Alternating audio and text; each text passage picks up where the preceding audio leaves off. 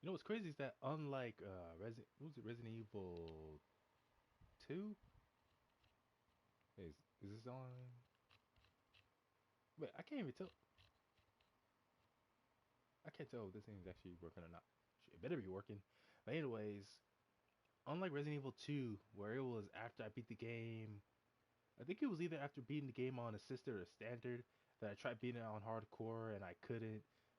And I actually saw some DLC and I figured, well, I can afford it, so I bought the DLC. And I can't remember. I don't think it was until after I got the DLC that I realized that it involved guns with infinite ammo. And I said, "Oh heck yeah, I'll take me some of that." And so I did. And that's how I was able to get through hardcore mode. Of course, what sucks is that when you play it on hardcore, if you're playing on the A scenario, oh shit. When you play on the A scenario, you have to get past the first zombie at the gas station, which is not easy because you are forced to start with just a handgun. It doesn't go down so easily. Whereas with B scenario, it's a lot easier because you start off right already at the outside of the police station. Although one of the things that sucks about games like Resident Evil 2 and 3 is just how much it really changes from the original. Like I understand it's a remake, not a remaster of the originals, but some of the decisions they make really do cut down the runtime from the original games. People have already said how Resident Evil 3 is a short game already, but it's no fun knowing that Resident Evil 2 is essentially shorter because there's a lot of areas you usually go through that they cut out. Like how it's actually a while of passages you have to go through before you actually make it to the police station.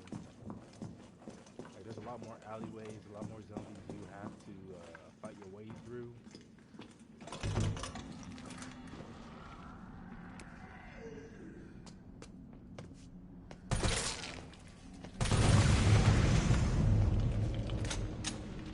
But in the end, it's just one of those situations where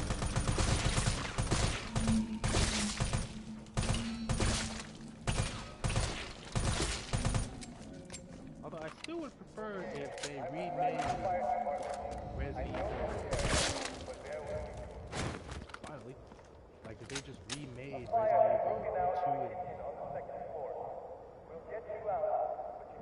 is that? A helicopter? Like if they just remade 2 and 3 the same way they did 1 all those years ago. Where basically it's predetermined camera angles and all that good stuff, just with updated graphics.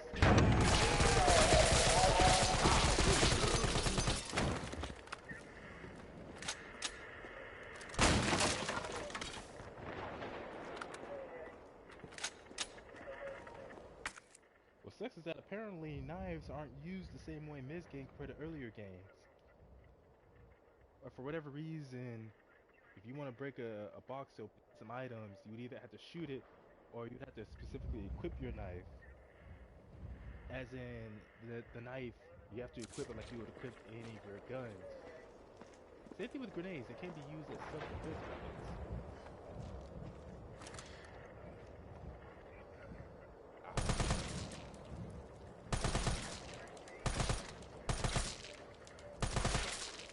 You would think with zombies being slow, it'd be easier to hit them, but it's not as easy as you would think. Oh, come on. Yeah, it wasn't expecting to be so intuitive about the digit. I've been having my bolt cutters on me. Is this thing on?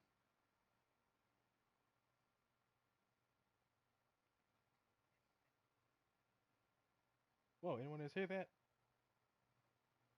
Well, if it ain't my... Dang, headphones. If it ain't my good old buddy, Flip. Hey, bro, your voice is quiet as frick. The goober sploosh of bullets in Zomberg completely... What the... What?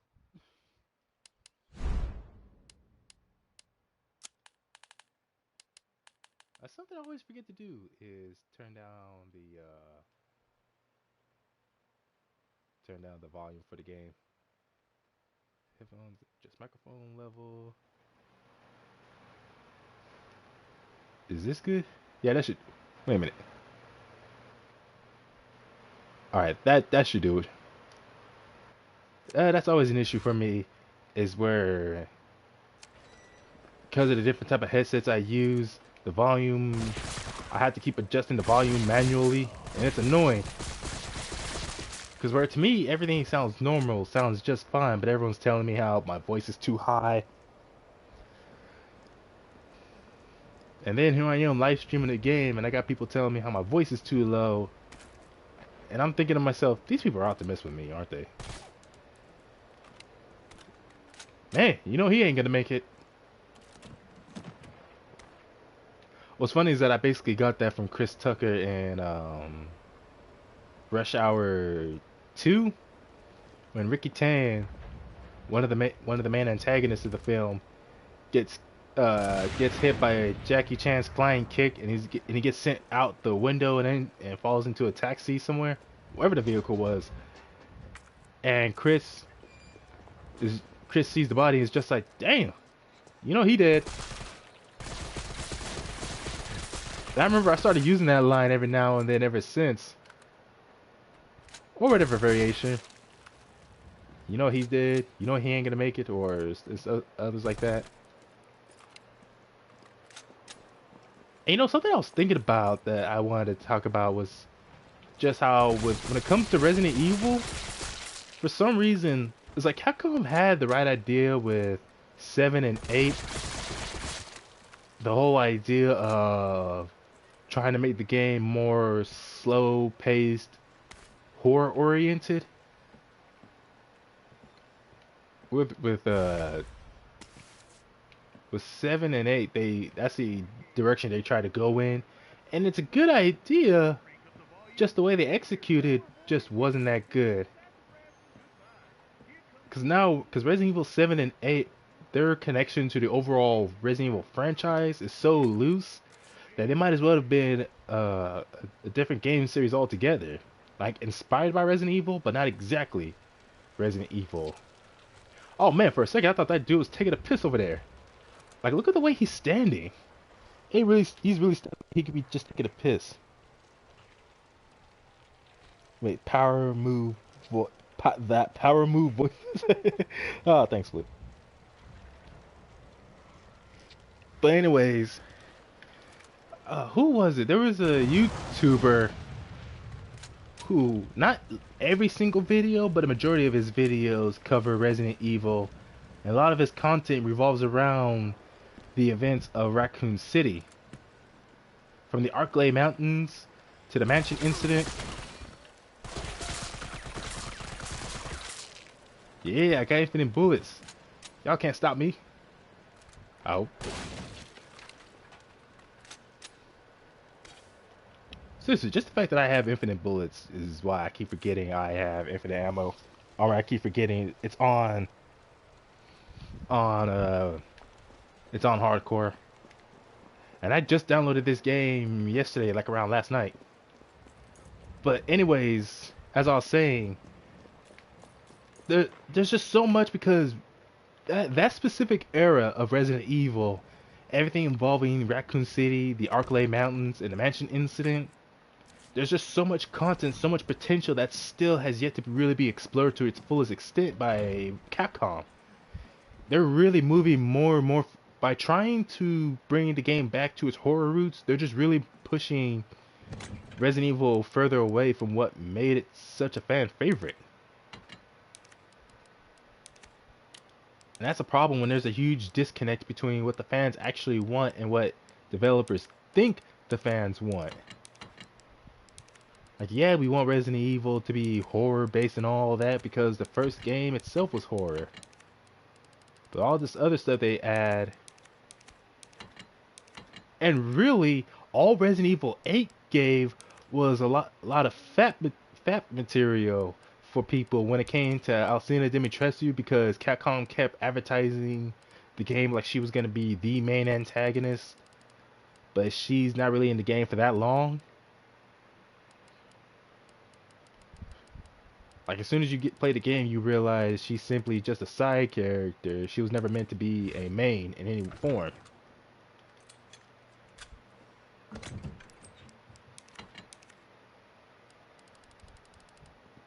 But with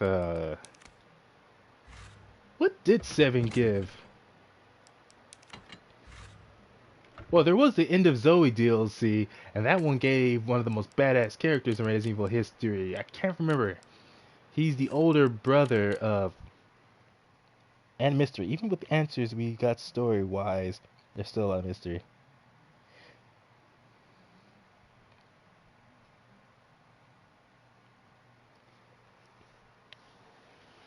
Yeah, Resident Evil 5. I don't know. It's like Resident Evil 5 itself still has that it still has that vibe to it with Resident Evil, and I'm not just saying that just because it had. Well, yeah, mostly because you get to play as Chris, but also part of it being that I'm trying to think what is that factor about Resident Evil 5, because Resident Evil 5 is still liked by a lot of fans, and it definitely doesn't get anywhere near as much hate compared to Resident. Which Resident Evil am I thinking of? Resident Evil 6. Now that game gets a whole lot of hate from people. Like you still have plenty of fans who enjoy Resident Evil 6 regardless. But again, it just doesn't get that much love compared to 5 and definitely 4. Like 4 is definitely a bit more action oriented by comparison to Resident Evil 8. I mean, not 8. 4 has more action in it compared to Resident Evil 1 through 3, but it still has that horror element. Like that idea that if you're out somewhere and you run out of ammo and you're not near a safe house, then you get the feeling of dread, like you're thinking, "Oh man, I am so screwed." And there's plenty of disturbing imagery in that game.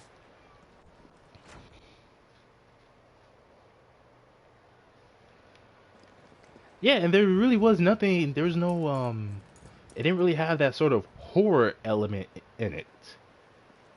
Like, like anything that involves horror, be it action horror, like Resident Evil can still be, like, as long as it has that horror element, how can I just, what's the way I can describe that without repeating myself? Like, Resident Evil can, for me, it can be either action or survival horror. It just still needs to have that horror to it, like that sort of feeling, like it's in fact a horror film. Like you're thinking, "Oh man, if I was in that situation, I'd be dead in an instant."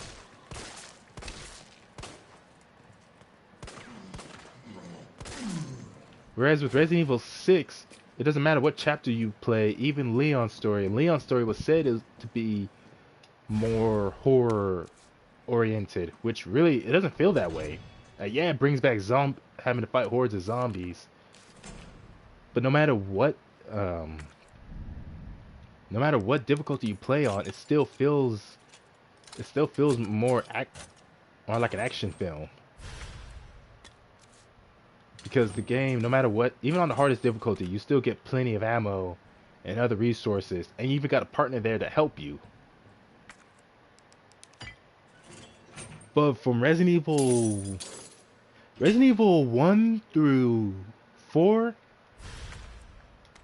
they're all single player, and no, 5 is multiplayer, local and online. What I was about to say is that with Resident Evils 1 through 4, you're by yourself, and occasionally you run into people who help you, but they also got mostly their own thing going on, so they can't really stay with you forever. So for story purposes, they have to go by themselves.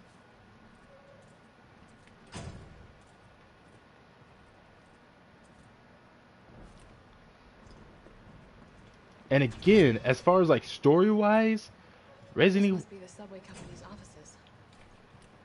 Like, I still think Resident Evil 4 is definitely, without a doubt, one of the best Resident Evil games. But it still had its own story going for it that worked pretty well.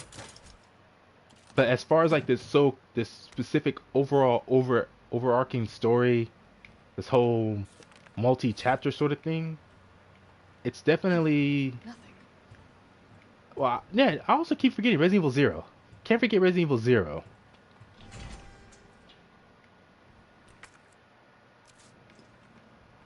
So Resident Evil 0, 1, 2, and 3, all involving the overall Arklay Mountains. Like Resident Evil 0 was specifically. Oh shit! Hey, that's that cop. That's that cop that was on that stretcher I walked by.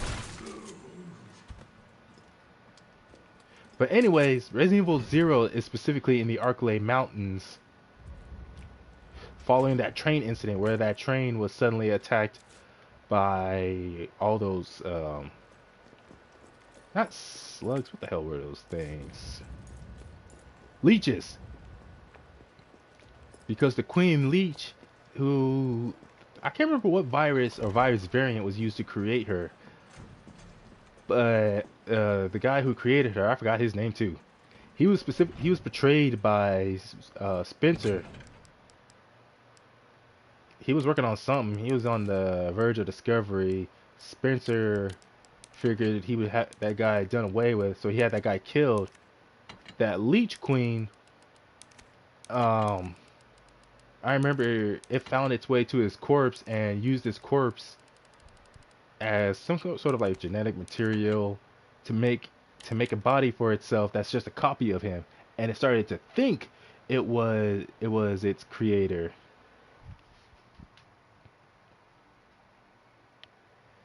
And it basically swore revenge on his behalf. Wait a minute. 5 was such a good co-op game. 6 got hit because it wasn't action. The hint of unknown danger. T-Virus, original T-Virus. Oh, so it was the original T-Virus that created the Leech Queen or whatever.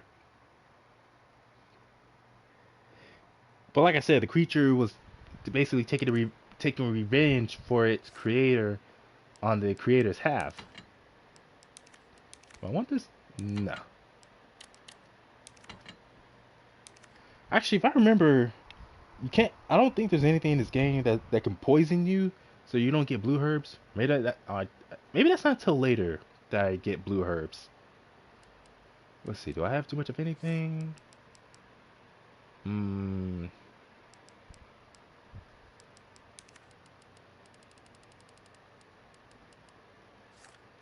No, I'm good for now. Wait. Oh wait, really? The original T-Virus was derived from the leeches themselves. Oh, I have my information backwards then. Apparently there's still something over here I missed.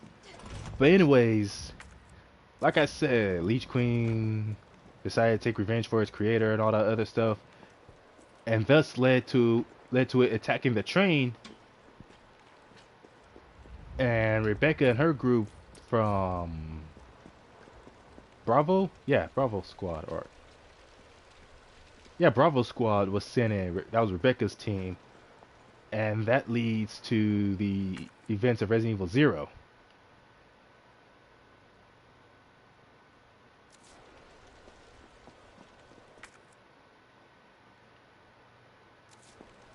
Then comes Resident Evil 1, which is after. Let's see, Resident Evil 0, then Resident Evil 1, which is specifically the mansion incident. Hey, anybody home? And the mansion incident, that was, wait, was that Spencer's home estate? I can't remember who exactly owned the original mansion where it happened. Oh, that's shit. Their heads don't explode in this game when you shoot them, compared to Resident Evil 2. Yeah, the original version. Oh well. Anyways, Resident Evil 1 was where, again, the mansion incident, because I can't remember if it was like the virus itself got leaked into the mansion, or if it was more of the guys. All I know is that the guys who worked for Umbrella, who worked at that mansion, What was up with Spencer and Mansions, man? Dude needs to chill with that stuff. Anyways, a lot of people for Spencer got affected, but to keep to try to keep things secret. Let's see, 937 to mother. Let me do this real quick. 937. I'm using the infinite ammo and looking up the codes.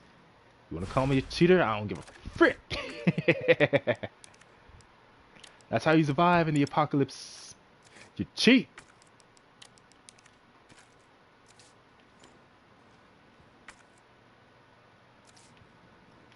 But anyways, all I know is that a lot of the workers in that specific mansion got infected, and so to keep any of the secrets regarding the virus or what Umbrella was really up to, they weren't allowed to leave, and anyone who tried to leave was killed.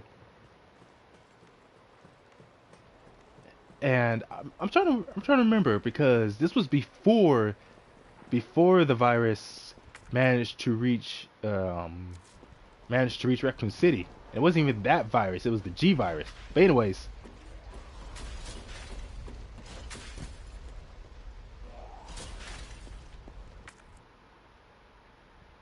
hmm. First, let me put out that fire.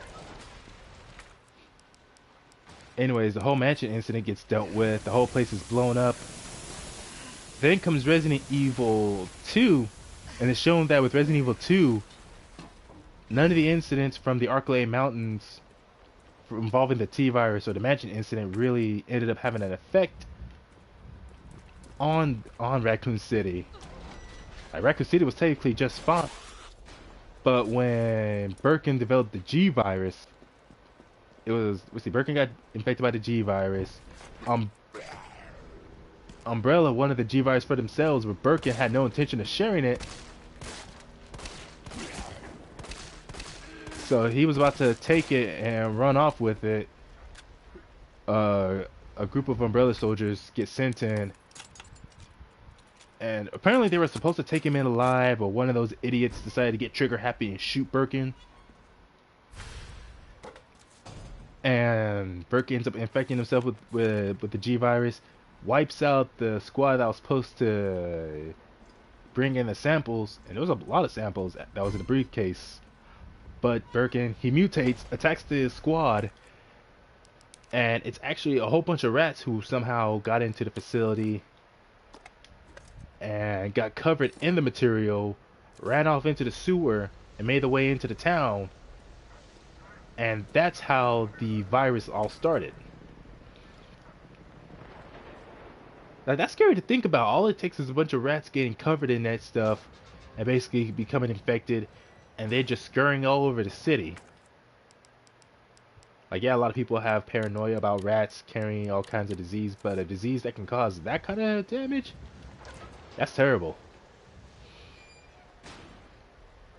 And Resident Evil 3 is just basically basically everything that's happening in Resident Evil 2, just basically from Jill's perspective.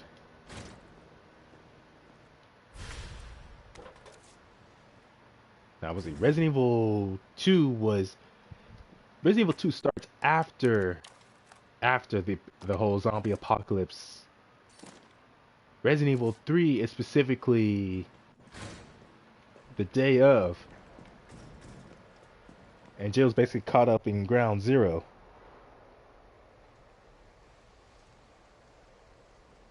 Resident Evil 2.5.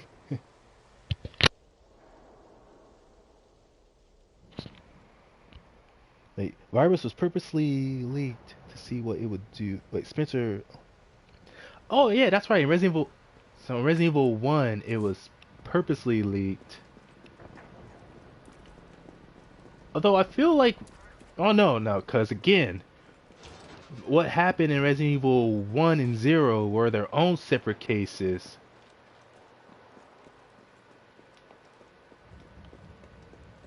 So after everything that happened in Resident Evil 1 at 1 and 0, technically everyone in Raccoon City would have been just fine. It was that incident with Birkin in his lab and the G virus is what led to 2 and 3.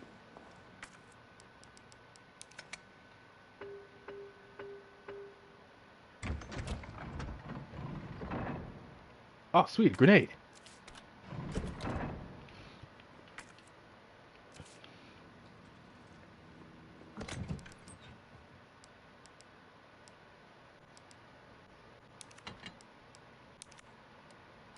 Where's the other handgun?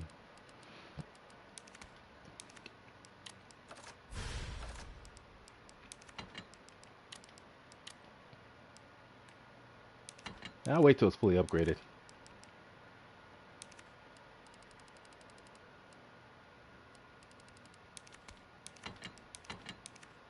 But anyways, that's what made Resident Evil 1, Resident Evil 0, from 0 to 3, just all that stuff happening in the Arklay Mountains to Raccoon City itself. And sure, Resident Evil 3 is shown with the mansion, not the mansion, the city, the whole city getting blown to bits. But again, there's still the surrounding mountains. And who's to say that any of the creatures or other creatures derived from the one seen in 0 and 1, who's to say they didn't escape those incidents and made their way into the forest? Same thing with Resident Evil 3. Who's to say that the creatures that are found throughout Resident Evil 2 and 3 didn't make their way out of the city and into the surrounding forest? So it's possible, it's still very much possible that there's still plenty of creatures running around in the Arklay Mountains.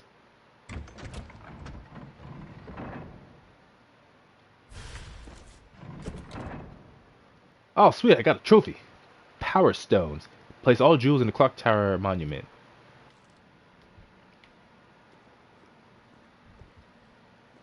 So there still could be creatures roaming around, infecting people like hikers, or those who just simply live in the dang forest. Oh, does it go to that? Where does it go to? Oh, it goes to the shotgun. Oh, sweet.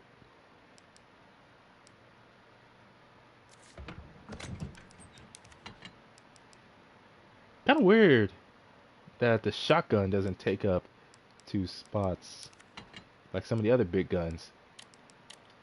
Not that I'm tripping though.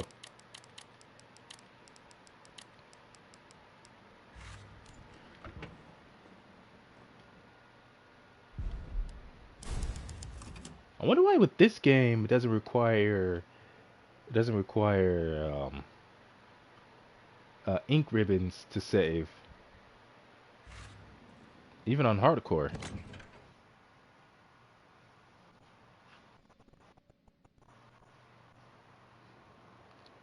It's supposed to be the actual Resident Evil 3, but you know politics. I keep forgetting about Code Veronica, most because I never played that one myself. But it's as I said, there's still so many creatures that could have escaped from the city. Like Resident Evil 2 and 3, there's no way you could expect me to believe that every single creature was wiped out when the city got bombed. Not to mention it's shown in Resident Evil 1 already that a few creatures have already escaped from the grounds of the mansion. When you Is that a helicopter? Yeah. When you consider the dogs, what were they called? Cerberus in the game? The Dobermans, who were running around in the forest that the Alpha team encountered. So who's to say there aren't more infected zombie dogs? Oh, there's also the Outbreak Files. Can't remember if the Outbreak Files introduced... Whoa. Jill really should get herself a flashlight.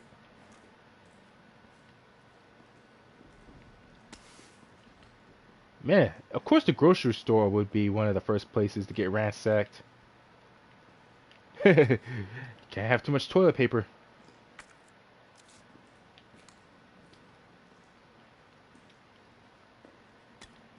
And it's like that specific YouTuber, I can't remember their dang name, who mentioned that there's just so much potential from the city itself to the Arklay Mountains to the mansion.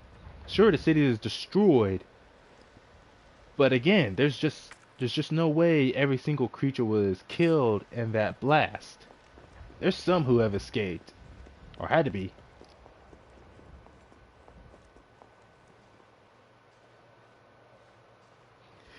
Yeah, seriously. Like, like, why not make a few games that take place directly in the city? I mean, not the city, the mountains, where your character like is part of like well, maybe a squadron or whatever, and they have to explore the mountains looking for something, or it could be that or you're part of a I don't know something that forces the main protagonist either by themselves or with a team to where they're in the Arklay Mountains and they have to survive whatever the mountains have to throw at them. Because it said before the mansion incident, the reason why, the reason why, what was it, Alpha Team? Yeah, the reason why Alpha Team was out there was because there was rumors of a whole bunch of related or unrelated incidents in which people were found in their homes. And again, this wasn't in Raccoon City, but in the surrounding mountains. So there was communities, homes within the Arklay Mountains. And the Resident Evil games have shown that the Arklay Mountains are huge. There's a whole lot of grounds to cover.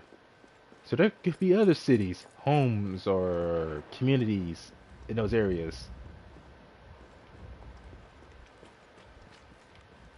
So you can have another game that goes back to specifically around that time, and you're playing as a guy or a woman who has to protect their family from the infected.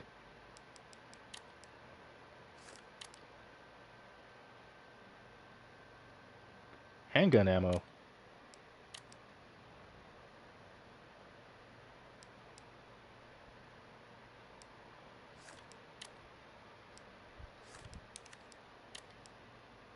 Yeah, I'll create more shotgun shells. I'm gonna try to save the high grade gunpowder so I can make magnum ammo in the future.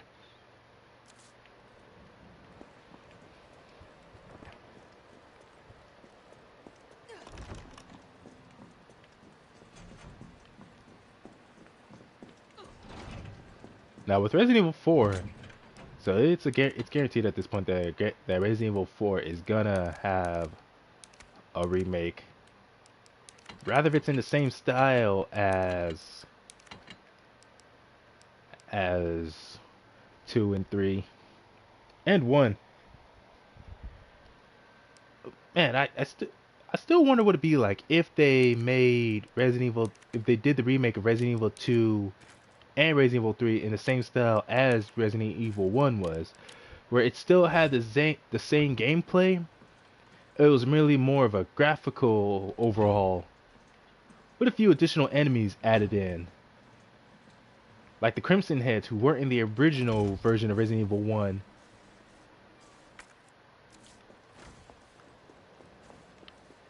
But, it's not too bad.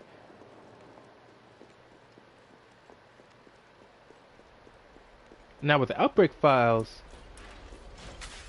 I don't know. Well, anyways, back to the story. Because there's yet to be a Resident Evil game. Resident Evil hasn't really shown what exactly specifically happened to everyone after the events of the Outbreak files. Maybe a few of them, like that one reporter who wears that red dress.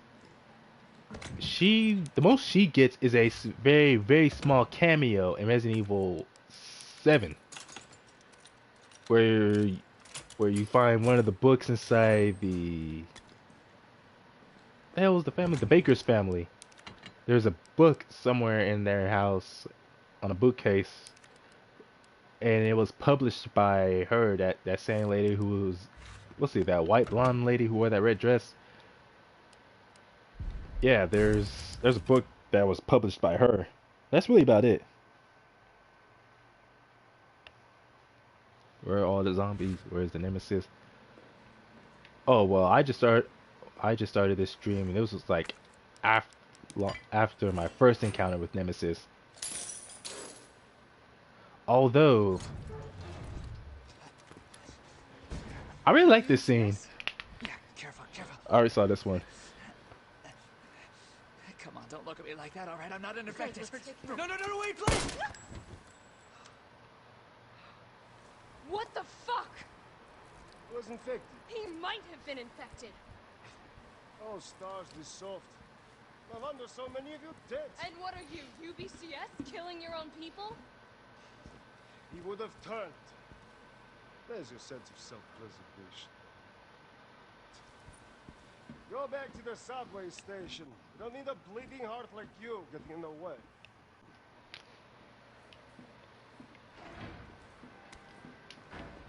Truly the difference between a cop and a mercenary. Like, Jill's a cop who cares about protecting people. That's why she got a job working in stars. Then you have someone like Nikolai. Nikolai's not a cop. He's a mercenary. And I don't know. I guess it depends on where you live and which company you work for. Determines on who gets paid more between police and mercenaries.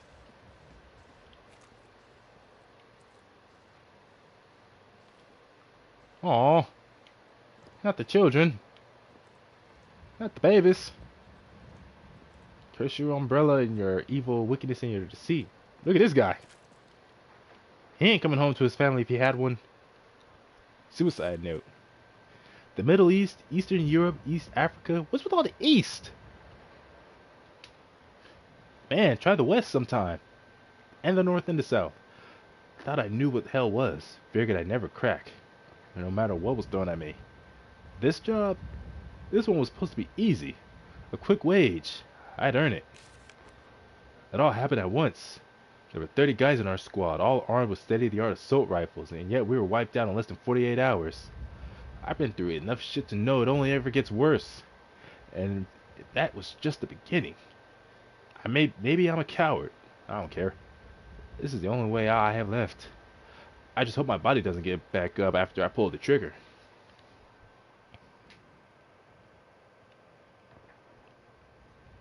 Yeah, probably most cases. I think it's one of those things where it's rare if it was the other way.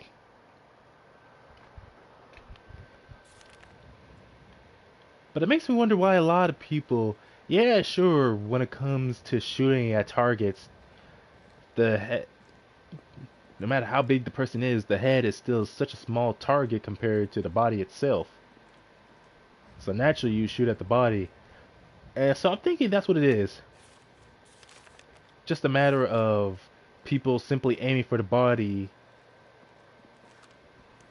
rather than aiming for the head. And thus, I remember playing through this part. But I played through this on assisted. Oh.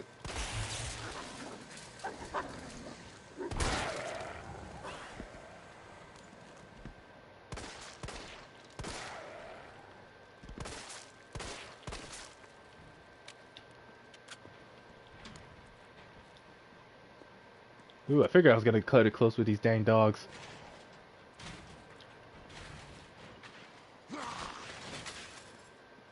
But I'm wondering, I'm thinking, if you're constantly shooting at the body and you see they're not going down, then wouldn't the fact that they're not going down, or maybe they do go down, but they keep coming towards you, getting back up, shouldn't that be the most obvious indicator that shooting the body itself does not work and maybe you should try aiming for the head?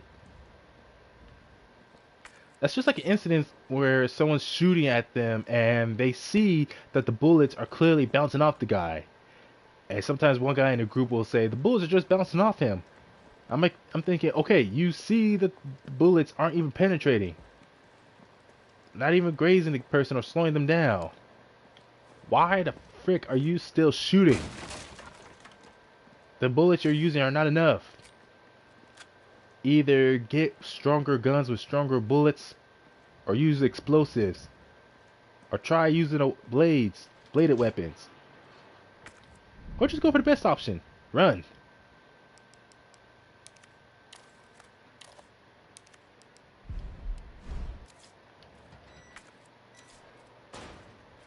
And sure, someone may try to call you a coward for running. All you have to do is tell them, alright, you go up to that person and try fighting them. And if they refuse to fight, just shows how much of a coward they are. In some situations, it's better to be considered a coward than an idiot.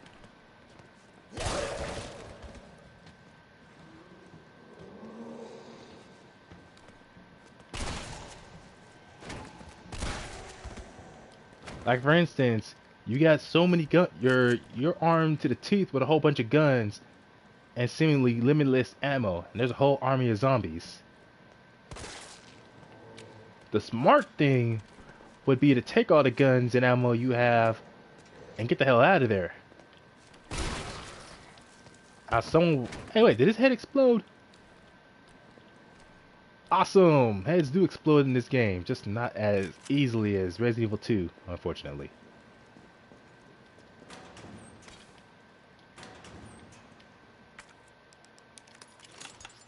Thank goodness Jill's such a master locksmith.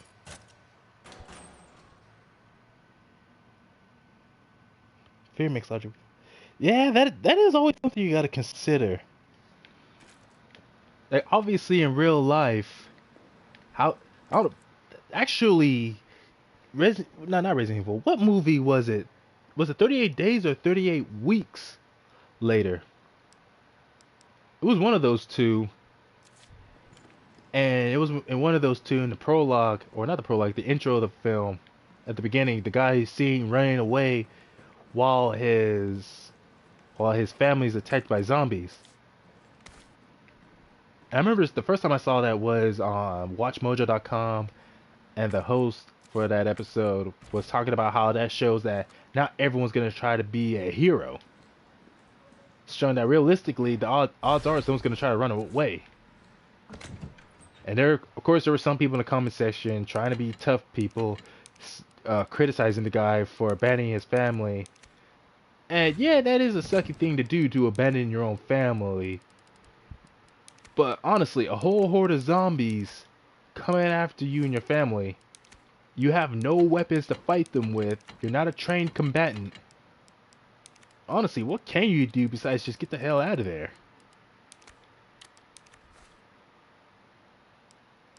And there was others in the comment section saying that it shows that not everyone's gonna be a hero, not everyone's gonna try to be brave and save the day. But you always have the tough guys who will talk saying, "Oh, if it was me, I would do this and do that. I would run in there and do this stuff." And I'm thinking, would they really? Or would they be smart and run away? Or they can be idiots and get themselves killed. Less morons get in the way that way.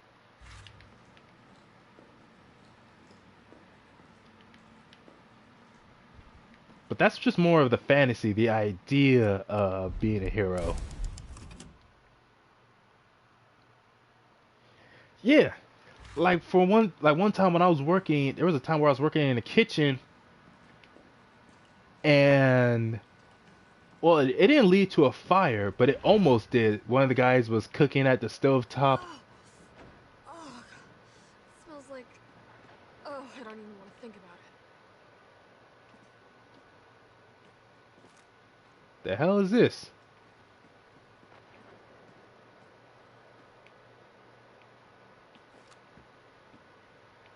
What the fuck is that? Oh my goodness, it's actually moving, beating like a body part. Oh shit. That is disturbing and disgusting. Seriously, it would be so much easier for Jill if she would just carry a freaking flashlight. But anyways, shut up, Flip. But anyways, so one of the guys who was cooking at the stovetop in the kitchen, a fire had caught on from the pan. Let's see, a lockpick will be provided to the senior employees on duty. You only have one lockpick and cannot afford to lose it, so please keep it in its carrying case at all times if you're not using it. Man, if that's the case, then maybe you should supply others with a lockpick. Maybe get more than one, so in case you do lose it, you will have extra for backup.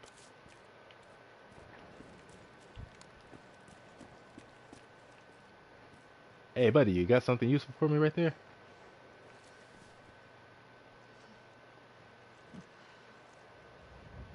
Oh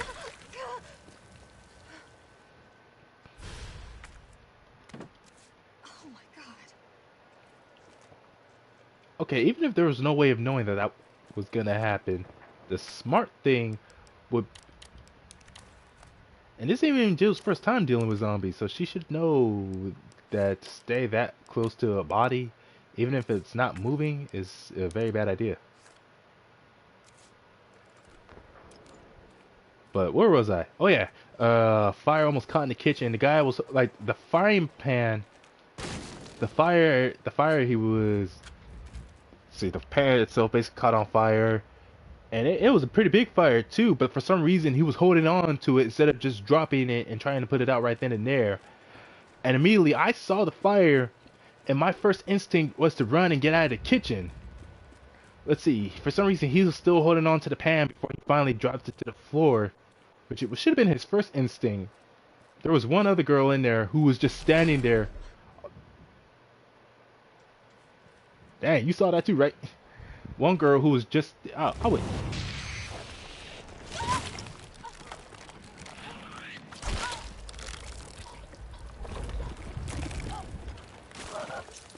Damn, kinky.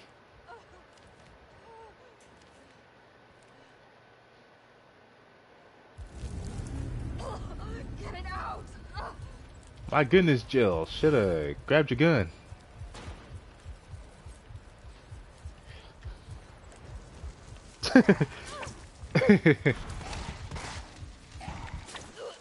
What the? Aw, you bitch. You son of a... Oh.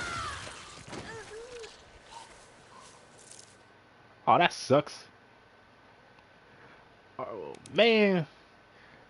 Now, before I keep forgetting. So, one girl... See, when the fire was gonna potentially break out, there was two girls in there, one guy. The one guy was just holding the frying pan. And at some point, he eventually did put the frying pan down. One girl who was closest to him, just stood there and watched as it happened. And there was another girl who was there, but unlike the first girl, this other one was actually smart, and her instinct was also to run and get out of there. But it's apparently the guy was able to put the fire out before it could spread. And I don't know, the other, where is it? Oh, come on! This is why I hate the fact that Jill can't be bothered to carry a flashlight. That should be part of Survival Instinct 101. Have a flashlight, because not everywhere you go is gonna have electricity running. And what's crazy was that I was doing the smart thing. There's a fire. We're working in a place that has gas-powered material and a whole bunch of other flammable material. Also, we're not trained firefighters. Sure, there's fire hydrants. Not fire hydrants. There's fire extinguishers there. But we're not really trained for this sort of thing.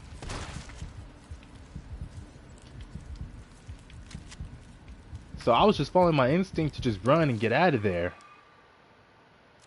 And...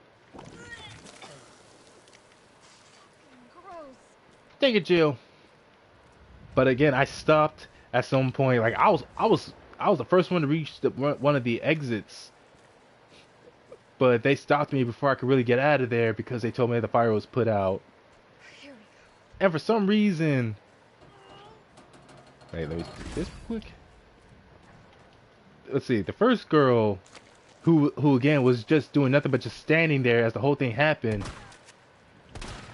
her first instinct was to make a big deal about it by saying, "This is why the boss left me in charge." Of course, she was a bitch anyway. Like seriously, an incident like that, and your first instinct is to brag, saying, "See, this is why the boss left me in charge." I'm like, she left you in charge because you're the most likely to just stand there and do nothing while fire breaks out?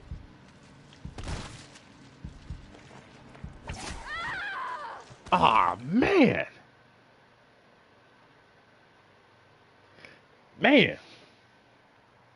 I don't know which one is more unforgiving between Resident Evil 2 or 3. Yeah, how does that work?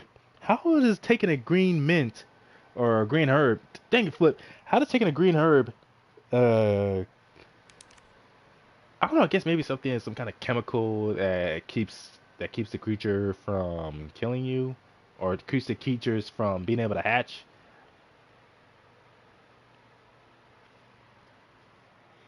But anyways, I remember ever since then, she and some of the others, but I think it was definitely mostly her. It was her who was constantly bringing up the fact that a fire broke out, and I was the first one to I was like, I shouted out the fact that there was a fire. Oh, that explains it. She just pukes it out. Okay.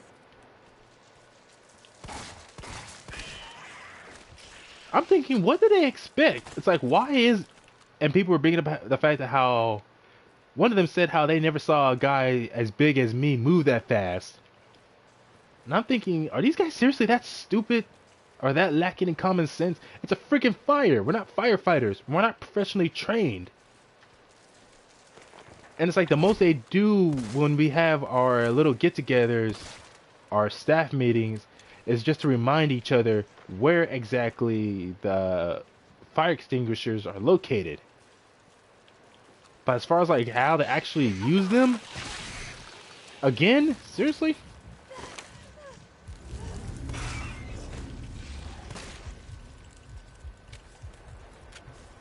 Like, if anything, we were never actually trained on how to properly use the fire extinguishers.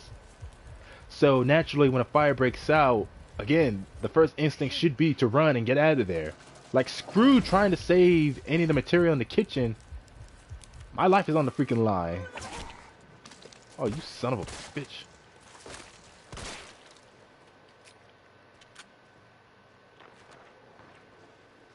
I hear gunshots in the distance. But yeah, the same girl who was talking about how this is why the boss left me in charge, she just kept constantly bringing up how I tried to run away instead of, like, I don't know, guess help to fight the fire. And one of my other coworkers mentioned how in situations like that, when the big guy is the first to get out of there, you know it's bad. I'm like, what the fuck? Why do people think that being tall makes people like me superhuman? I don't get that. There's always this expectation, all this demand that people have for tall people.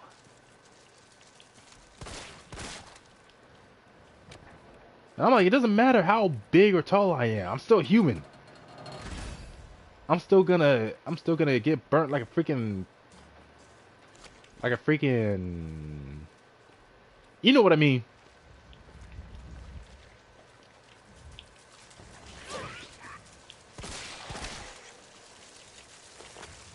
Oh shit.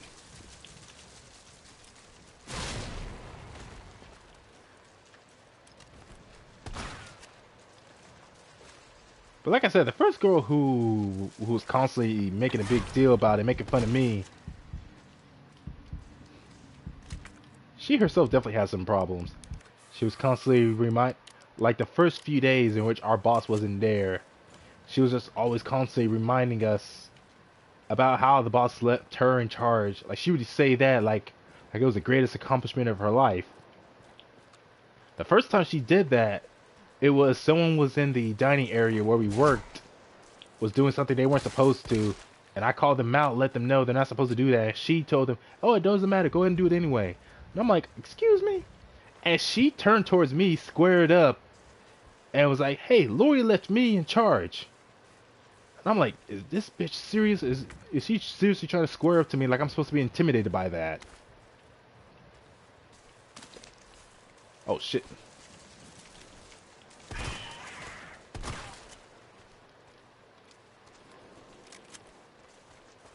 And again, I don't know what she and everyone else expected, why they were all getting on my case. Because again, I was doing the smart thing. I was trying to get out of there. I'm not going to stay behind and try to save a facility that I don't own. Like, anything that happens there, it's not on me.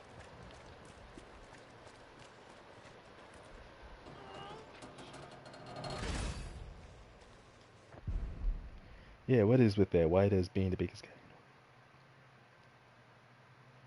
Mutant monkey bugs? Actually, oh, Flip, man, Flip, have you ever considered doing stand-up comedy? Cause no joke, I think you do pretty damn well, man.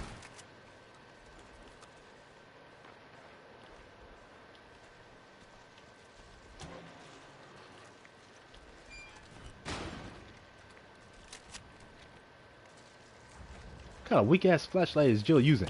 Ah, I see you. Don't ever run up towards someone with a shotgun. Yeah, I guess that's probably what it was. Because I noticed she was more sassy and outright hostile towards the men in the kitchen compared to the women.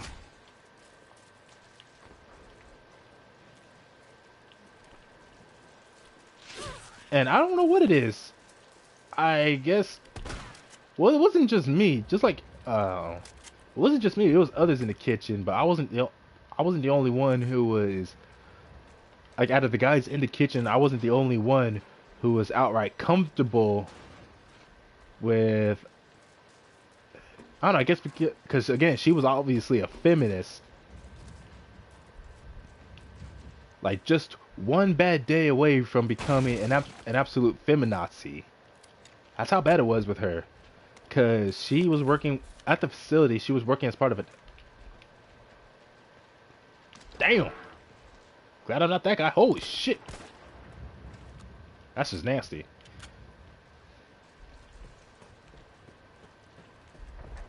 But yeah, like I said, she's like just one bad day away from becoming a full-on feminazi. And she was part of a different group that used to work off campus, off site. And her boss from that group was a man who warned one of the guys on my team, saying, "Hey, be careful with this girl. She could be something else." And what's crazy was that, like, our boss was a... Oh, shit. Our boss was a woman, but even with that, by the time she came into the kitchen, where the hell did he go? By the time she came into the kitchen, even though our boss was a woman, a majority of the people who worked in the kitchen were guys or were men. Come on! 2-for-1 deal. Hey, I got another trophy. Defeat 2 enemies with 1 single shot. Sweet.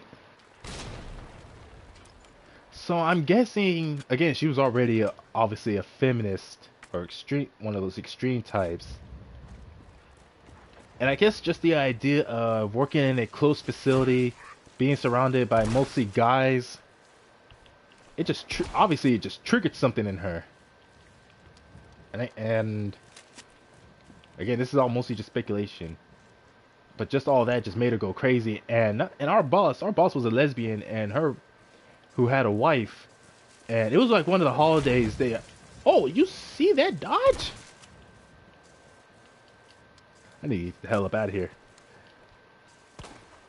But our boss's wife, because there was like one of the holidays, I think it was Thanksgiving, they were working, but I took that day off, so I wasn't there to see it.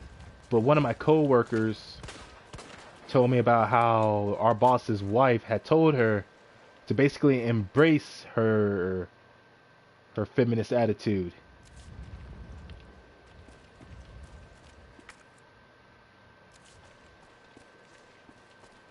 So really, it was just all these combined factors. What made it creepy was how she would act so nice, but like almost any incident that gave her the opportunity to do so, she would try to assert. All that leaves at the main power I don't know what. I guess some kind of form of dominance, or as much dominance she felt like she could assert, working in there. Enjoy. Like, I don't know what caused all of it, but that girl, she definitely has some issues. Yeah, take that, you freaking alien-looking bug freaks.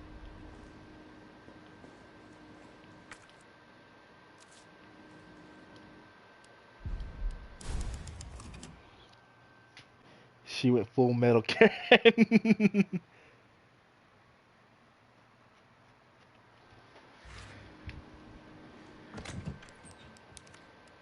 Yeah, she probably would be the kind to become a full-on Karen upon having any children.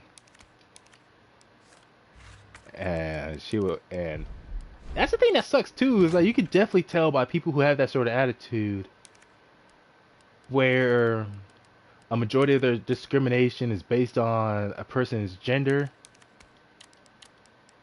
And if they were to have children, it's obvious which of the children they would favor. Like if they were to have, say one daughter and one son, just based on the child's gender, you can tell whose they would favor, just because of their views or personality.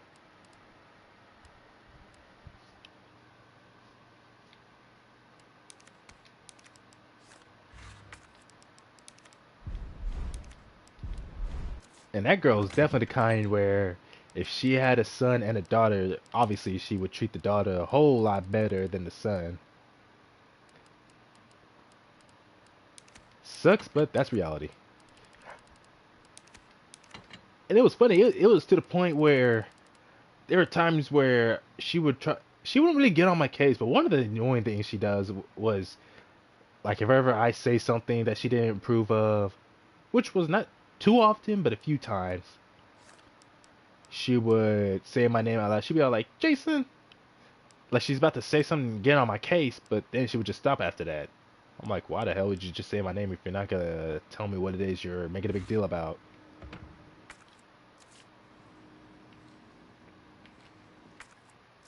Now, where was I going? Facts from the substation chief. The main breaker, 4 breakers, and the main switch. But I remember the one of the times she did that, and I even made a response, even though she didn't hear it, was there was we was cooking something, and we had to do a little taste test. I think it was like some kind of chili or... Jill, I've restored power. Shut up, woman. They was making some kind of chili or soup, something that was liquidy, and we were all able to taste it to see if we liked it. Now she tasted it first before I did, and she didn't like it. But then I came up, I tried it, and I thought it was actually pretty dang good. But just because my opinion was different from hers, she was like, Jason! And she started, but rather than say anything to me, she just started rambling off to someone else in the kitchen. And then there was a couple guys near me, and I said to them, oh, I forgot, I'm not allowed to have a different opinion from a female. And that caused them both to just bust up laughing. The only other time she said something like that, and I said something in response, and I told both guys about it, and they busted up laughing, it was actually one day where it was just me, one guy, and that same feminist girl, where we were closing up, and basically, I was telling them, oh shit, I thought I could run past them easily.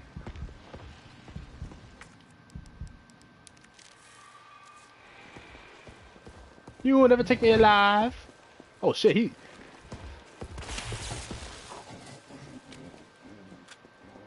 And what's crazy is that he's just walking. Oh fuck.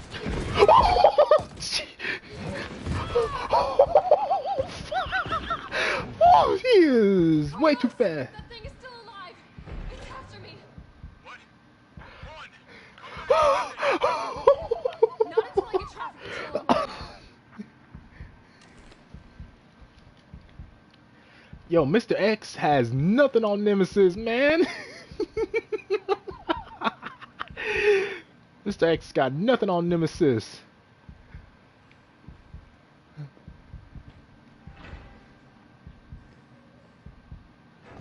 Oh shit! What was that, man?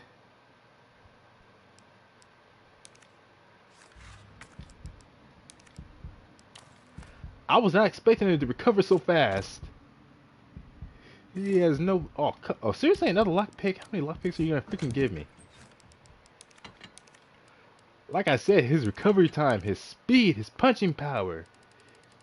Even Mr. X... can't move that fast or recover that fast either. Reality is often disappointing.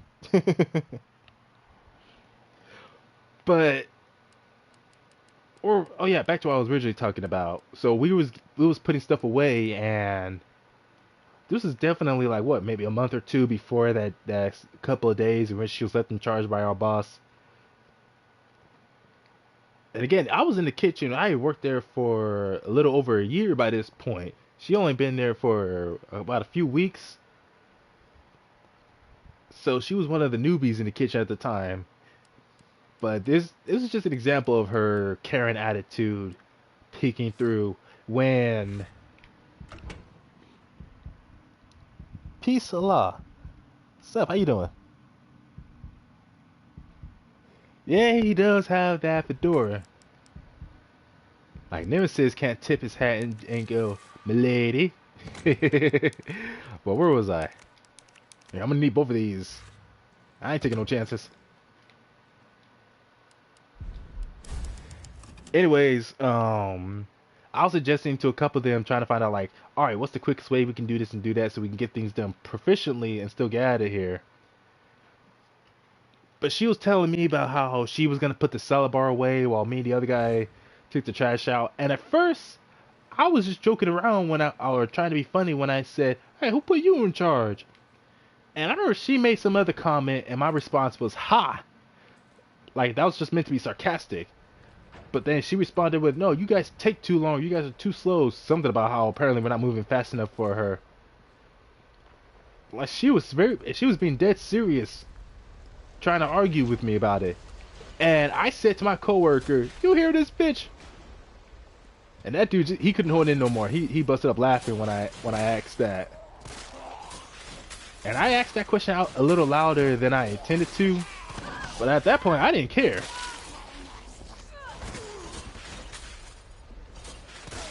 Because at that point, she was behaving like a bitch. And I told another one of my co-workers about it. And he too busted up laughing. "Oh, get off me. Get off me."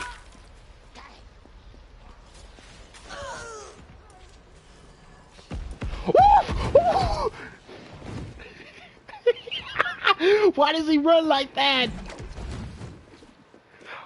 Don't be running at me, man.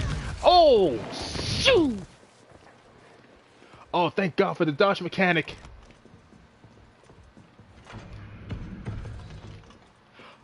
Are you serious? You ain't getting me, man. You ain't getting me, man.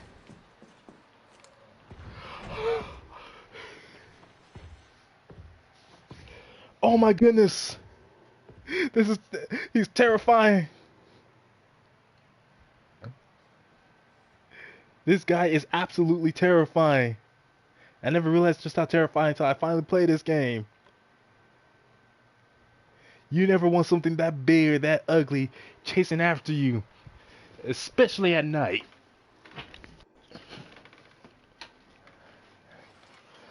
I guess that's part of why people find tall guys like me so intimidating.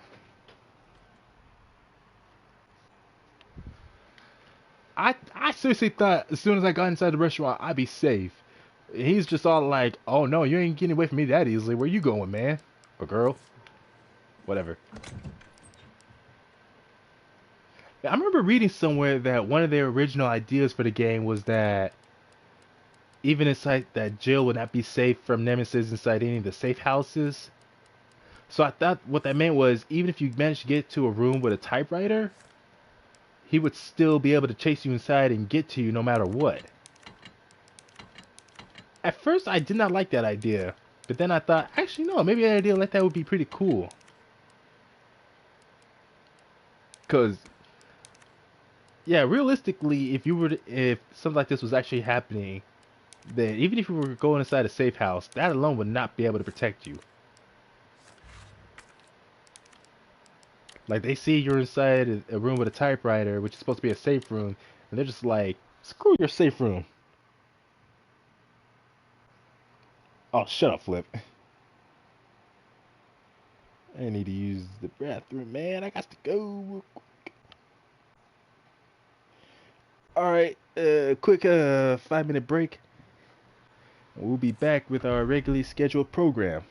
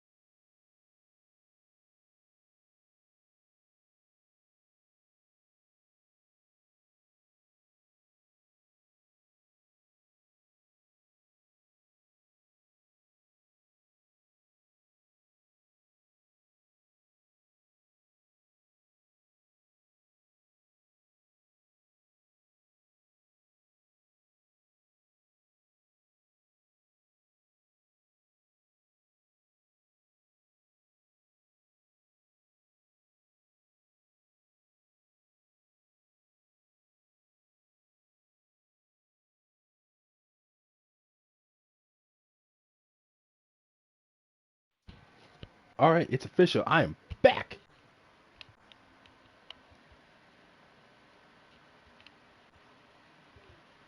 Hold on a second.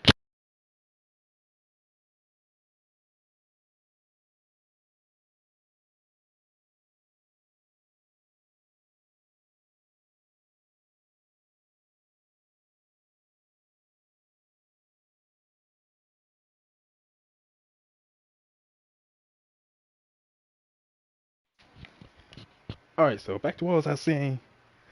Oh yeah, that crazy girl I was talking about, who like Flip said was a Karen in the making, or maybe she was already full on Karen. Pretty damn young for a Karen though. But anyways,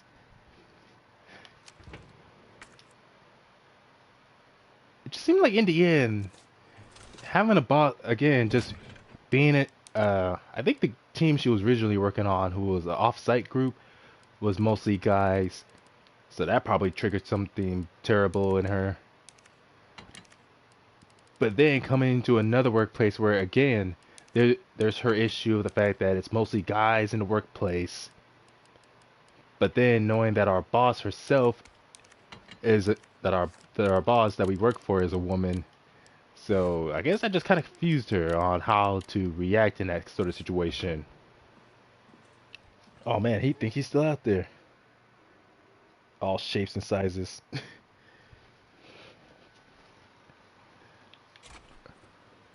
Seriously, you can hear him breathing in the other room. That is so creepy. But anyways, they both just got along so well, and I feel like because one of the issues I had was the fact that it was obvious our boss favored her, even though our boss she was a liar. She often said how like I'll bring up how she has favorites, and she says she favors those who are hard workers and get things done, which again was a lie. Obviously, she favored this girl, even though, like I said, I've been in the kitchen. I worked hard in that kitchen. I've been working in that kitchen long before this girl came along. And she even teased me with the idea of me getting to one day being Oh, I've been playing for an hour and 30 minutes total on hardcore mode. She teased me with the idea of getting to take over the kitchen myself one day and getting to tell people what to do. In other words, be a supervisor myself for a whole week straight. But then when the day comes where she's not going to be around and she needs someone to take charge, she chooses this one person who clearly has... Oh shit! Oh shit! Oh shit!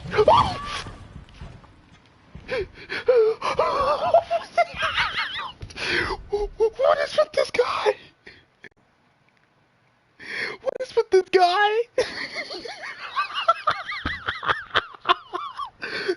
I don't know why I'm laughing. This is terrible. This is terrible. Mr. X gets style points for the awesome clothing, but Nemesis just beats him in everything else. Something that close to you, who is also that big, just casually dodging missiles like the Matrix. Oh my goodness. It is so fortunate this is all just a video game, because if something like Nemesis existed in real life, and if he was truly determined to hunt you down for whatever reason, you're not going to survive long enough. A true Sigma man. Oh my goodness. Seriously, I figured, oh, just get the infinite rocket launch. That'll stop my problems. No, it does not. Nemesis will either catch the missile, dodge the missile, or he'll just simply tank it. Oh, this is terrible. This is terrible. How am I supposed to get out of here alive? Like, Mr. X will just eventually walk away to go look for you somewhere else, even though he sees you running into the safe room. He'll just eventually walk away. Nemesis, he will wait for you. He will stand there and wait for you to leave the safety of that room.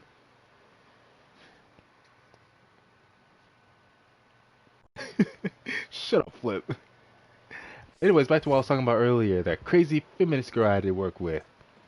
Because our boss was also like that. Again, my boss, she told me about she would one day let me get to supervise the kitchen for a whole week. And I actually liked that idea. But again, when the opportunity came where she was going to be gone and someone had to supervise, she chose her, this girl who has less experience and is... I don't know that she was less familiar with food compared to me.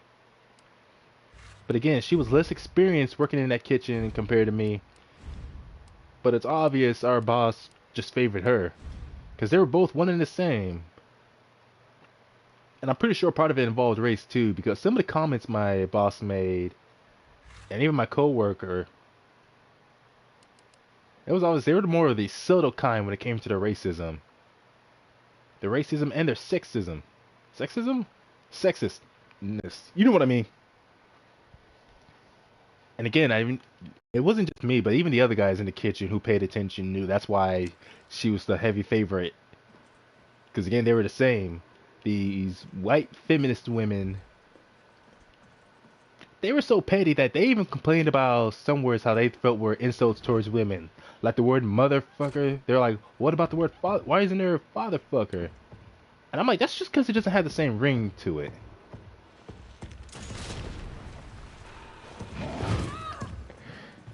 This guy is unnatural.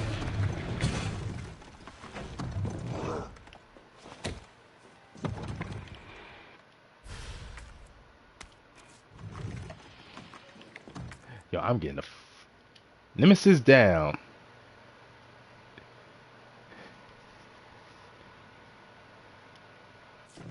Cause Nemesis to relinquish an item. Open the freaking door! I'm getting the frick out of there. We all pink on the inside. Ah, that's disturbing.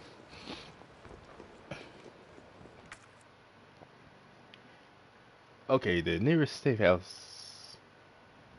So there's the subway station and there's the garage. But I just came from the garage. Oh no, I gotta get to the subway control room. I'm heading the wrong way. Seriously, Jill, could you not run any faster?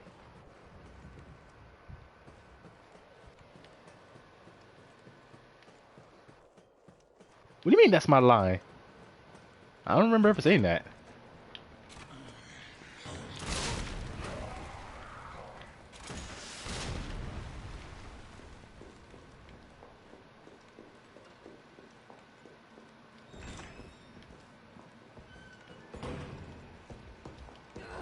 Oh shit! Oh shit! He's coming for me! You stay away from me, Nemesis! You stay away from me! Wait, am I going the right way?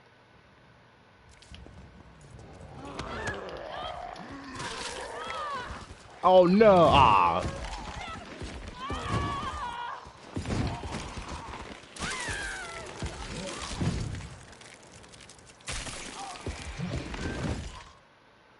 Yo, Nemesis was seriously trying to take a swing at me, even while I'm being killed by a zombie. He's like, no, I'll be the one who would get the first hit, or whatever.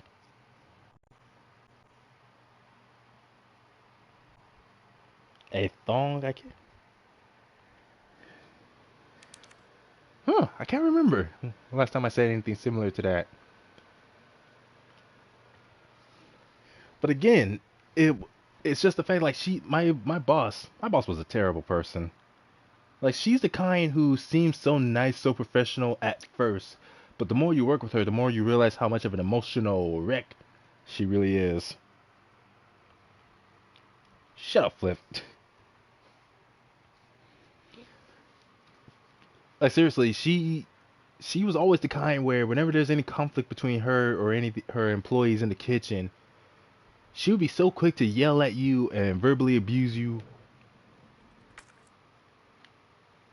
Oh man, I gotta start away from over here. She'll verbally abuse you over something so petty, so stupid, and yet she would always come up with some way in her mind where it's entirely your fault and not hers. Basically, she could never admit that she was at fault for something, or how she also was part of the problem. Because she did that with me. Like a time when what was it? There was some fruit I was cutting, and apparently she didn't like the way I cut it. She thought I'd cut it wrong. And she was sending me a lot of mixed messages telling me to, like, at one point she just said, "I'll forget about it." And I took that as a clue, meaning to just throw it away. Since she was, like I said, she was really, really making a big deal about how I cut the fruit. And she got that really just pissed her off, and she went all crazy about it. And I kept saying that I just got confused by what she said, but she still was trying to press the issue. It really would not drop it. And so from that point on, like, yeah, I was obviously upset. Like, anyone would be upset getting yelled at.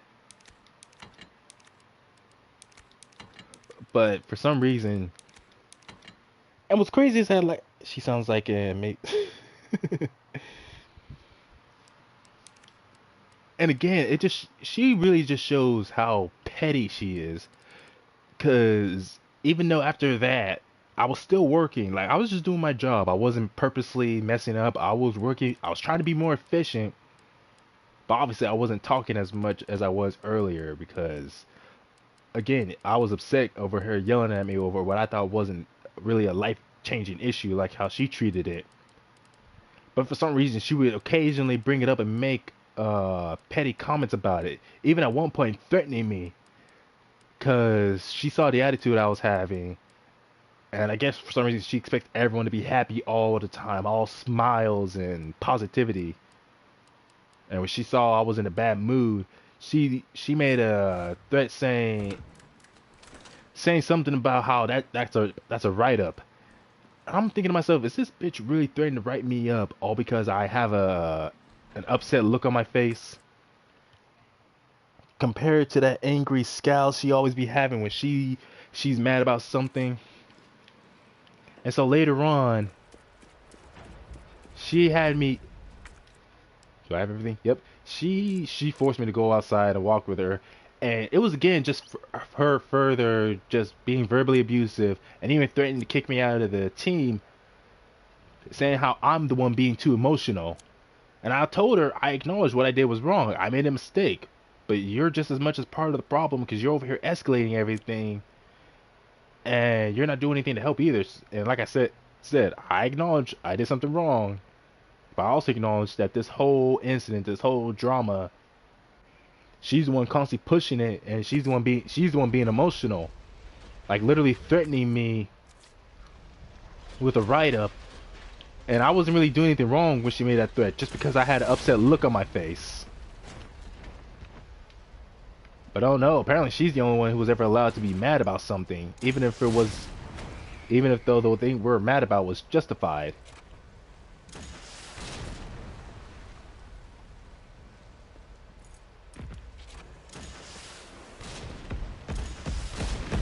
Okay, that missile actually phased.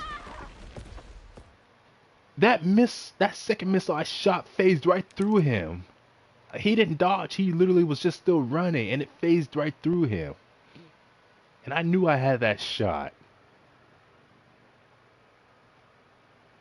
Standard weaponry is no use against this creature, just keep running. Man, shut up. I want to see what's in those briefcases whenever I stun him. But anyways, there was other times like that, but I remember another one I remember very well was, it was on a Saturday. One of the things is that, well, let's see, originally I had Fridays and Saturdays off, but because there was going to be a day where she wasn't going to be there, she changed my schedule so I would only have Wednesdays and Thursdays, and I'd be forced to work Fridays and Saturdays with her and everyone else who's going to be there on those 2 days. And I hated that. Like Fridays and Saturdays was when she was at her worst. Because when it came to stressful situations, that was her thing, was just getting mad and taking it out on us. But again, she always found some excuse, some way to justify it. And she would complain about whenever she said she used to not get along well with her boss because her boss didn't like her having such an aggressive attitude towards her employees, which was really her own fault, but she wouldn't admit that. And so when it came to, I don't know why, for some weird reason, it's like she knows those 2 days, those were like the last 2 days she would have to work in the week, because her schedule was Tuesday through Saturday. So Saturday was basically her Friday. And for some reason, those 2 days were when we have the least amount of people in our kitchen. And for some dumbass reason, every time on those 2 days, she would always try to do the most, like having us try to cook something extravagant or something that was going to take time and effort to make compared to everything else we'd usually cook in the mornings and evenings.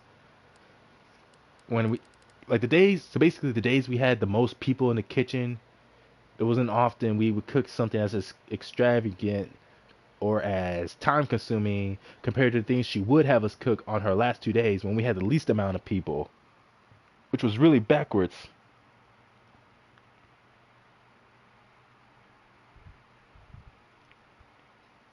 That being her most, yeah, that's the only way I could describe working with her. It was just exhausting. It used to be fun at first.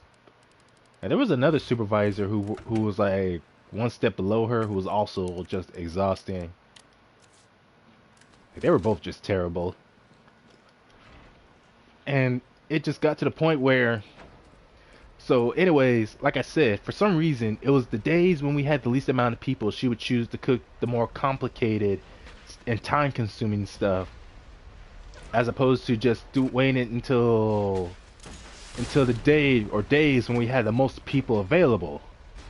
So that way we would have multiple people working on this one thing that's time.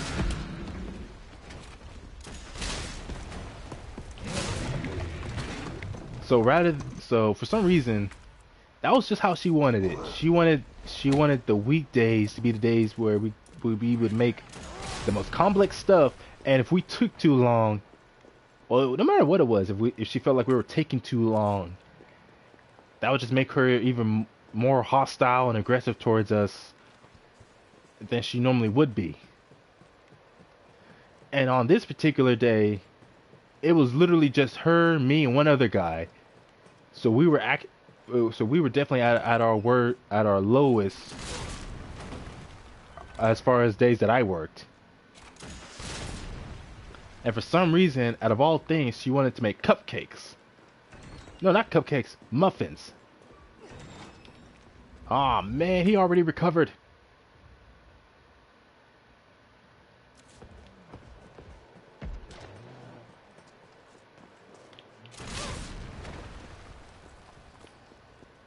Motherfucker recovers way too fast. Okay, back again.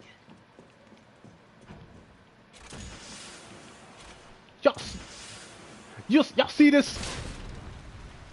It glitched to the dang floor twice. What the heck is this shit? Carlos, I'm in the control. Anyways, where was I? Oh yeah, so she was very specific. The train is stopped at Redstone Street.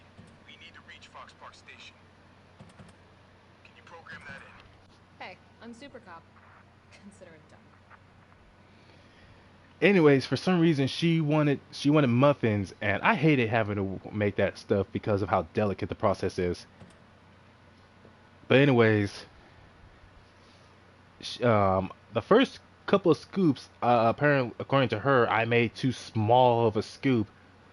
And again, this wasn't the first time she had me do that stuff. She knows I'm not good at it, so I'm like, why the fuck would she have me do it if she knows I'm not good at it? And we don't have that much time with these small amount of people we had working.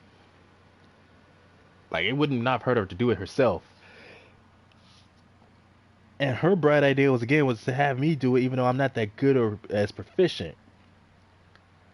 And so apparently to her, I was taking no. On the first scoop was apparently too small. And this was like towards the end of before I was getting ready to leave the conservation center and head back home.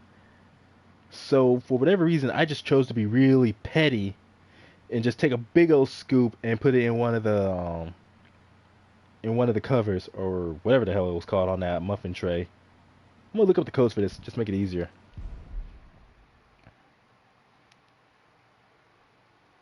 Resident Evil 3 Remake.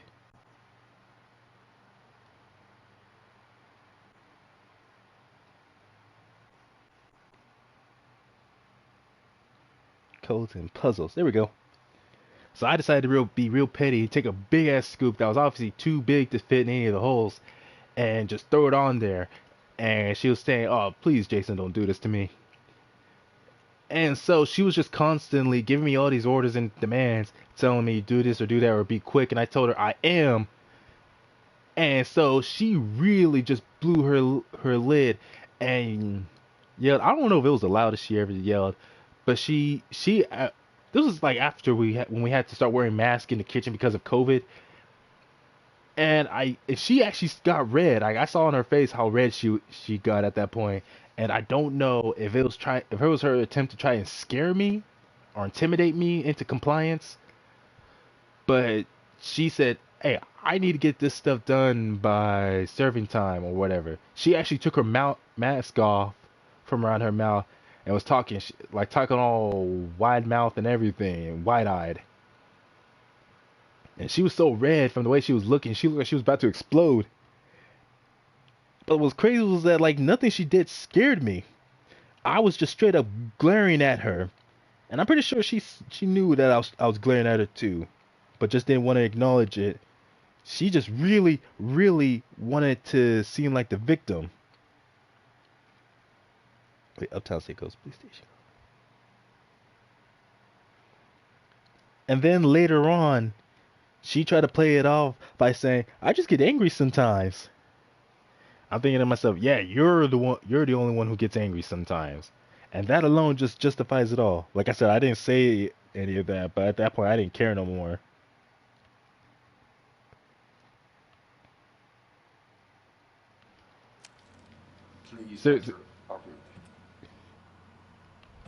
FA2. Oh, dang it. RA 3. And how much does this go up to anyway? Oh, only 4.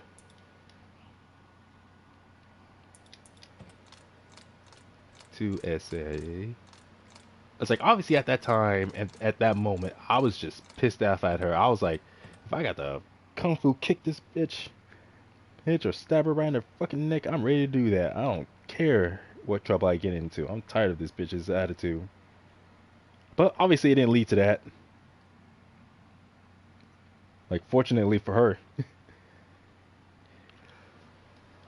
Valid route confirmed. Carlos, it's me. I finished inputting the subway route. Jill, you are amazing. Tough as nails, too. Hurry back to the station. We'll make sure the subway's ready to depart. And I was like I said, at this point I saw through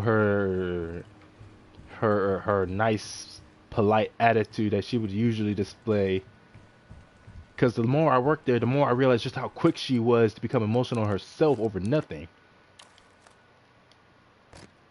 And I was just becoming more rebellious, while at the same time becoming less proficient at work, because I'm thinking, why should I put any more effort into work for this bitch? I don't care about her or the job anymore. Because I was actually I told her how I was interested in working and getting promoted in there. And it was just another thing she teased me about, basically bringing up the idea that about how she would supposedly help me work on getting promoted in the workplace. But obviously that never happened either. And one of the last times she tried to pull some bullshit on me was when I wanted to go to work. No, I didn't want to go to work. I had like 2 weeks left, and I wanted to take those last 2 weeks off so I'd have time to pack up my stuff and get ready to leave and head back home. But obviously she didn't like that, so she wanted me to do was work a whole week, take my last 2 scheduled days off, and then come back for another 2 days and work those 2 days, and then I just get 1 week.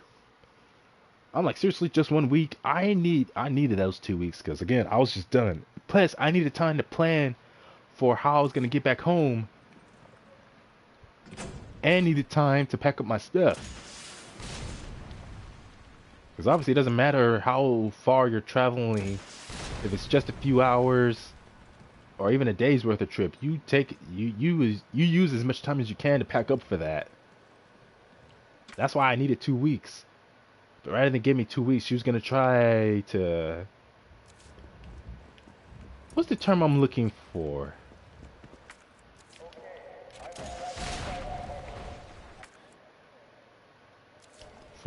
Like milk the cow dry, or something like that. Basically, she wanted to try to keep me in there for as long as she possibly could before I could take whatever time off to do whatever. And I just had enough of that. So what I did was I actually went up to, it was one of the people who ran the whole center, the guy who was basically the one above everyone at the conservation center.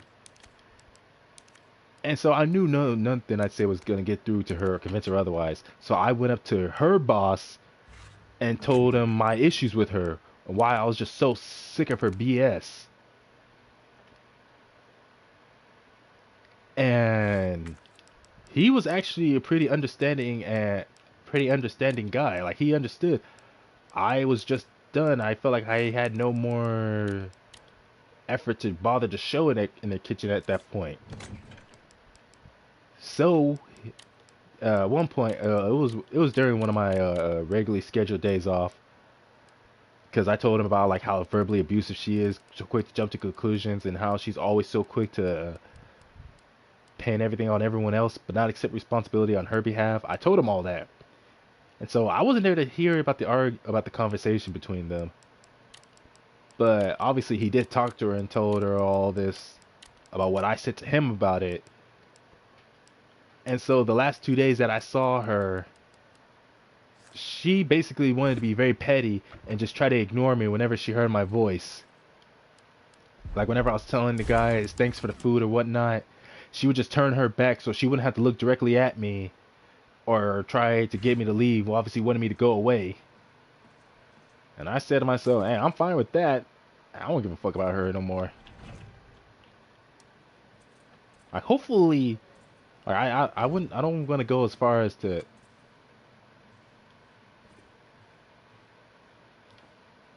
Oh shit!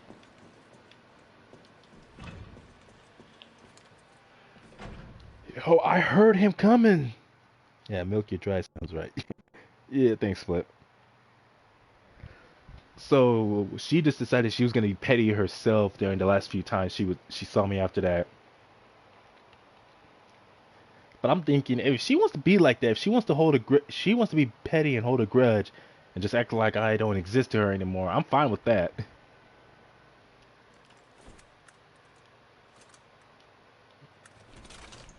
But according to her, she had those kind of conversations with her boss before, so I highly doubt it was gonna make any major changes. Like, I wouldn't wish for her to be fired or anything. Just change her attitude a little bit. Maybe take the time to realize that a lot of the problems I have in the kitchen are just as much her fault as it is anyone else's. Like, hopefully. Of course, you can only hope for so much.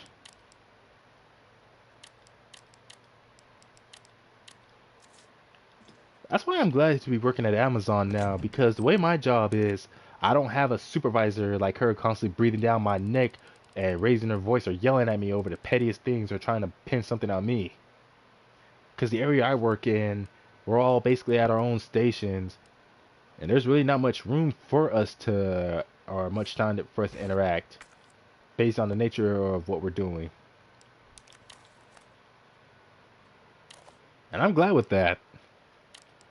Like, that just makes it the best job I ever worked. The fact that I don't have to put up with anyone or their bullshit like I did working there. Because there was a lot of, well, at least she makes 4 inches. Yeah, she really does. Because there was a lot of shit she did, but those to me were just some of the few I can remember accurately. And again, it wasn't just her, but it was others.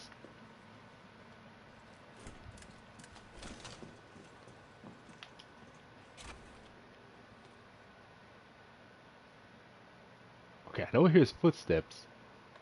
There was just others I had to deal with. And so, she wasn't the only one. And what's weird is that, like, the way she treated me was the way she would treat others. But definitely the other guys, there was other guys who tried to start stuff with me, and they all got fired.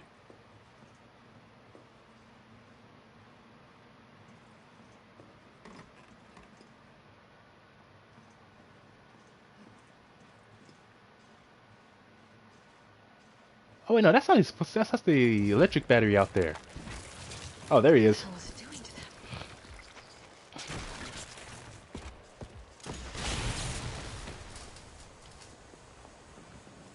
See anything? Anything? Nope. Oh, that's bull. There's no way that would allow him to recover so fast.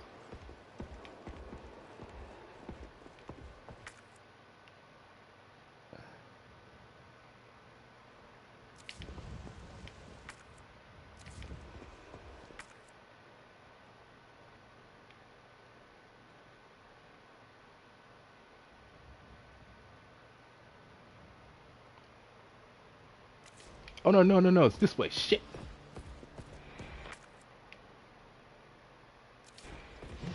Woo!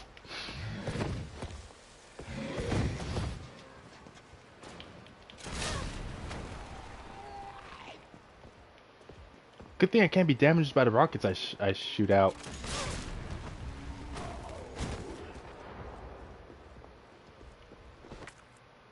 Oh, come on, man. Ha ha!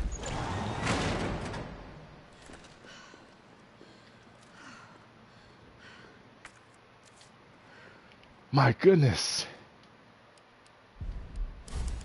It's like he knew exactly what direction I was going.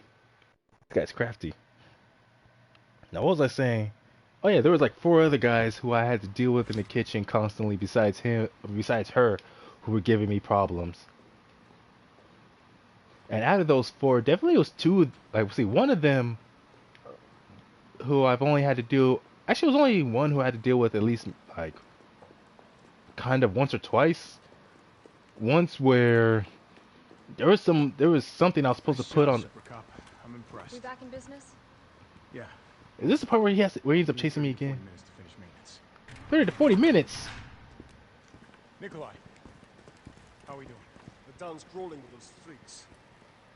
No chance of fighting our rebels. Why is she here? She's hoping to get the trains running again. That time to start getting dead weight for her. She's unreliable. Can't pull the trigger when it counts. Hey, take it easy. She'll get you killed. Sorry about that. Everyone's a little worked up. Oh, come on. Not again. It's me he's after. Hey, I'll buy you some time. hey, wait! Wait, Jill! I had a good look with the big. Damn it! Shut up, but oh, Come on, you creepy ass stalker. You want stars? I'll give you stars.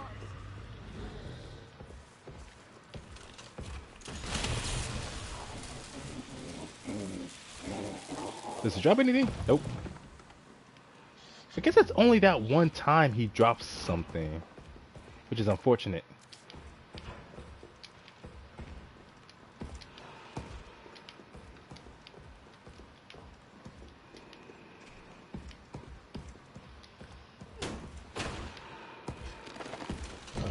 Oh, you stay away from me.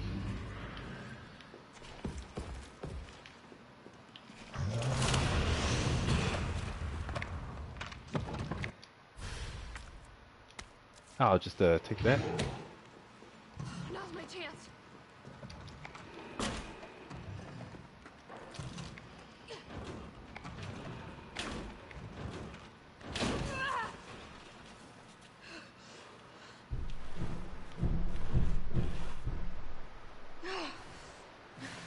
Hey, isn't this where one of the Gamma hunters is supposed to be? Well, where was I? Man, Nemesis, you crazy, man.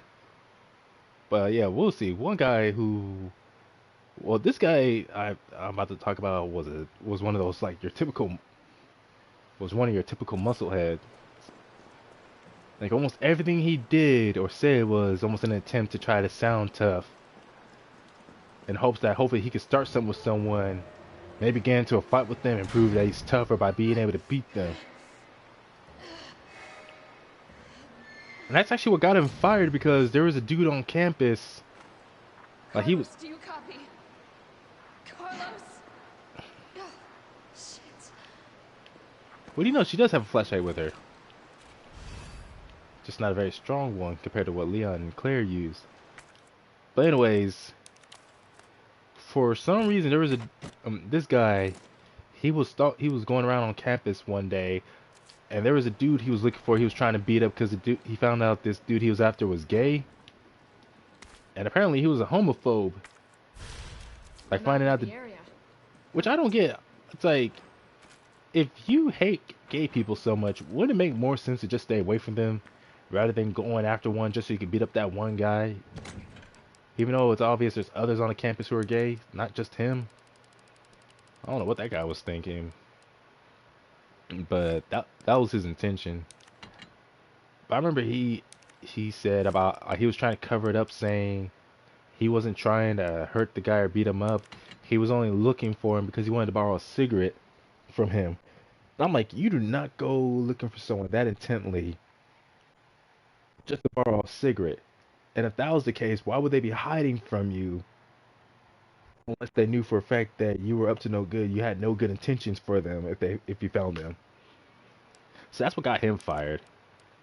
But one of the times he tried to start something with me in the kitchen was when I came back from the bathroom, and I only for me to find out apparently I forgot to put something out on the salad bar that somebody wanted, And as soon as I came back from the kitchen, like I saw him putting, I think it was some ranch, putting the ranch out by the salad bar, and I said to myself, dang it, I forgot that stuff. And so that's when he told me about it, and I said, yeah, no, totally forgot. And he's like, no, you don't, because if you knew, you wouldn't have forgotten it. And I said, oh, all right, man. Like I figured that was gonna be the end of it, and I can't remember what he said, because he was about to start rambling on and on about it. Like I guess he really wanted to drive the point home about how I forgot, or again, because he was just one of those tough muscle heads who just wanted to assert dominance somehow. So rather than just dropping it, ooh, what the fuck was that? I think that was the hunter. He just really wanted to keep getting on my case about it. And I was like, chill, buddy, chill, man. Like, I did not take it serious at all. And I was telling, because he tried to follow me from where I was going when I walked past it. And I just told him, again, just to chill with it. Door won't budge. Looks like it needs a power source.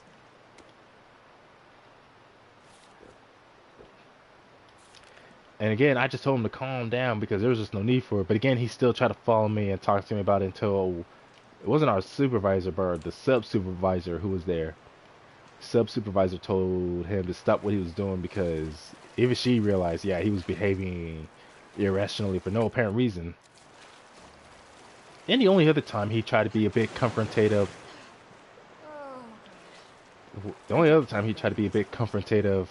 was when, hey, where does this lead? It was actually on his last day. One of my co-workers, who was also a good friend of mine, was telling me about why he was getting fired. And I guess he overheard us talking, but he tried to confront me about it as well, because he was working at the dishwashing station, and I was bringing an item for him to wash, and he was like, hey, what you guys talking about over there? And I said, oh, nothing. And I said, nothing? Or I told him, I think I said nothing to worry about. I told him don't worry about it. And I just walked away because I didn't really have much to say to him after that. But he was like, all right then, wussy. Like trying to call me a wussy. Again, just trying to get under my skin. But he was just one of those people where they were just so obsessed with acting tough that it was just laughable. So that's why I didn't respond. Hey, isn't this where it's in one of these hallways where the hunter shows up.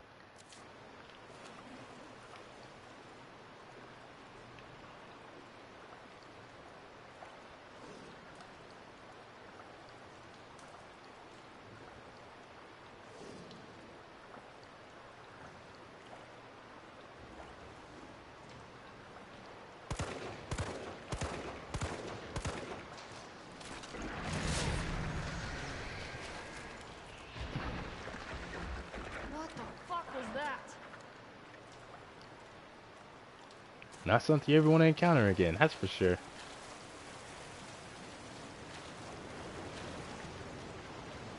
If I remember, the gammas were not that. Gamma hunters. Was the gamma hunters or gamma betas? Like, they were not that big in the original.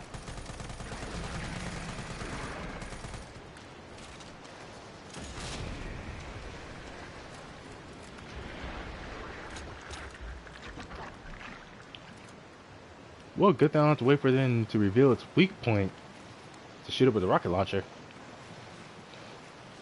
So anyways, I think out of the guys who got fired from the kitchen whose BS I had to put up with, he was the first to go.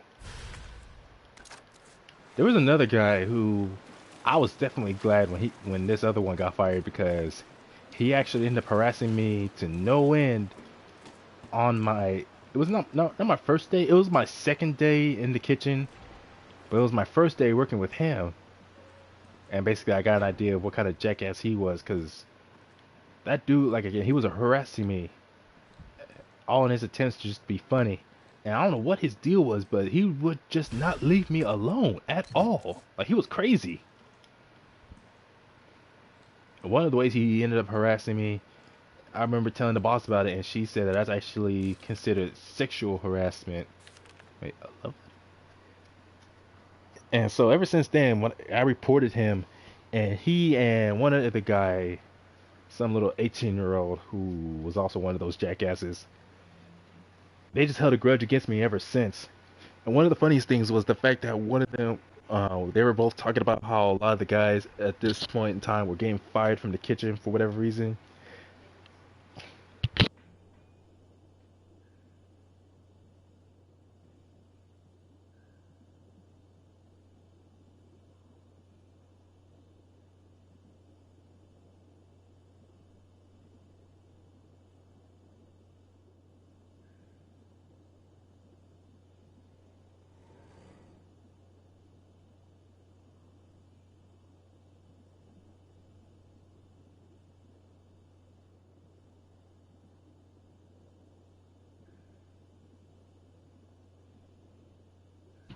All right, a little distraction. But anyways, they were both talking about how a lot of people at this time were getting fired from the kitchen, and so he was saying, I wonder who the next one will be next to get fired. Probably Jason. And he looked at me and he was trying to brush it off by saying, oh, I'm just kidding, man.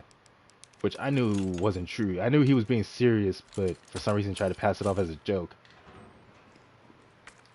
Probably worried I would have said something about it.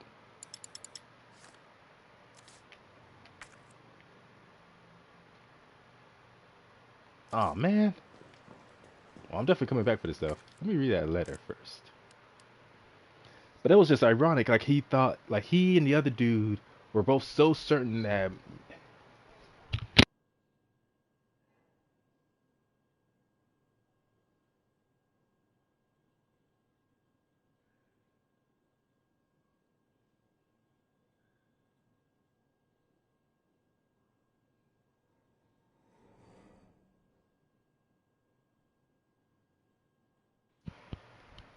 Oh man.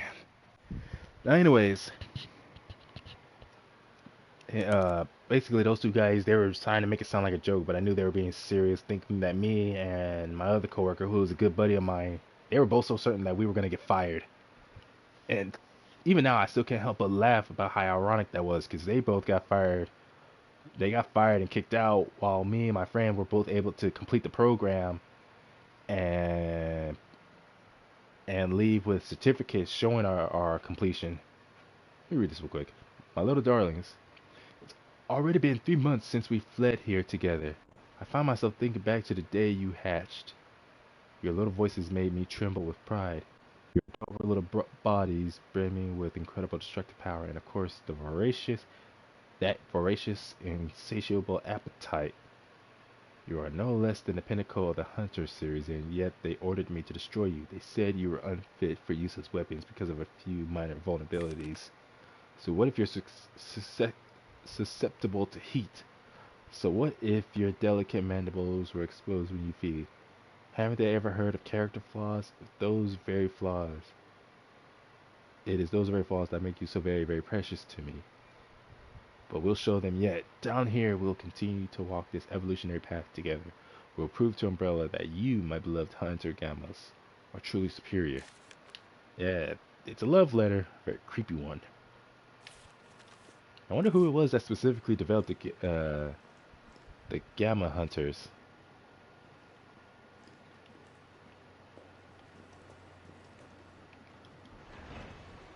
Because these ones, I'm trying to think. Not well. Some of it seems a bit reptilian, but also looking at them, they look more like fish, like giant mutated fish with legs.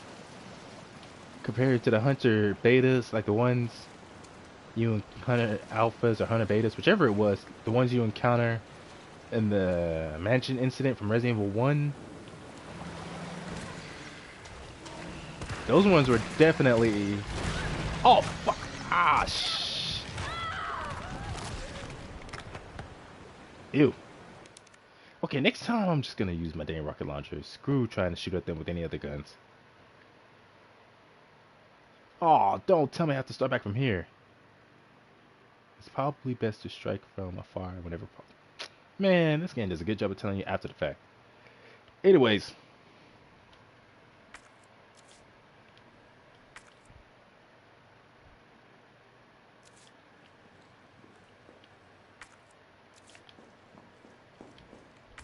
Yeah. Let's see. Eventually, the guy I was just talking about eventually got fired. He was the next to go. I can't remember. Hey, can I combine this with that? Nope. Oh yeah, he got fired because apparently he had the bright idea to. He got fired for sexual harassment because, excuse me, he. Well, there's two different stories I got from people, and one of them I'm pretty sure was the sure story because this guy who told me what happened to my jackass coworker, he said he was apparently there when he saw it. There was a girl who actually came to the center same day as me. She and some dude were hanging by themselves, and my jackass coworker, who was definitely, well, they were all creepy to an extent, but this one, for some reason, he saw them hanging out by the gas station that was not too far from the center. That's terrible. And rather than minding his own business and leaving him alone, he saw the girl and came up to her and asked her where his hug was. He was like, "Where's my hug?" And according to the guy who witnessed the whole thing, she told him no, she wasn't going to give him no hug. And he forcibly hugged her anyway. Even though she made it clear she didn't want to hug him. Oh, shit. And so, she reported it as sexual harassment. And apparently that's what got him fired. Now, this other coworker who I just did not like told me a completely different story, that this guy decided for some reason to go into the girls' locker, not the girls' locker room, the girls' one of the cabins that was all girls only, and he didn't leave when he was told to. Like, for some reason he didn't get out of there, even though the staff told him. And apparently that was the last straw, and that's what got him fired. But yeah, I'm definitely gonna go with the guy who was actually there to witness the thing for himself. Research assistance log. Gamma's released from tank for the first time. Movement sluggish. Combat potential low. March. April. Water temperature 20 degrees. I hate when they put it in Celsius. I don't understand Celsius compared to Fahrenheit. Experimented with additional hormones and drugs. One adjustment bore positive results, with a significant rise in combat potential. Specimen is now able to move quickly and swallow prey whole. Umbrella has officially shut down gamma research. We managed to smuggle some specimens with specifically high potential from the lab before disposal. Dr. Logan Lisley is more committed than ever to perfecting the gamma line. April.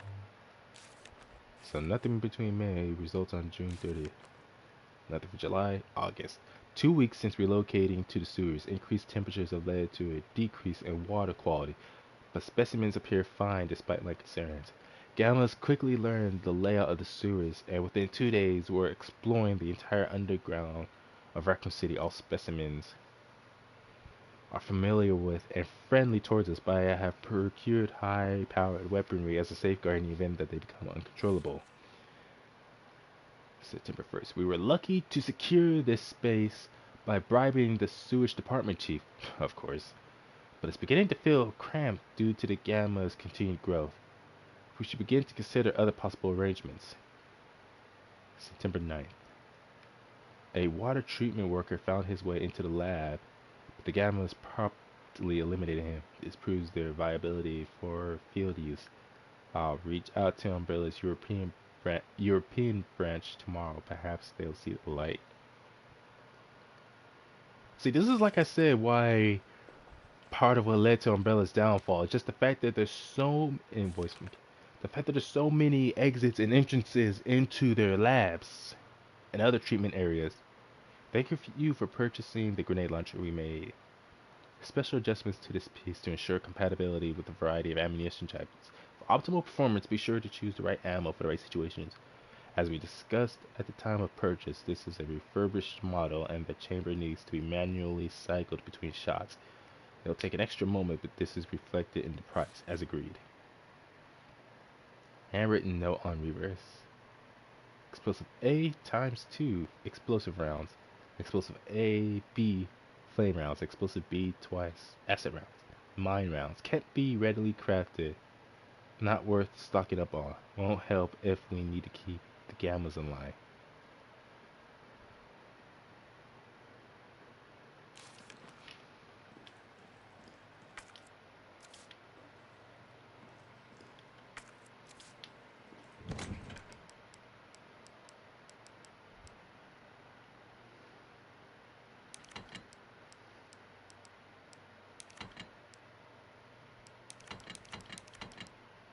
Actually, no. I might.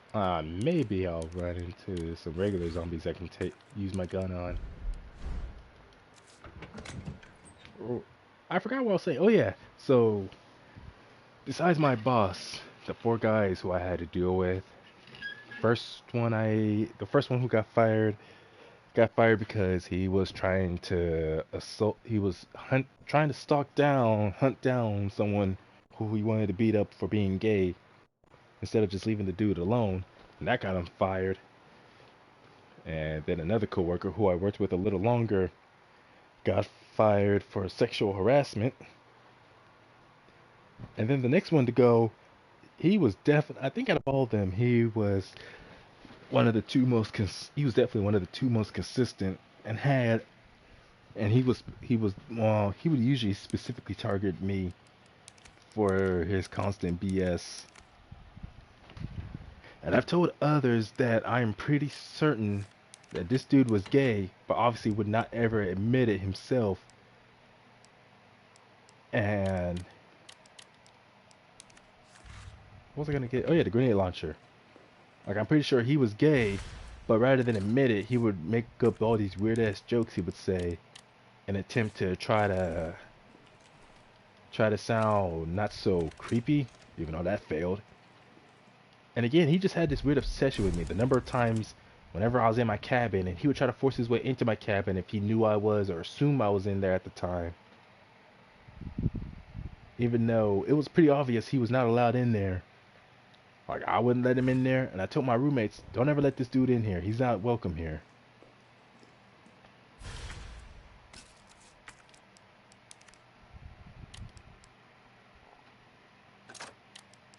Yeah, I'm going to rely mainly on flame knives for now, since these gammas are susceptible to heat.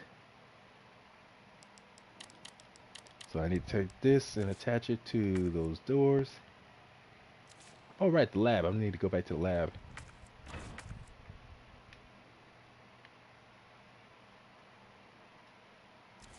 Oh, wait, there's gunpowder there? I need to head back. But yeah, this dude defined the term narcissism. Like, there was just so much wrong with him. Although, it's weird how he admitted to me once that he was actually scared of me simply because I was too nice. Although, there is that saying to beware the nice ones. But he was just so obsessed with trying to boss everyone around the kitchen. So therefore, he absolutely hated the fact that me and one other guy would not do every single thing he would tell us to do. Even though we constantly reminded him, like we through our actions, and we would tell him straight up, he's not the boss. He's not in control. He's not the supervisor or the sub-supervisor, so we were in no way required to do anything he told us, or tell him any kind of information that we didn't want to. And that obviously would hurt his feelings, which honestly, I didn't care. Because I was just there just to work so I can get paid. Like, that was my main motivation for being there, to work and get paid. Of course, for my boss, for her, and for those guys, that wasn't good enough. Can I go through here? Alright, man, it's nasty ass water.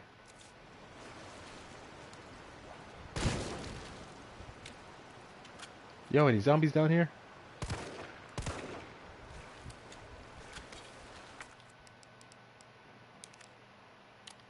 What does that get me? Oh, good. A shotgun.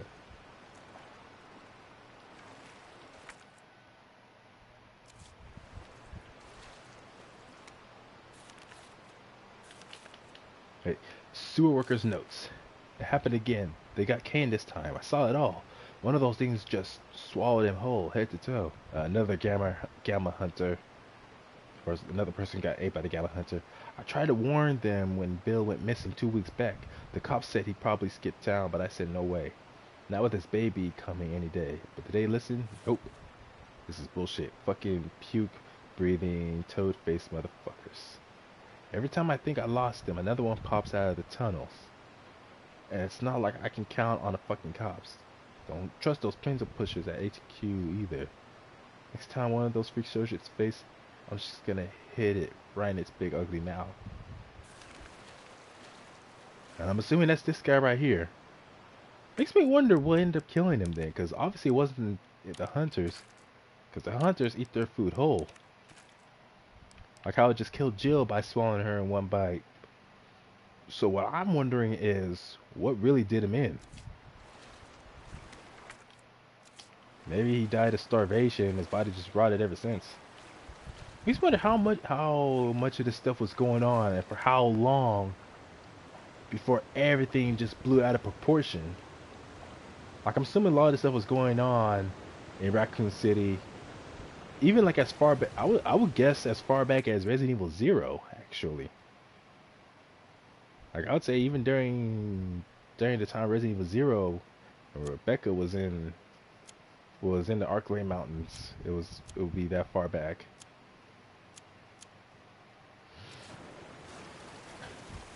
But that's just an educated guess. Don't know for sure.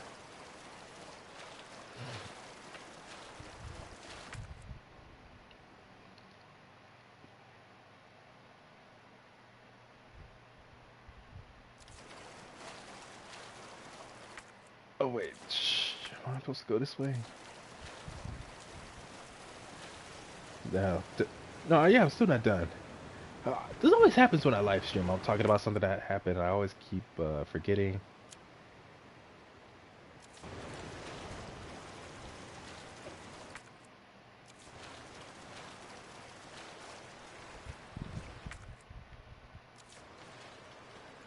Wait, it's a dead end.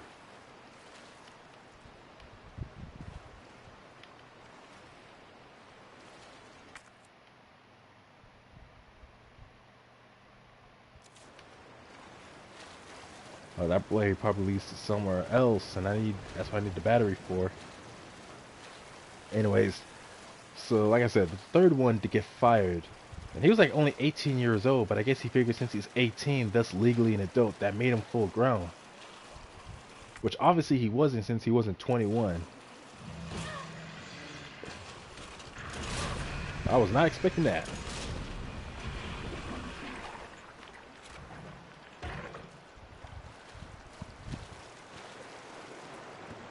I wonder if Nemesis knows I'm in the sewer. That's something I've always wondered about. Like, how does Nemesis know where it is exactly to find Jill? Like, obviously he knew where to find Brad to track him down. But I'm like, what about Jill, though?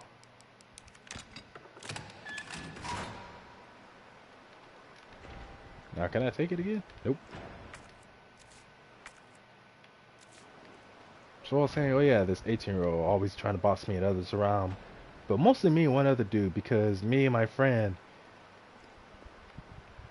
again, we were always the quickest to remind him about how he doesn't own the place and how he's not the boss. And apparently even our boss would tell him, and sometimes that wouldn't be enough.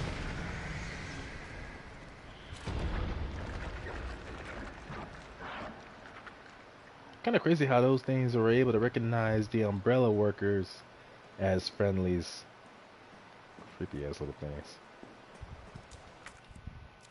Of course there's another one.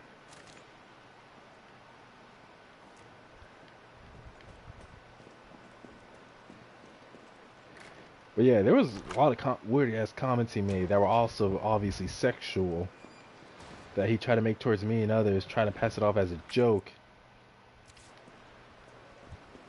Or other shit he would do around there that was just so annoying. But he and some of the others would always try to pass it off as just how apparently that's the way they just play around there. And he was always calling me a snitch. Like it was always my fault. I'm thinking, not my fault this idiot doesn't know how to mind his own business and leave people alone and not do stupid things. And it wasn't just me, but the sub-supervisor herself acknowledged that he was straight up narcissistic. How many of these things are there?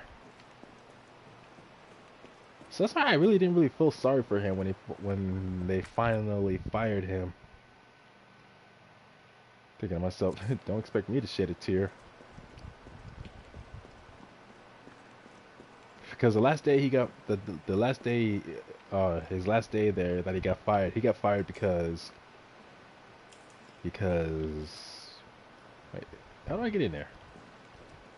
Anyways, he got fired because of some major safety hazard, a safety violation he made where he was using lighter fluid and some other kind of specific lighter, and it was apparently way too dangerous for him to be using in the first place. But obviously thinking he can't get in trouble for nothing, he went and did it anyway. And apparently that's what got him fired. Of course, I still always remember how one of the last things he said that night that's still hilarious to me was when he straight up said, "Good luck in the kitchen without me, guys." How he thought he was so great of a worker that he thought it was only because of him whenever we were able to make any progress doing anything in the kitchen. So seeing him finally get fired and get kicked out of there, I was like, oh, thank God. I was tired of dealing with that guy. And unfortunately, that only left one guy in the kitchen who, he was like a combination of the first one I was talking about and the third one, where he obviously had an obsession with me, trying to boss me around, trying to tell me what to do, and getting mad whenever I basically reminded him how he's not the boss of me and the others, despite his constant insistence that he was or should be the boss of us, all because he's older than us. Like somehow him being older than us in the kitchen should make him the boss of us. But he was definitely one of the most childish and immature.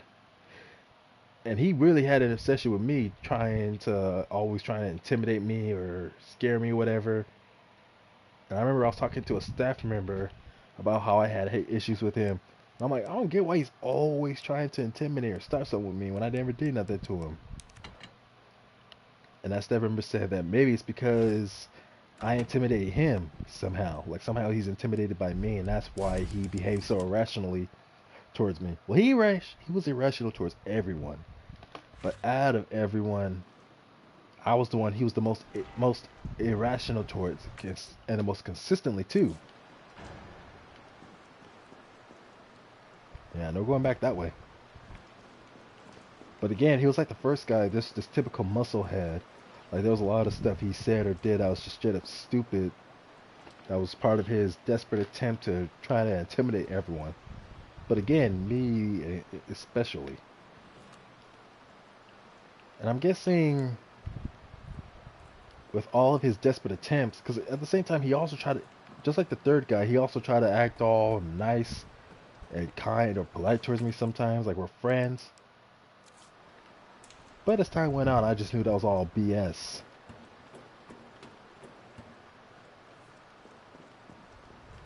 But for some, yeah, I just don't know what it was about me that he felt so intimidated by that he had to act so desperate. And one of my roommates said that he doesn't think that was the case of being intimidated by me, but rather he was straight up scared of me. And I'm like, well, wait, why? What could he possibly have to be scared of me over?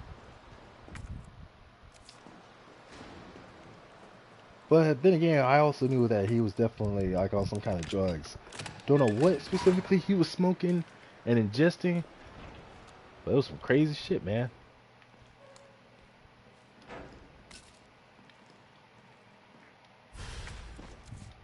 And of course, just like with some of the others, it was a mixed bag from other people about what exactly he did that got him fired.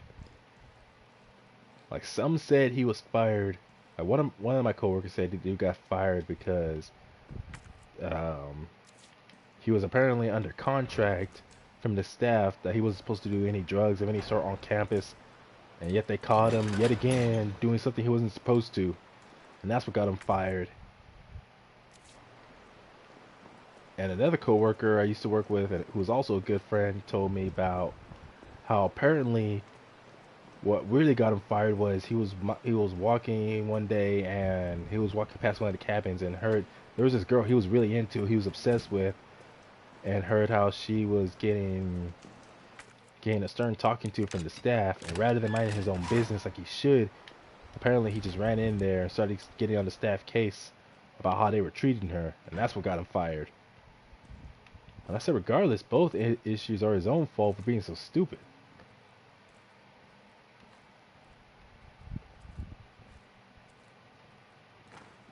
Carlos, can you hear me now? Jill. Oh, thank God. Everything okay? Yeah, I'm alive. I lost him. Great. The subway's ready to go. We'll leave as soon as you make it back. Interesting how they're so generous like that. Oh, just a dirt spot. I thought that was a shadow.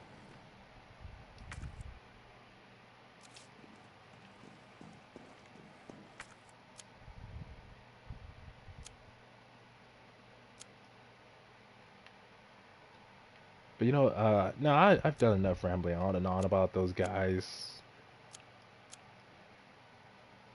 And like I said, them and my supervisor, it's like a lot of people often they don't report to any higher ups or or whoever they can about issues they're having with someone. And I don't know what it was, but for me, it's like I guess it was just based on the way I was raised and how I always heard about this stuff going on from other people. And just by that point, like, it's just, oh shit, yeah, there he goes. Now, he could easily just crush Jill's head, but for some reason, he decides to stick with just tossing her aside. Even right there, he could easily have just fried her, but gives her ample time to run away.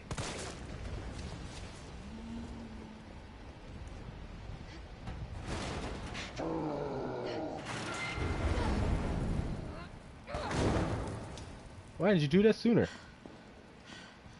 I can use weapons.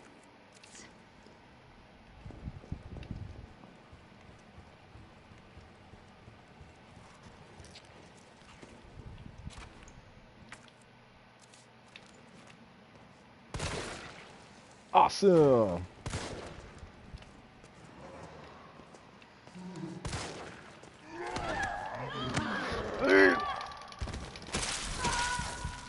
Get off me! No, no, I should have just used the dang rocket launcher.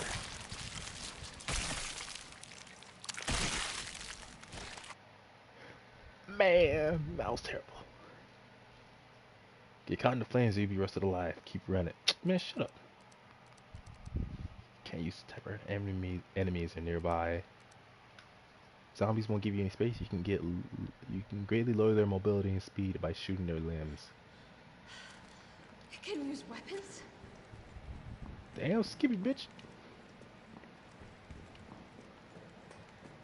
Now, where was I?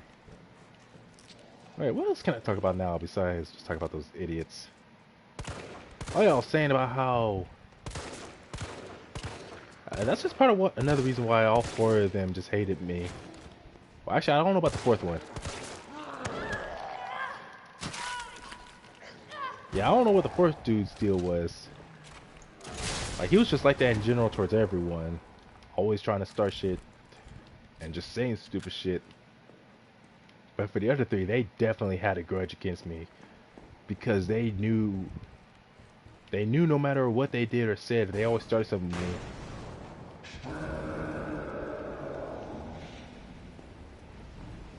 Oh man, he is determined. That's kind of cool seeing him use a flamethrower like that though.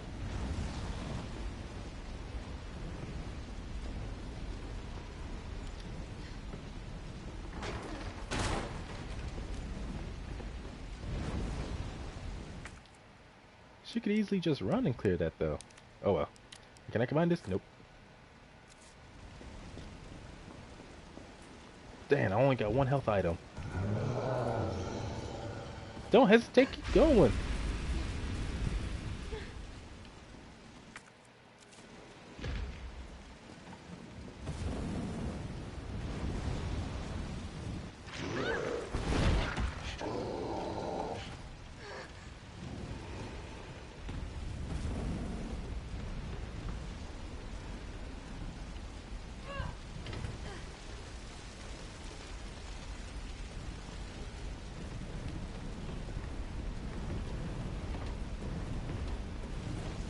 Yeah, all I can say is that people really should not be afraid to do something about it when they have someone harassing them, be it at school or at work. Like, definitely don't be afraid to tell someone, because obviously they'll make threats saying they're gonna do this or do that to you, or whatever the problem is. But a lot of people like that are often just talk. Also, I have to point out the fact that,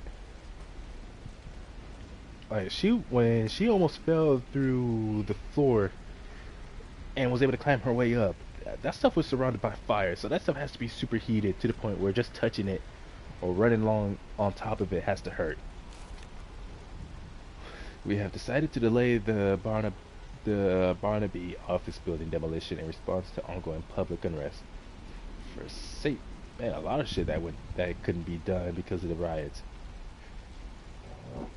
Excuse me. For safety reasons, all electrical equipment, including generators, have been moved to the roof for safekeeping. Entry to the premises is prohibited until the current unrest is subsided. All employees are to stay at home and await further instructions. Man, Raccoon City, one of the worst places on earth you can live. How do I still have these? I'm trying to get rid of this stuff, man. So I think for this, obviously weak ass handgun isn't gonna help, so for now I'll just rely on the rocket launcher. Like the launcher to do damage, the assault rifle kind of distract them a bit.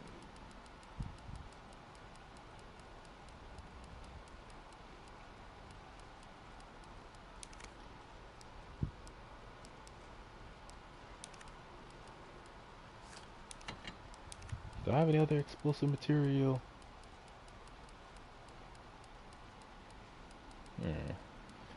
I have that song. It was, I can't remember the name of the artist, but I remember it was from the Matrix Resurrections trailer. And I remember when I heard there was going to be a trailer out, for some reason, I don't know, sometimes when I hear about a trailer that's going to be coming out soon for something, I'm so hesitant to look it up. I guess because I'm worried about what I might see, because again of all this crazy woke shit that be going on nowadays. And how sometimes it's not even, it may not be that, but you just see the trailer for what's supposed to be a sequel or reboot, and you're just like, yeah, no, I'm not really interested. But I saw that trailer for the new Matrix film, and I actually think it's gonna be interesting. Now, rather if it's gonna be good or not, I don't know. And of course, there's already a lot of people trying to cast doubt and be negative or hateful, seemingly. But I'm pretty sure some of them have good reason for it. But just looking at the trailer, I'm gonna assume there's gonna be, it probably has a lot of potential to be good or decent. Well, it's coming out this year in December, so it won't be a long wait anyways. Although I do remember a time when trailers for, actually I can't remember what times before, but just, oh snap. Dude, that rocket launcher, I mean that flamethrower is just so kick-ass, man. Maybe I can hit the fuel tank.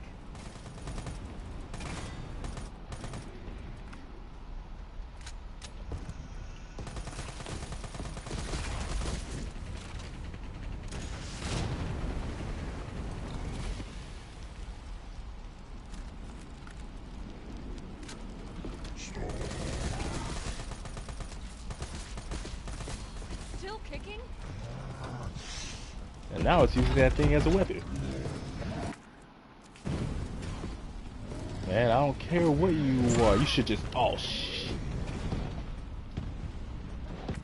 Man, I don't care what you are. You should just not be able to do any of that.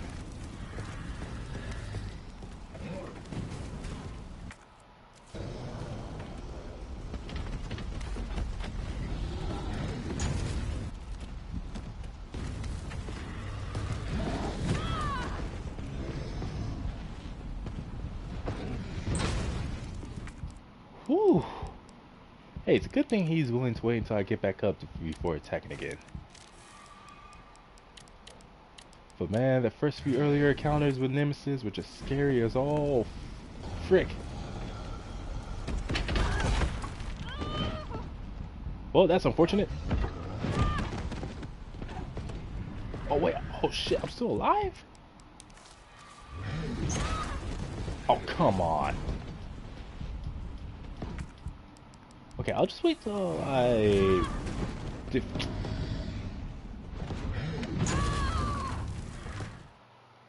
Man! I'll just wait until I defeat him. Good thing I saved it.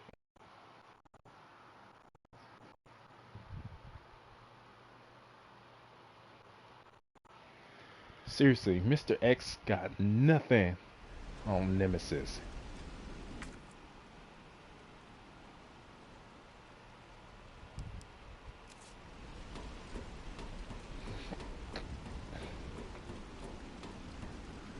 But what was I saying about make? Oh yeah, I was saying how I remember I don't remember exact time in which a film would have a trailer come out for it that was so close to its release date. Hopefully, it won't be like how it was throughout last year, where a lot of films were supposed to come out in 2020 but kept getting delayed because of COVID.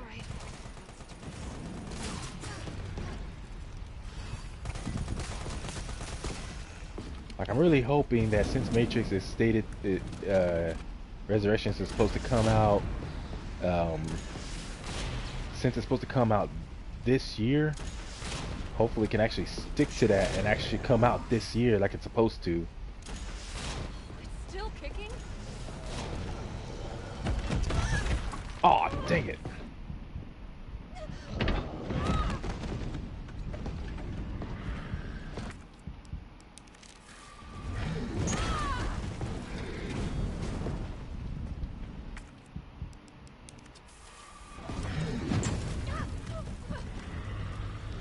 Come on. Oh my goodness.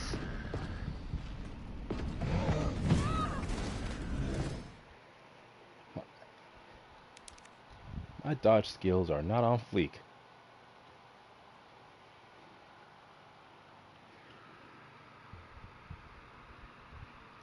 Actually, I remember I was a bit surprised when the very first trailer for Joker, when that came out, and it was going to be less than a year I'd have to wait for the film to come out. I'm like, yo, we ain't going to have to wait that long? Sweet. Because I remember as a little kid, it used to seem like a trailer would come out and it'd be so long before a movie would come out after its first trailer, or whenever I saw a commercial for it on TV.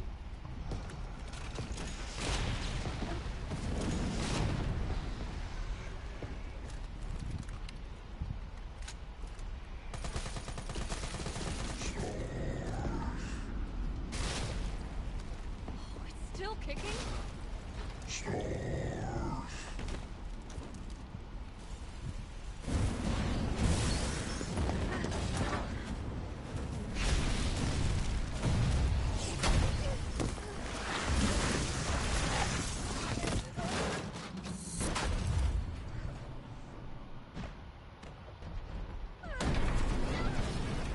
Ooh, quick reflexes.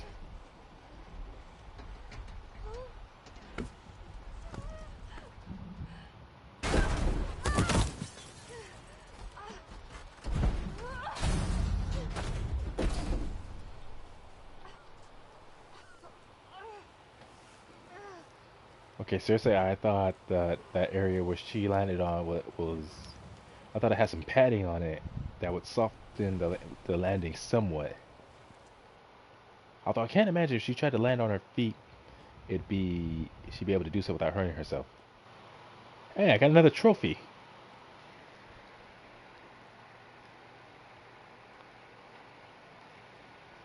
Defeat Nemesis on the rooftop.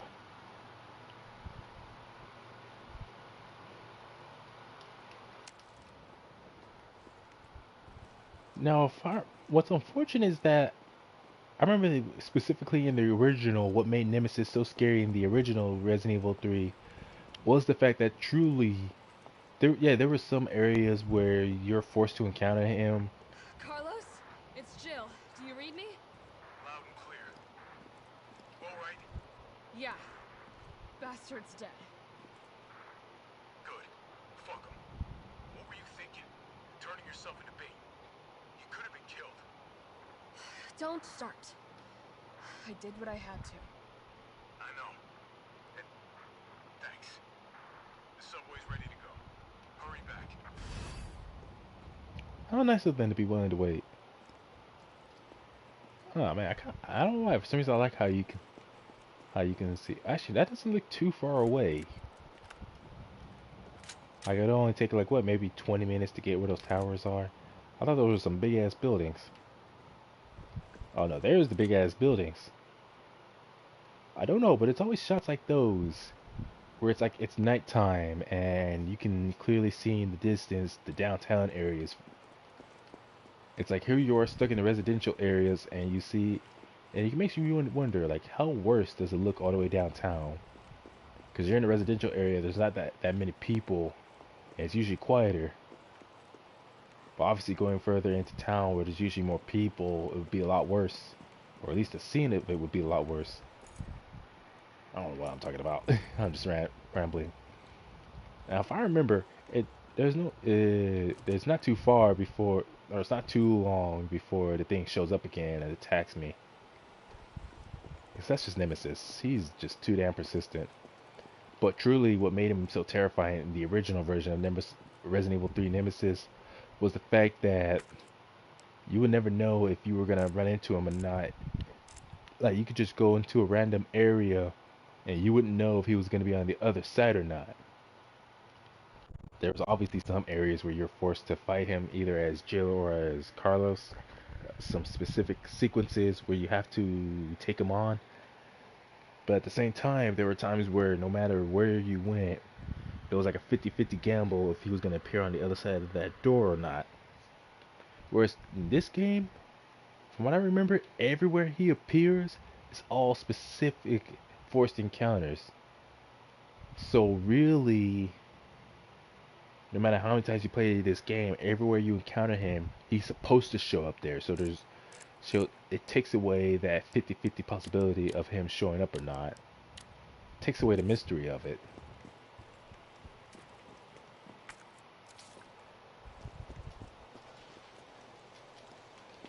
It's like even then, at the very least, when you do encounter him, it's still terrifying because he moves just so fast.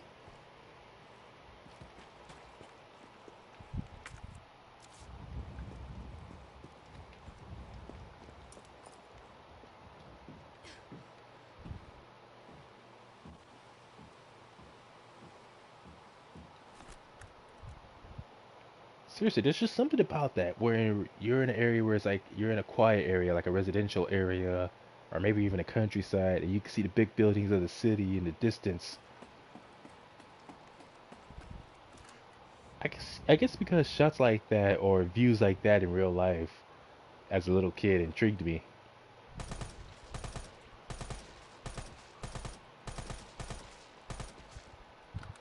How many shots am I missing? Hey, Kendo Gun Shop.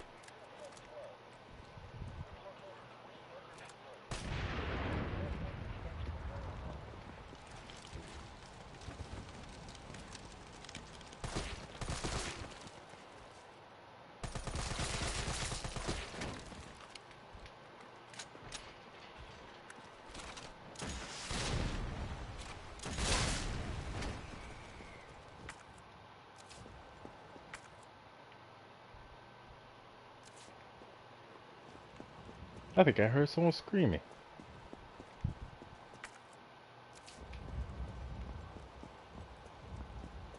Hey, I wonder if you can see any sign of him moving from the rooftop.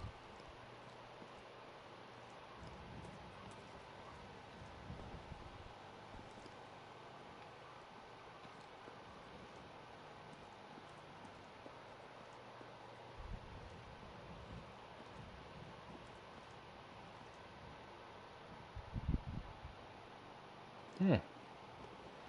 I guess not.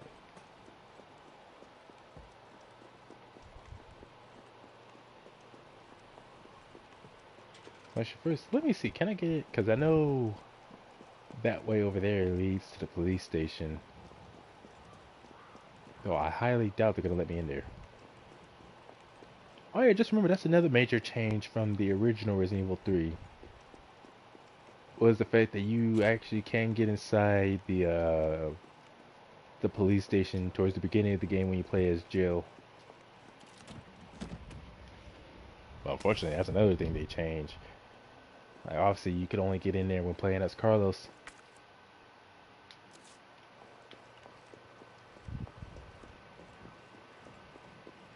Although it makes me wonder, with Resident Evil 2 and 3 getting the remakes and the change in the story, some changes drastic, some not so drastic.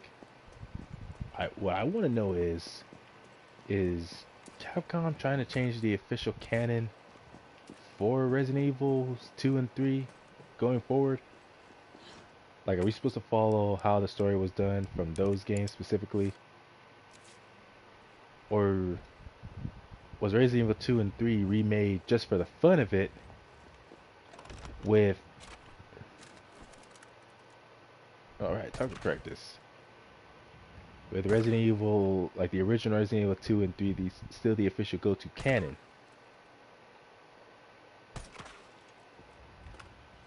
Because now since they're now working on a remake of Resident Evil 4, I'm curious as to what it is they're up to. Because Resident Evil 4 itself was definitely not a very short game. Well, Resident Evil 3 has always been a short game. Even compared to 2, 1, and 0.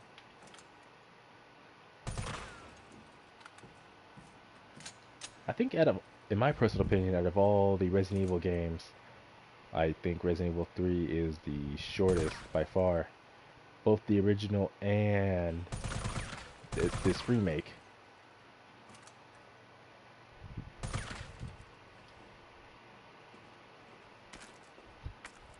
Oh yeah, ace shot.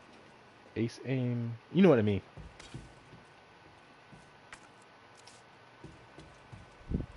Kaboom! Shit, Jill. Kendall, you're all right. You're all right to stretch. Sorry, I got a little jumpy there. Didn't know quite what to expect. No shit. Look, we're using the subway to get people out of town. You in? Subway. Well, that's good thinking. When we get out, there's gonna be a lot to do. We could use a man of your skill set. What's wrong? Nothing. Just bad timing is all. Yeah. Look, don't worry about me. I'm gonna make other arrangements, okay? You better. You're the best gunsmith around. Oh, no. Don't do anything stupid. Oh, that's your job, right? Take care, Jill. Man, you hear the little girl coughing. Take that service alley out in front of the shop, okay? The keys hanging on the wall.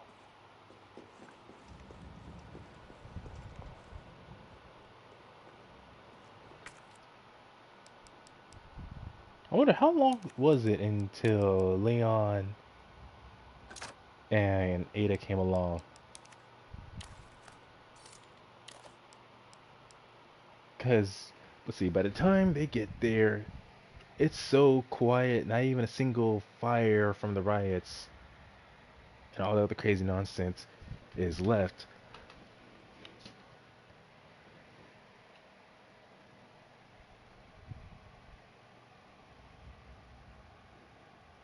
Because again, Resident Evil 2 and 3, it both takes place in Raccoon City, kind of at the same time. Actually, how long was the incident in Raccoon City? Because obviously it was more than one day. But what I want to know is specifically how many days. Like, how many days was the town in complete chaos before Leon and Claire showed up? All right, Pumpkin. All right. That's a good girl.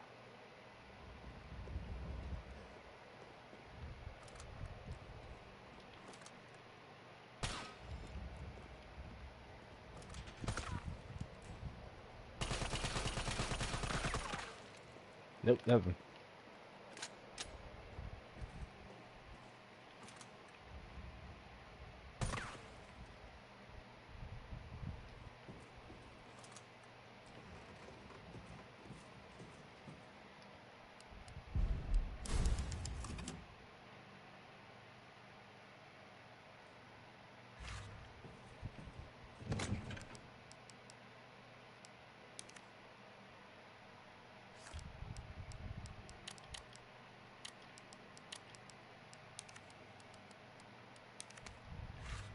Okay, where the heck do these keep coming from?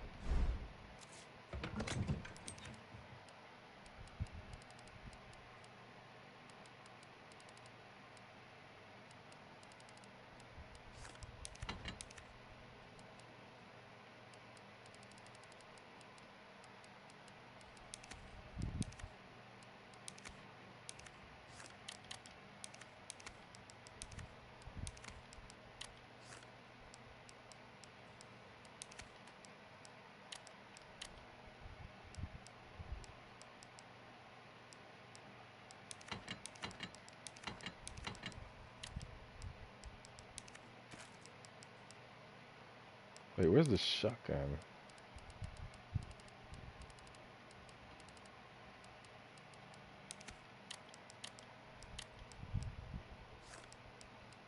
Now, I got Magnum ammo. Sure, it's only 3 shells, but still.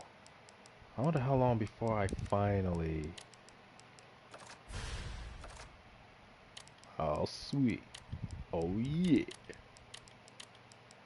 Definitely about to kick some ass now.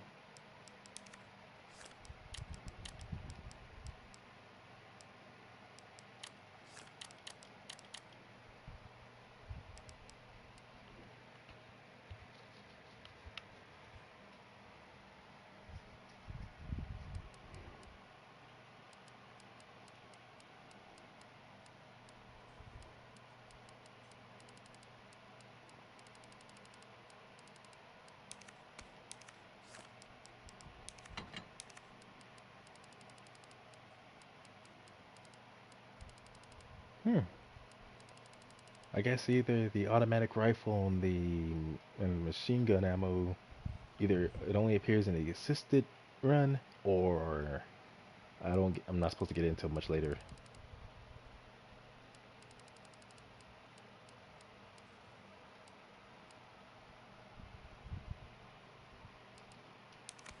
As much as I would like to save the powder so I can make more Magnum ammo, I'm gonna wait till I actually get the dang Magnum gun before I worry about making ammo for it.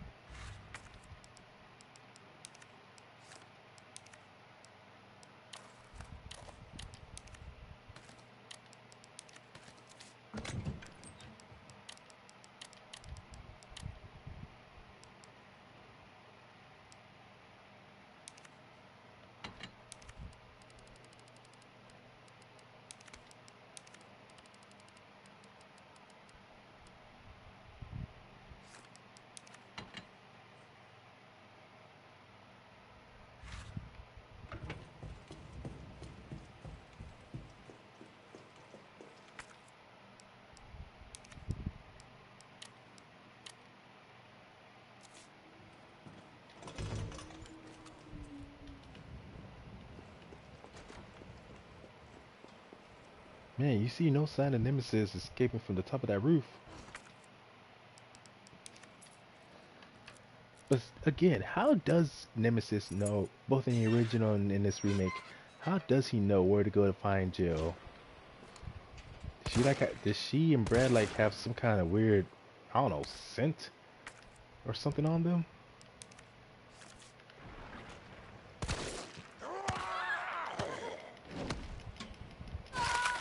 Man, that's some bullshit.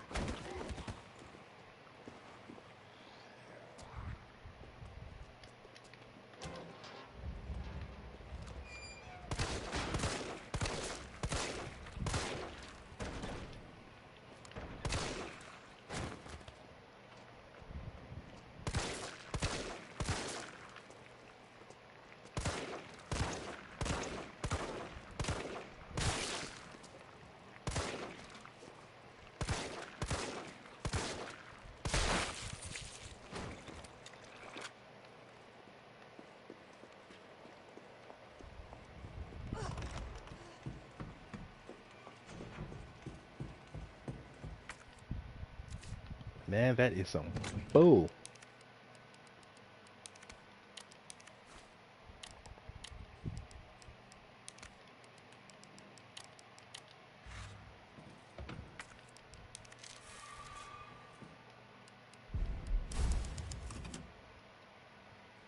Don't know what's up with those weird little head parasites, but those things, well, damn near everything in this game is already pretty damn freaky, but that's just nasty, man.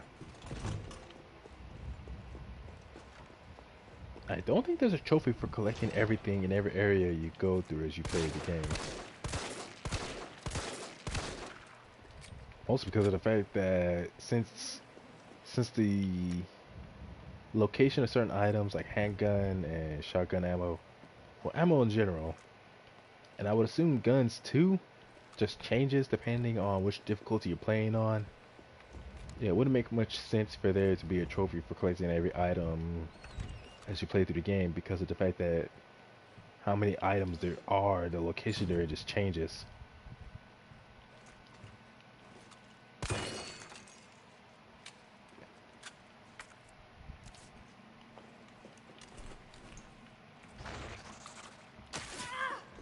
Oh, that's some bull, man.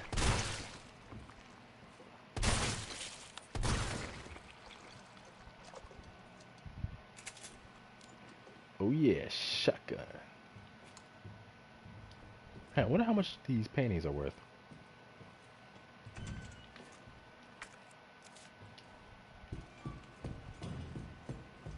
Man, Jill looks cool running around in her RE1 outfit.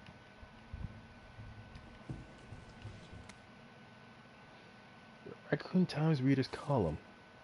Dear Editor, I write to you because I am troubled, deeply troubled. Anyone who's been a parent knows that Crystal Promenade is the place to take your kids for a field trip downtown on Saturdays, and there is no store more popular or harder on a parent's wallet than Toy Uncle. However, I noticed that on windy days, the big statue above the entrance wobbles like it's the only thing holding it up is a couple of screws. That statue's head tumbles loose on a busy day. Children will be badly hurt. I've complained to the manager 3 times now, but he just isn't willing to rectify the situation. Are we supposed to wait until a terrible accident to happen before taking action? No. If heads are going to roll, let it be the managers. Take that death trap down. Oh, I get it. Because I've seen the scene where that happens. Bit of a heads up, if anything.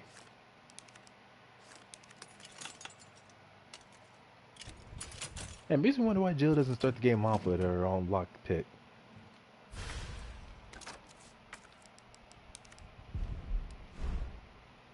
If anything, she was smarter to try to get out of the city when she could in the beginning of Resident Evil 3 in the original, because that's what she was trying to do, make her way out when she was suddenly attacked by those zombies, and she's seen escaping from that explosion.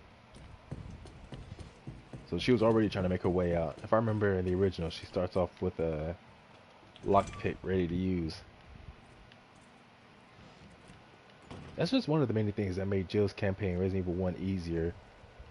The fact that she already had a lockpick on her. Of course, there were some puzzles that require a lighter, which Chris himself has.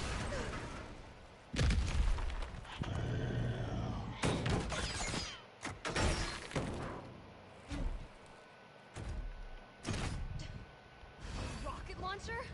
Really?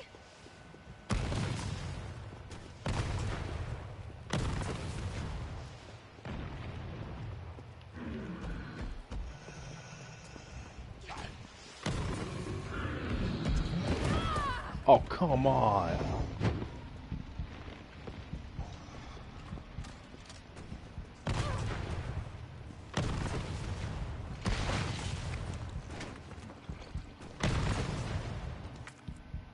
Seriously, it's bad enough he already has a rocket launcher. There's no need to run after me to hit me, man.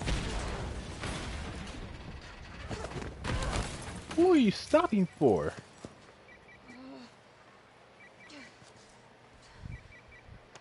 Jill, you okay? Carlos, that monster's on my ass again. Are you shitting me? I thought you killed it. Me too.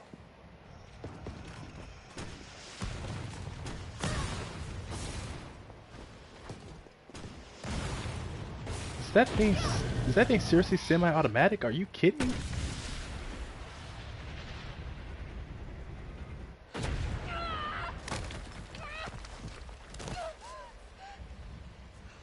Okay, I understand Joe's not superhuman, but even she should have known not to just stand there while that thing was heading towards it.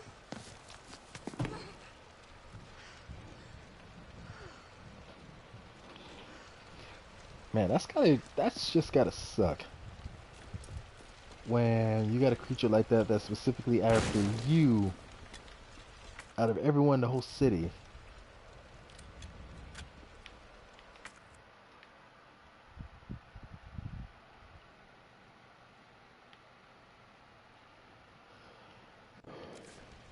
Okay, I know I have to escape the creature, but where the fuck am I supposed to go?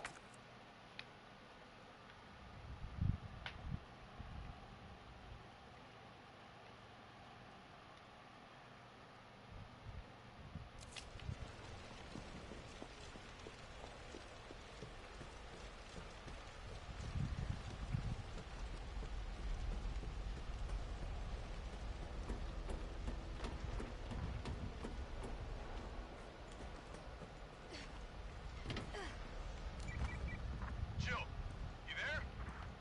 I think I know how to slow that fucker down. Head back towards the station. And lead him right to you? It's okay. Trust me.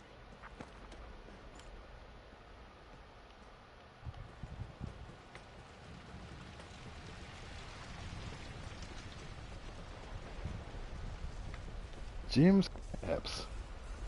Moon's Donuts.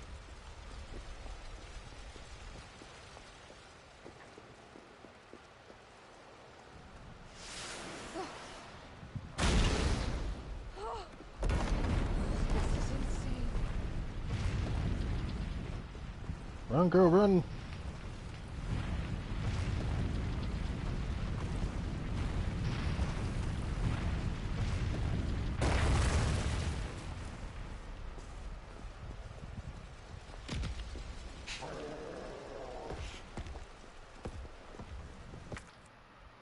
Oh, wait, I do have my rocket launcher.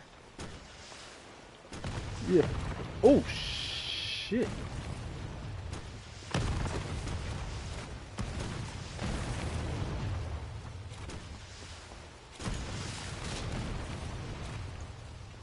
Yeah, how you like me now? I got one of my own.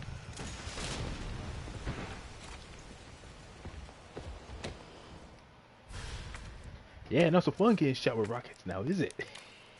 Yeah. Please give me something good. Yeah.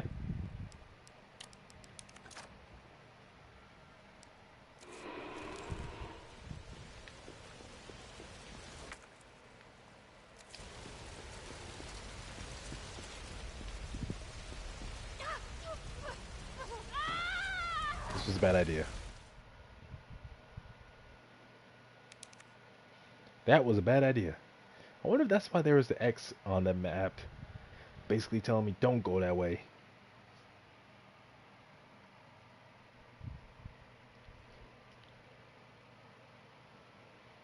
If I remember, yeah, in the original Resident Evil 3, defeating... One of the things about defeating, I almost said Doomsday, Nemesis a few times was... Actually, I don't know if it's from defeating Nemesis, but I know one of the things you could unlock was the ability to equip infinite ammo for at least one gun of your choice. This is insane.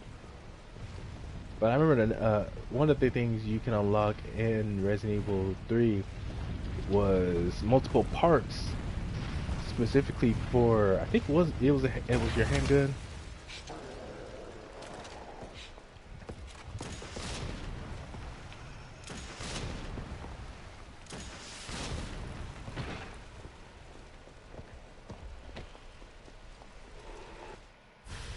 It just takes one rocket. It won't kill him, but Mr. X will go down for a while after one rocket.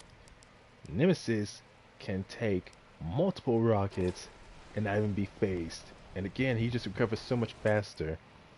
And I know I'm playing on hardcore, but even on hardcore, Mr. X doesn't recover that fast.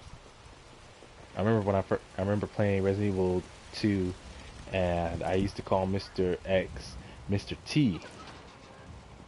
I remember Flip was the one who said that someone should mod Mr. X so that he looks like Mr. T.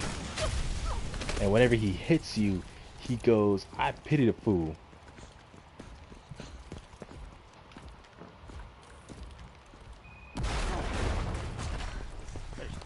You okay? Go. Go! Come on, forget about him!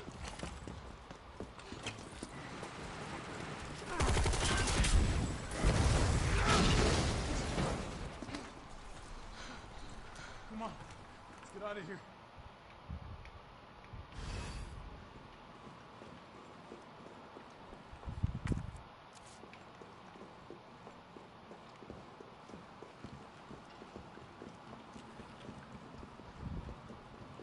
Carlos, I know we didn't get off to a great start.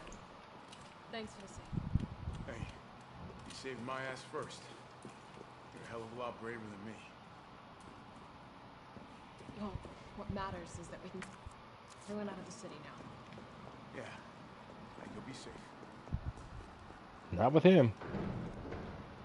And by him, I mean Nemesis. What about you? From the sound of it, I won't be catching the train. Why not? There'll be new orders. If it means I can help save the city, it's fine by me.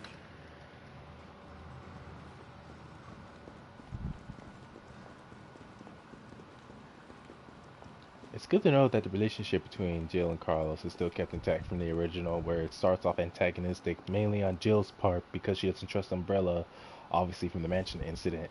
Good work. Your reputation is well deserved. But as Get time goes on, inside. they The eventually subway's do start to about get along. leave. Carlos, Tyrell, you have your orders. You need to go back out into the city and find Nathaniel Bart. This isn't the last bite out of town, right?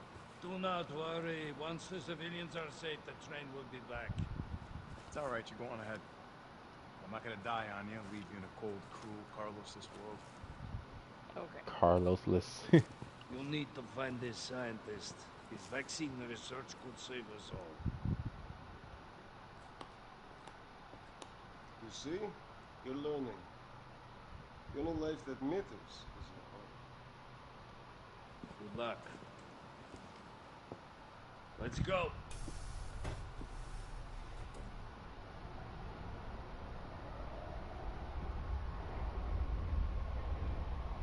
The only remaining thing that's fortunate for September 29th, 2011 You a.m. don't to really 11 think a.m. being so kosher like Bart is still alive, do you? I haven't done good authority. Why? What the hell was I saying earlier? Are you worried about teammates? Or something else? Funny how brainless zombies can ambush a platoon like that. Funny the gate was locked. Don't you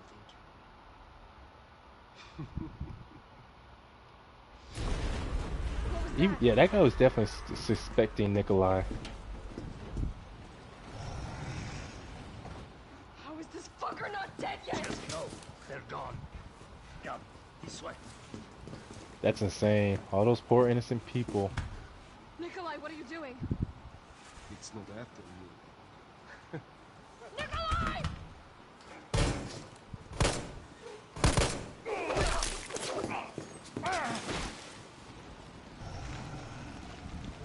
Get off my train, shitbird!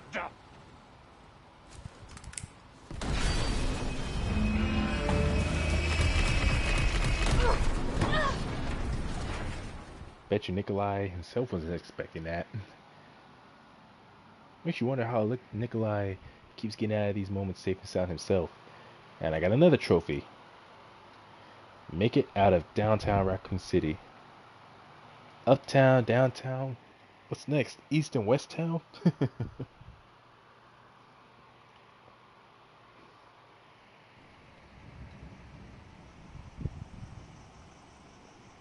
Now, if I remember correctly, Uptown is supposed to be like the outskirts, the residential area. Downtown is supposed to be more of the downtown is supposed to be where the Subway's got to be clear of the city by now. downtown is supposed How to be long towards the before heart of that, the city. Gay? Or I could be wrong. She's not like that. She's not like anybody. I remember I was saying earlier how the relationship starts off as a little antagonistic because of Jill's hatred for Umbrella. But as time goes on, Jill starts to realize he himself is definitely not as bad as the others. Keep your head screwed on. Oh damn, we've been playing for 3 hours straight now. Well, not 3 hours straight, but you know what I mean. I'm gonna take another restroom break, and I shall be back.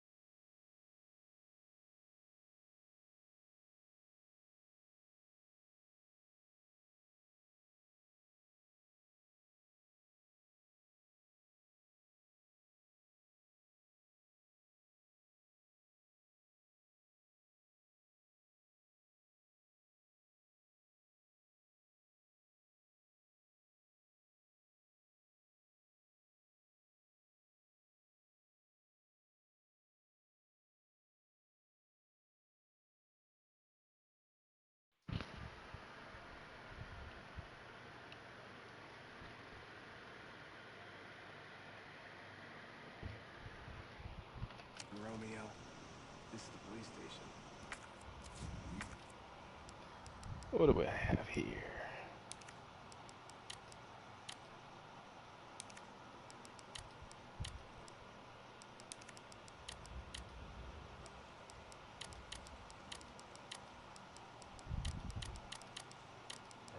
You sure? It looks like a cemetery to me.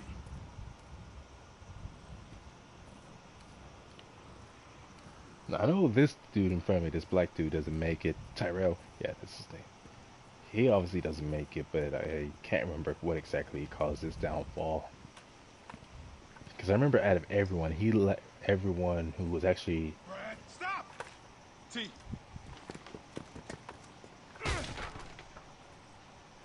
Come on, man. Not you too.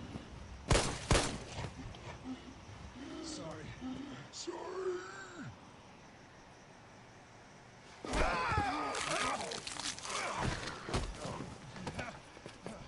Damn it, Marvin.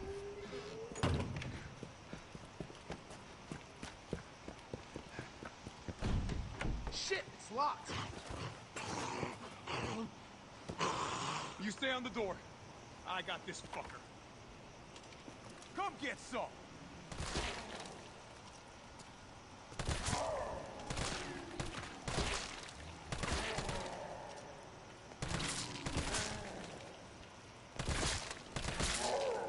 Leave it. Come on.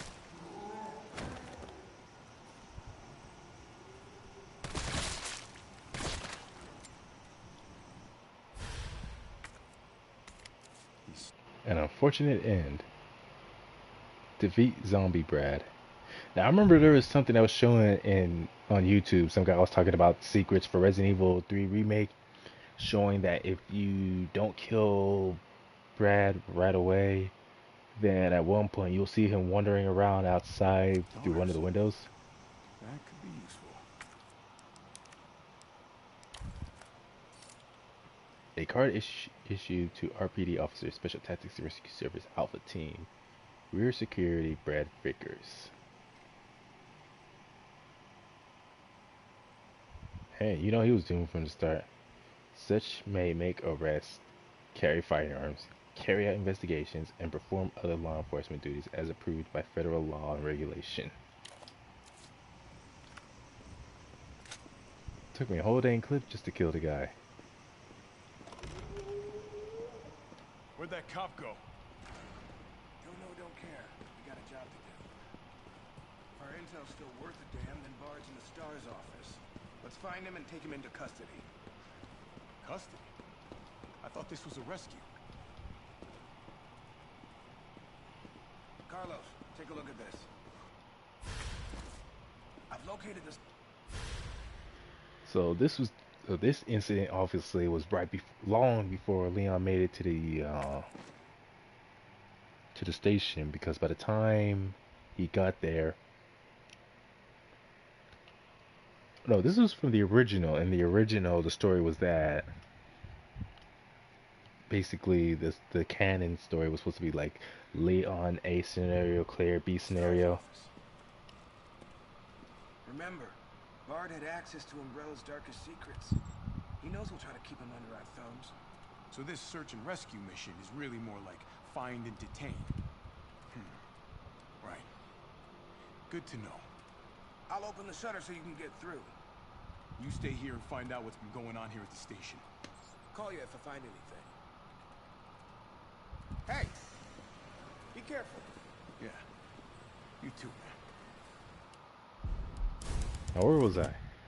Oh yeah, by the times in the original, the story was Leon A scenario, Claire B scenario.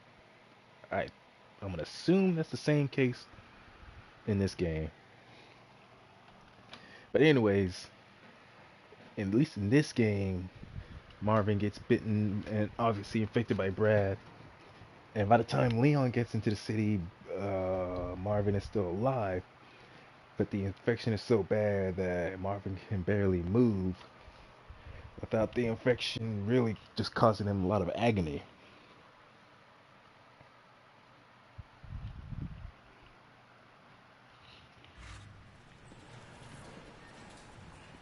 Still, I wonder, still makes me wonder, like, at what point do both of these games take place at the same time, 2 and 3?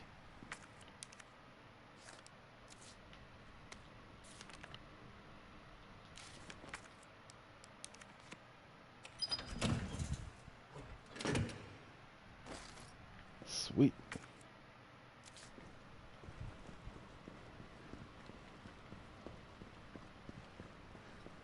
Now here's a weird fucking door. Leave it! We're here for Bard.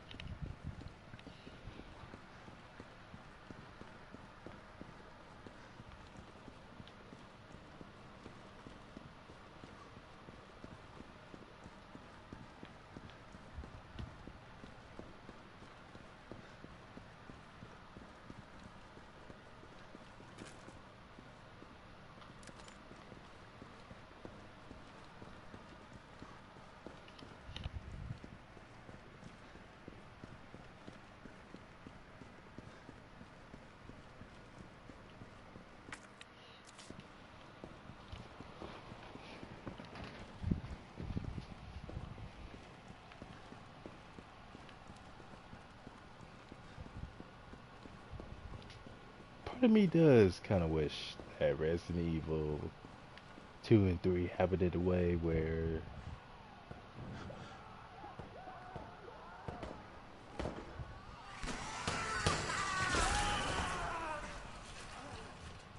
What the hell was that thing? and it's insane to know that this right here is the moment that shows what exactly happened that led to this. Couldn't have been a zombie. And exactly what caused the injury on that guy that has his whole jaw split open. These were probably like the last two officers in the station besides Marvin who were still alive before they got dealt with. Like definitely after them, all that was left was Marvin. Marvin Brenner. He would have made a better chief of police than Brian Irons, that corrupt jackass. Didn't stick around. Ah, here we go.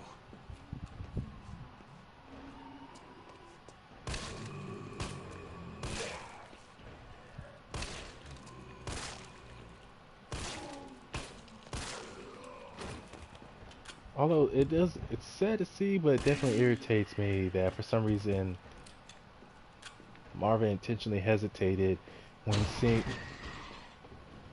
Damn. Like I understand Brad was probably good. That Marvin was that Brad was likely a good friend of Marvin's. Oh, dang it! Dang it!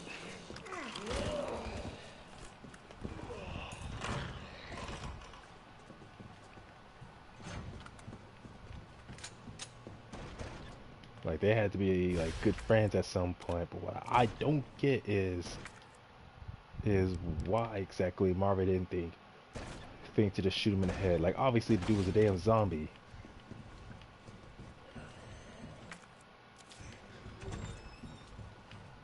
T, you copy? There's something real nasty in here. I don't know what it is. Something nasty. All right. I'll take a look with the cameras. Watch your six.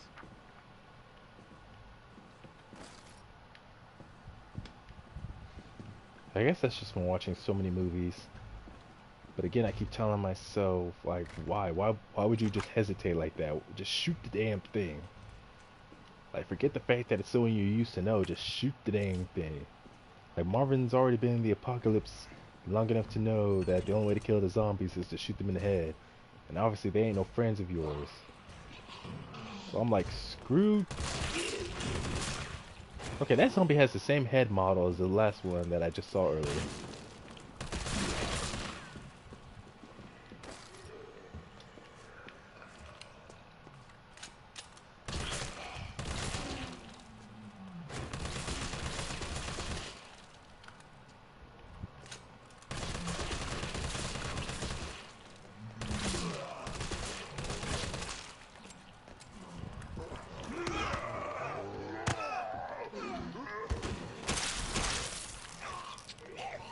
Okay, seriously?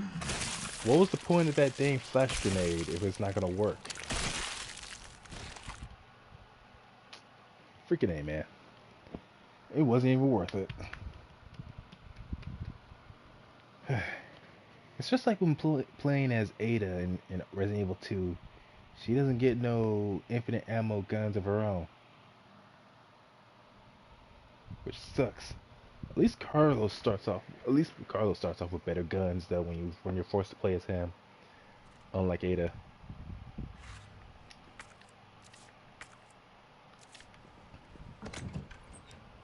Oh wait a minute, never mind.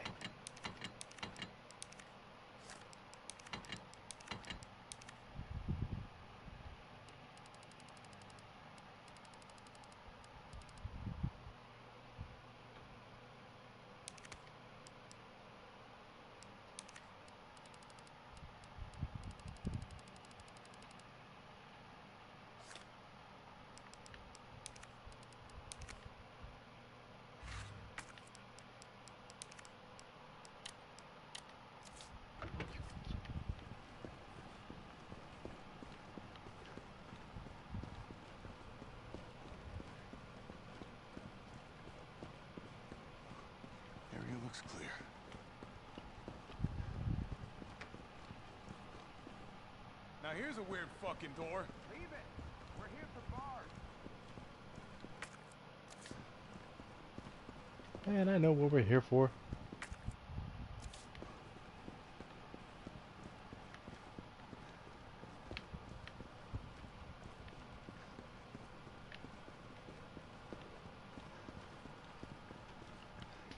Man, I can't get the trailer song for Matrix Resurrections.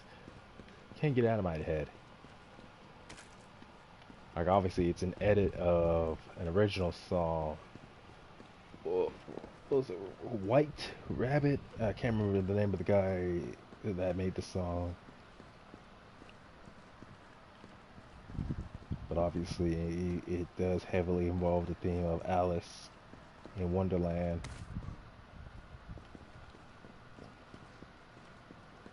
But for some reason I just cannot remember the exact name of the singer who made the song.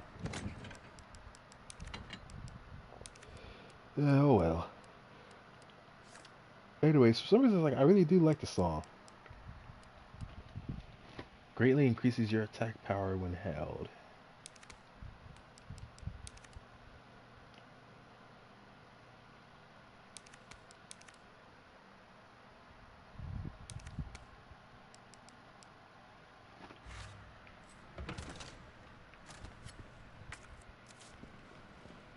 But anyways, it's again the trailer song for Matrix Resurrections is a heavily edited version of the song I'm thinking of. And I gotta say, I really like it.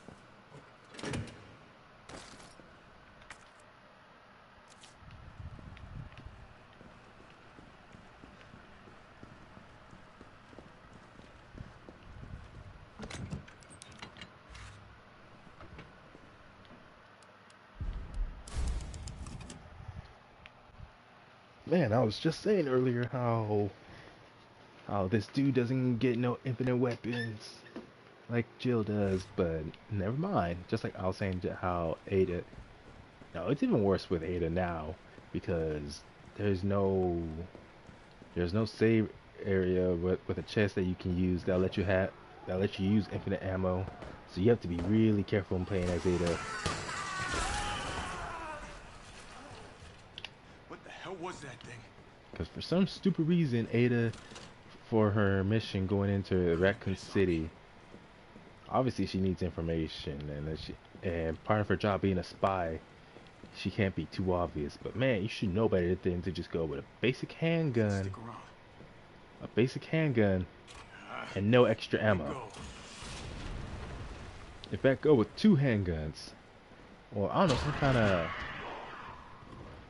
Maybe something like a sawed-off shotgun, just so that in the off chance you run into more trouble than you can deal with just your handgun, you'll have your backup weapon. Right. Big, warm RPD welcome. Yeah, that's one of the things that sucks about being a spy compared to being a soldier. When you're forced out into the field, you don't really get much weapons to work with as a spy, because you can't carry too much on you, because otherwise it will slow you down.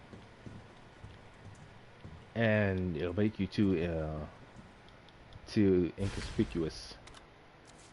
People are gonna see how weird you look with all your weapons on you. They're gonna start questioning you.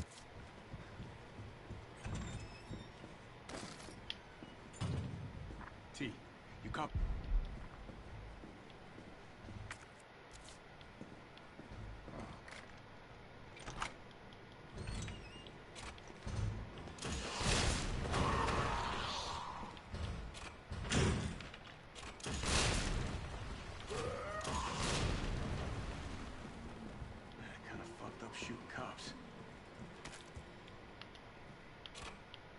It ain't fucked up shooting cops when they're zombies.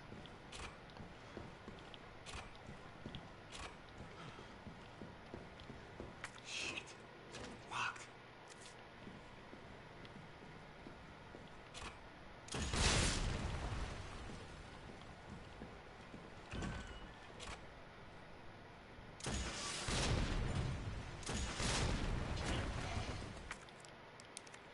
Yeah, I'm on to you zombies.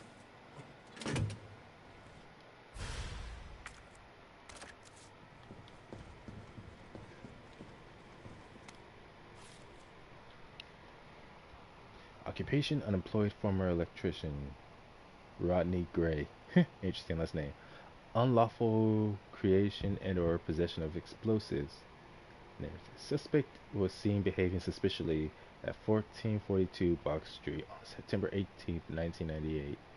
Suspect's person was searched, producing a small explosive and a time detonator from his inside pocket, leading to arrest on charges listed above. A search of suspect's home found more than 20 additional homemade explosives at various stages of completion. Suspect was extremely agitated and not of sound mind. Suspect spoke feverishly when questioning began. At one point, questioning had to be halted due to a sudden bout of shrieking from suspect. Once questioning was resumed, suspect made the following statements. I didn't do it for me, I did it for you. Why doesn't anyone understand? The corpses attack from the shadows. When was this? September 20th. Yeah, obviously, Raccoon City incident took place in 1998. Even in the original games, it was 1998 when it happened. This was September 20th. No. This was September 18th when he was seen behaving. So this arrest record was made 2 days later. A storm's coming, but this umbrella is no good. Gotta blow it up, or you'll be more than just wet. Gotta get more bombs. They're coming soon. Gotta hurry. Burn them. Burn the corpses. Burn them good. During questioning, the suspect began to shake violently before resuming a shrieking fit. Questioning was ended and a sedative administered. Note: due to the suspect's unstable psychiatric condition, suspect's testimony changed from moment to moment. Suspect's delirium made any sort of dialogue impossible. We are currently awaiting the results of a doctor's investigation into suspect's condition. The explosives collected from suspect's person and residence appear to be extremely powerful. As a safety precaution, a battery was removed from one detonation device upon its admission into evidence. The battery was secured in the safety deposit room. Now, is that actual information for me to use, or is this just a reference? Now, I never seen that before. A door that's capable of locking on both sides. I wonder if it's possible to have something like that in real life. A door that needs to be unlocked both ways somehow. Yeah. Welcome, Leon. Bet you had a kick-ass first day. And Leon wasn't even here yet.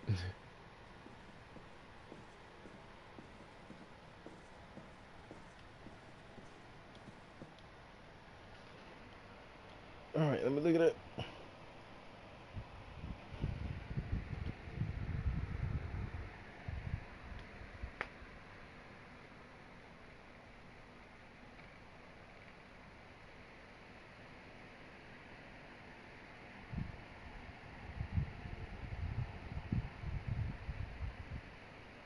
All the codes from RPD are identical to the 2019 Resident Evil 2, so if you're familiar, you're way ahead.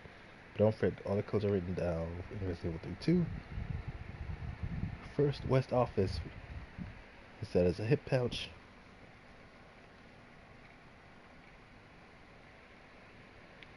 $9.15.7.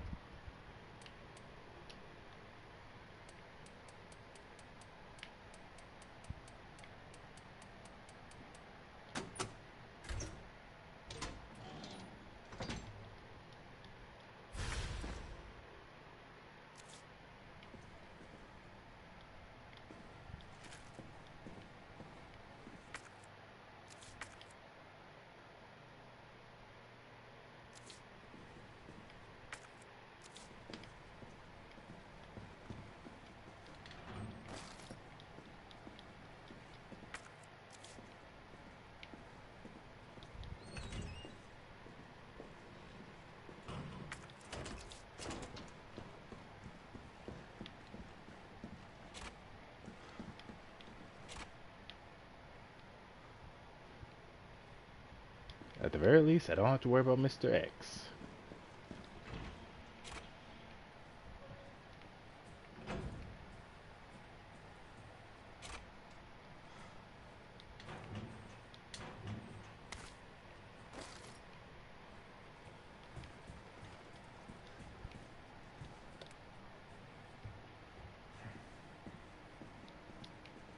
cameras killed those things, I'd be set.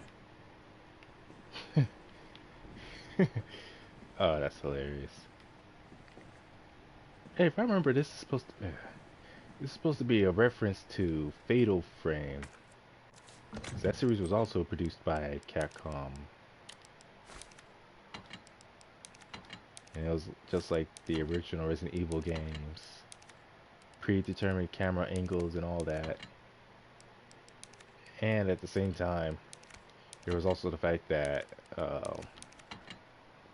when it came to the cameras, that's how you defeated the enemies. You gotta get a very good picture of them somehow.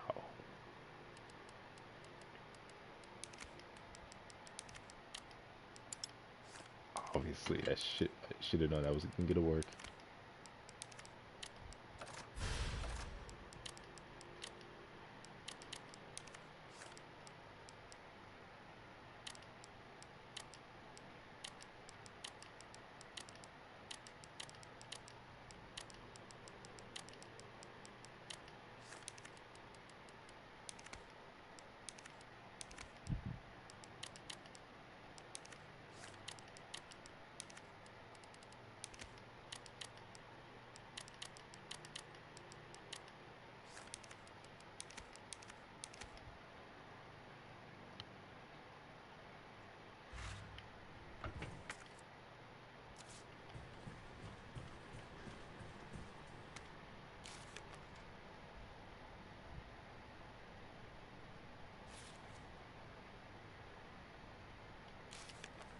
Haha, way ahead of you.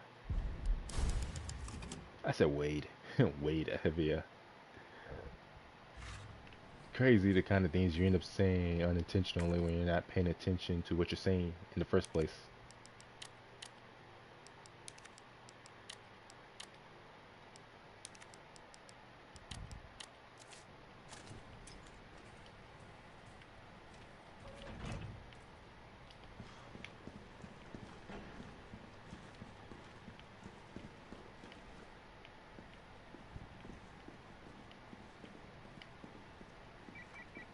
Carlos, the STAR's office is up ahead. Copy that.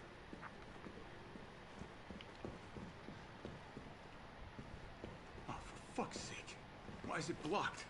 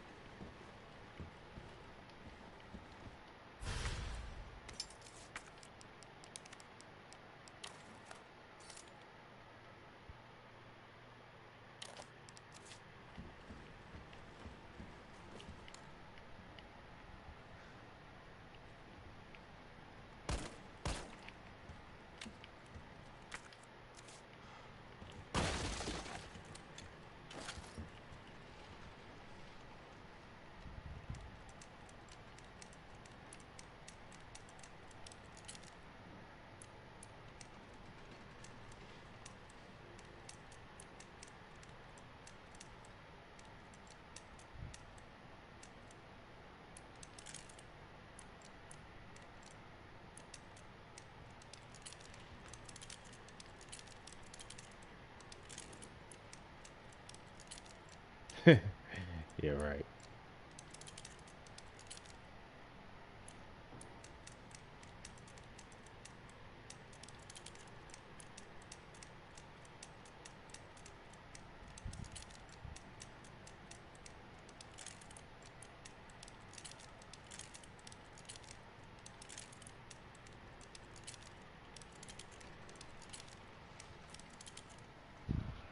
Hmm.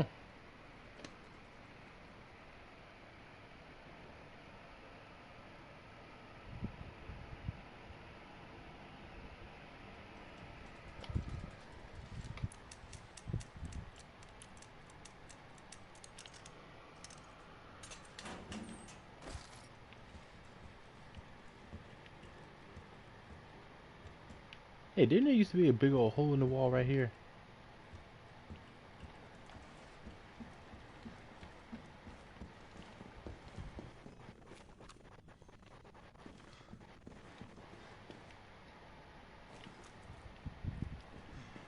Man, part of what made Resident Evil 2 so creepy was how much time you spent inside the Raccoon Police Department.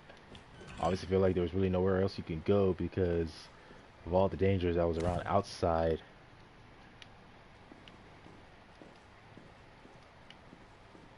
So definitely for Leon and Claire, going outside would be like a death sentence.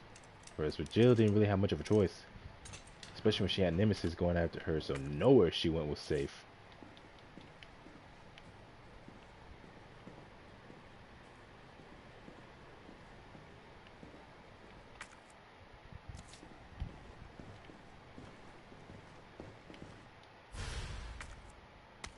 Okay.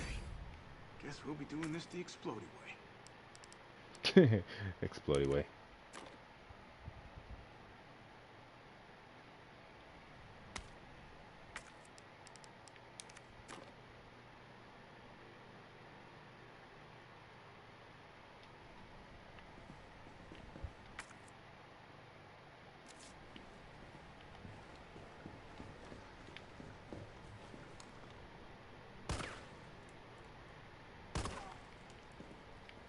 Let me guess, I gotta go get another component for it to work. But man, one of the creepiest things about being inside that Raccoon Police Department is just there's very few areas that have a working light source. When you're in the dark hallways, especially around the stairs. Just seeing the zombies coming towards you. Oh, there's no way. 99. Man, the enemies in this game really are a whole lot tougher in this game than they are in 2. Even on hardcore. Even on hardcore, this game is very unforgiving.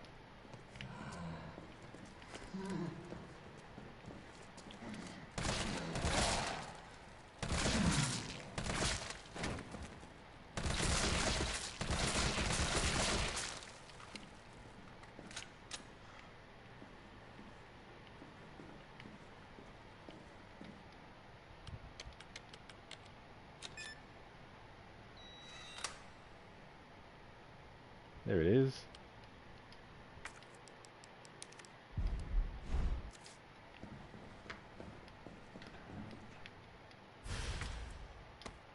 Mine now.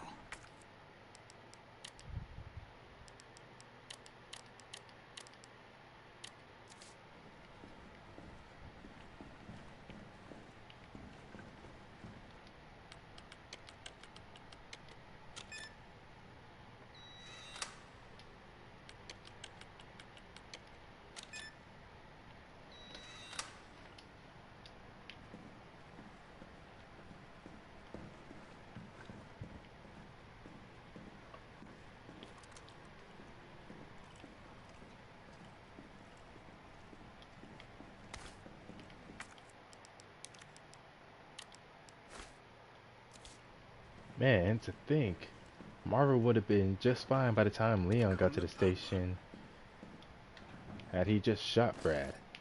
Like, again, I get it that they were probably good buddies and he was distraught over seeing his old friend get infected and turn that way. Man, he should also know that as an officer, he's still got a job to do.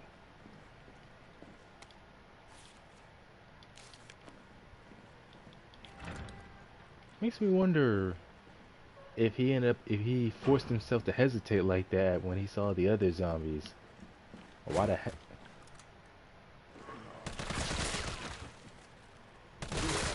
Or like why it is when it came to Brad. It was only against Brad where he immediately just shot him in the leg. Like obviously he knew it was too late for him, so his first instinct was to shoot him in the legs. I'm like, okay, why not just shoot him in the head and just kill him and be done with it? Like you'd actually be really putting him out of his misery once and for all if you just kill him.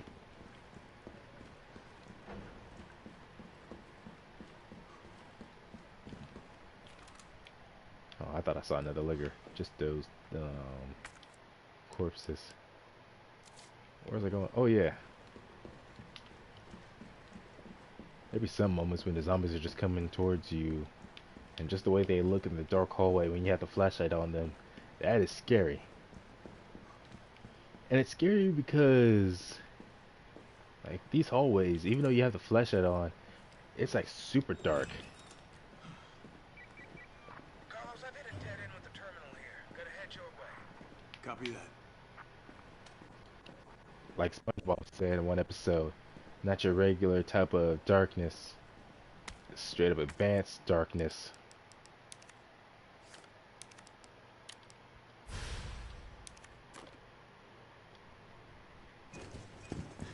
Move.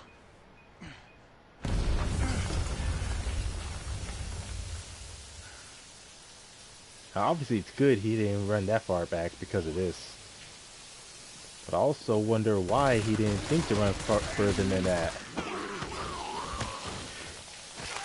Some bull, get off me.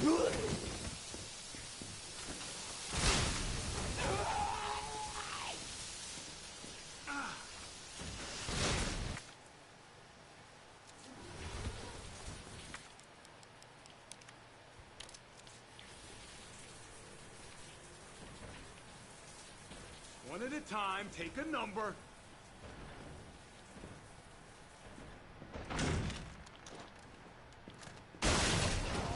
Man, it sucks to be popular. Especially when you're popular for all the wrong reasons too.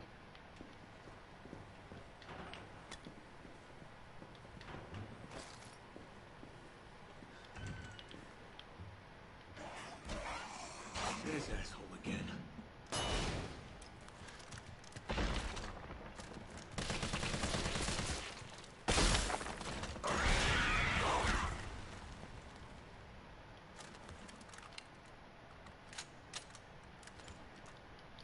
And what sucks for Leon and Claire going in is that, like, for Leon, he may be a cop like how Jill is, but he's a rookie cop and it was supposed to be his first day. And as for Claire, she's never encountered anything like that before. I can't remember, what was it that caused, that caused Leon to not immediately go there on his first day, because he was actually supposed to be there at the Raccoon Police Department a couple of days ago, but something caused him to delay. He didn't get there until, what was it, 2-3 days, or even a week later.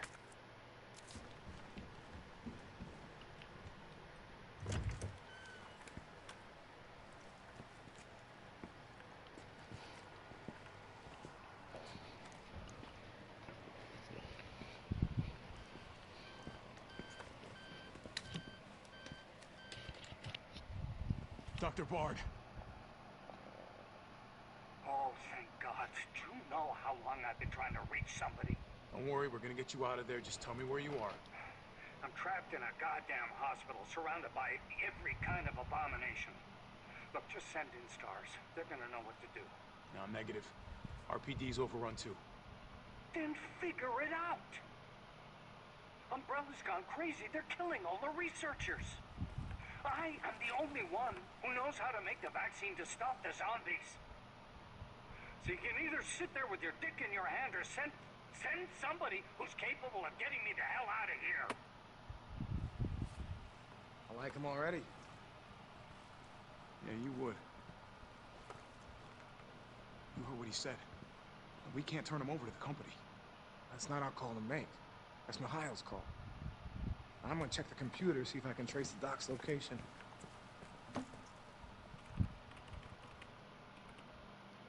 This'll take some time. Look around, see if you can find anything useful. Good thing Nikolai wasn't there to hear the message, because he would definitely have no problem finding the doctor and turning him over to the company. Or you wouldn't really have a problem doing anything for a price.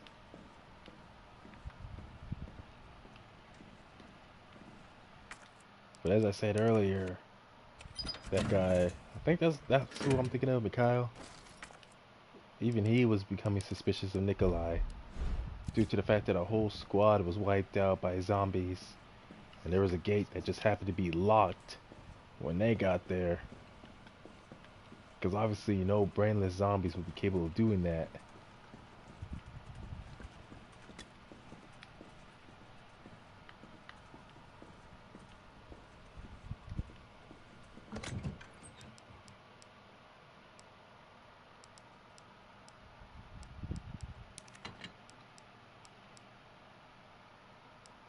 Man, I cannot stop thinking about that trailer version of the song from Matrix Resurrections trailer.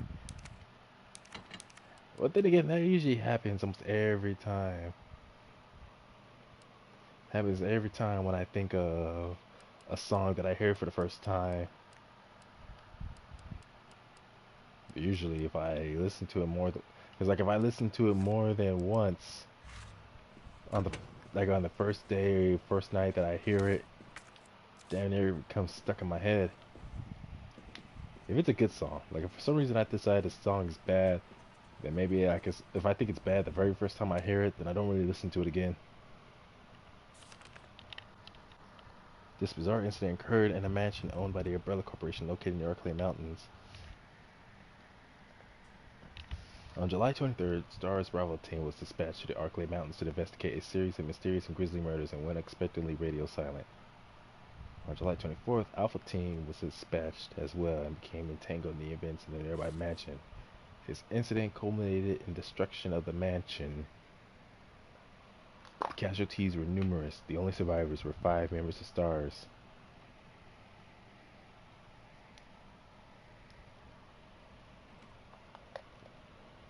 The cause of the incident was the illegal bioweapon experiments being carried out in a secret Umbrella lab beneath the mansion. The T-virus being used in these experiments escaped the facility and is presumed to be the root cause of all that occurred. However, all evidence was destroyed along with the mansion, so further investigation has proven to be extremely difficult. Is that Jill in the front row?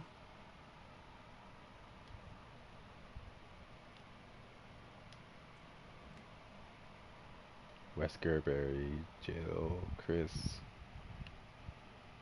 Brad.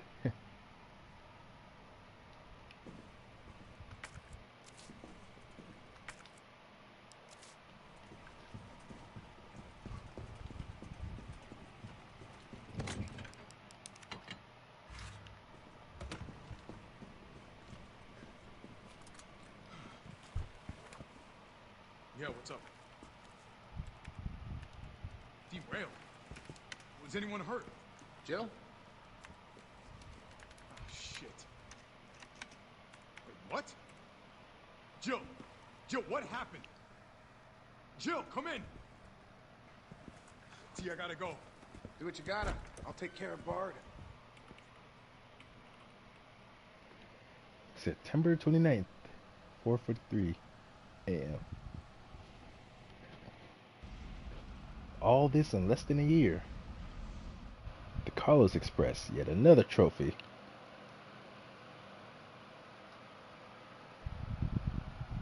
Leave Raccoon Police Department.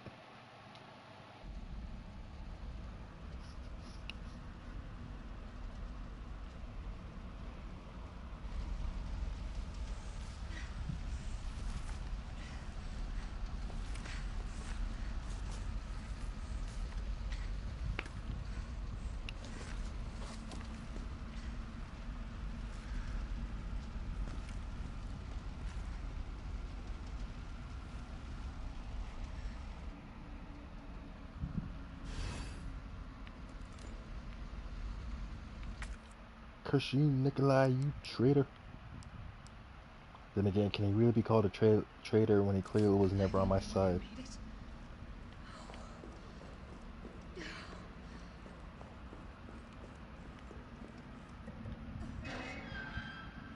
Makes you wonder how exactly Nikolai managed to make it onto the team when he was clearly a survivalist who... I guess that's part of why Umbrella brought him onto the team. Figuring as long as one person makes it out and gets them what they need and want, that's all that matters. Come in. Carlos? Damn it. I guess I'm out of range.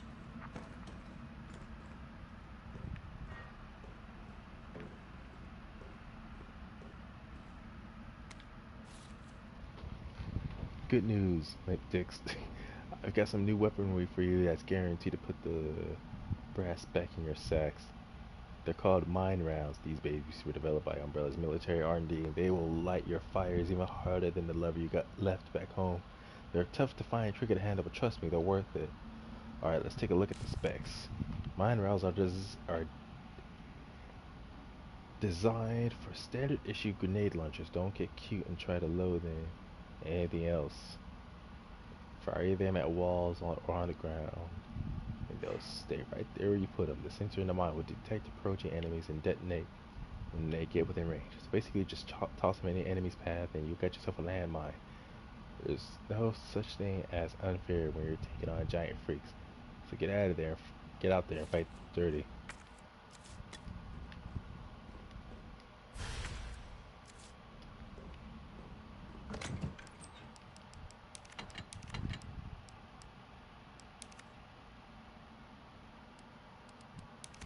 Oh my goodness, where the hell did these bolt cutters keep coming from? It's freaking annoying.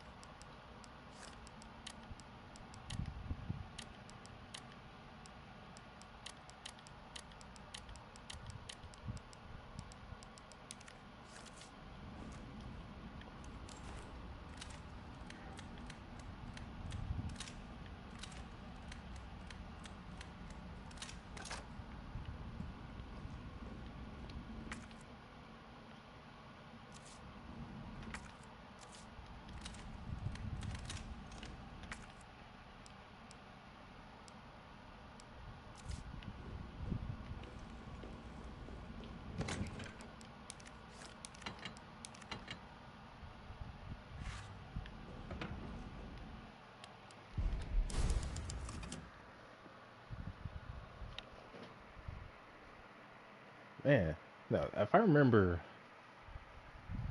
when was the last time when I was in Job Corps, what was it? I think it was Resident Evil 6. That was the latest to come out.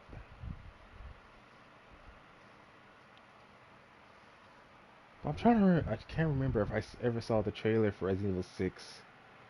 If it was like before or after I got into Job Corps. Because I remember it was by the time I got into Job Corps, I finally managed to get me a PS3. And me and a good friend of mine were able to play that game.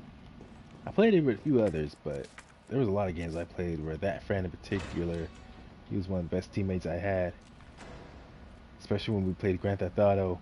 One of my favorite things in Grand Theft Auto was when I would beg him and sometimes even constantly harass him about getting a motorcycle. But usually he would refuse, often because I would oftentimes simply because whenever we got ourselves a motorcycle, I would keep shooting at the cars. What's with the bunks? Is this where a bunch of sewer workers or subway workers worked or lived? Something like that. Anyways, as soon as we get a motorcycle, I would keep shooting at the cars around us, especially when we're driving super fast, and he'd get so pissed off because I would keep causing us to crash from all the cars that are just driving around recklessly running into us. And I'm like, man, all these guys don't know how to drive. And he would say it's because of me just shooting at them randomly, even if I don't actually hit them. That's why he would prefer to get a car, and he'd prefer to be the one to drive. Walker's still alive. I can't stay here. That's scary, but kind of cool how she acknowledged that it was Nemesis who roared like that.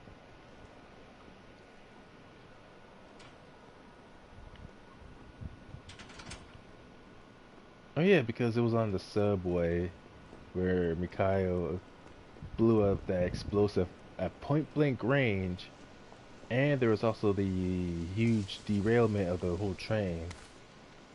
So definitely that had to do major damage to him. Although I don't think it was him being damaged in any way that's caused his mutation I think it was just the fact that all that just did damage to his clothes, and that's what caused him to mutate, because those clothes he wears are specifically meant to be, I can't remember what it was called, like a containment suit, so as to keep his body from mutating out of control and keep his actions controlled somewhat. Same thing with Mr. X.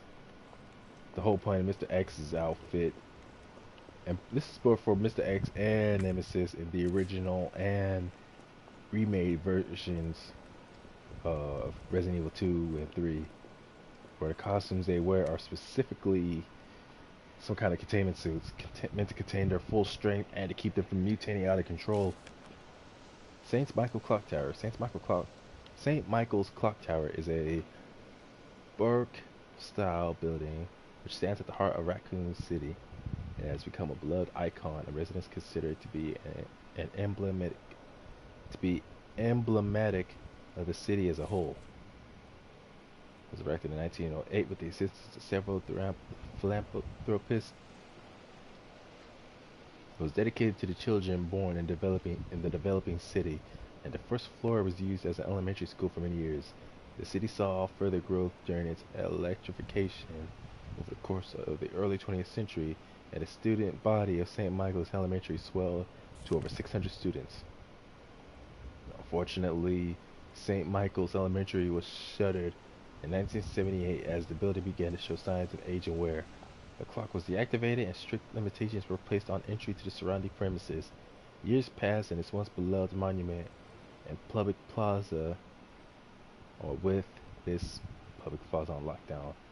When in the 1990s, the Umbrella Corporation worked in league with Mayor Michael Warren to renovate and reopen the area, this time with proper preservation efforts in place. The clock tower was officially reopened in 1993, and today the sound of its heavy tolling bells can once again be heard throughout Raccoon City. So 1993, only 5 years.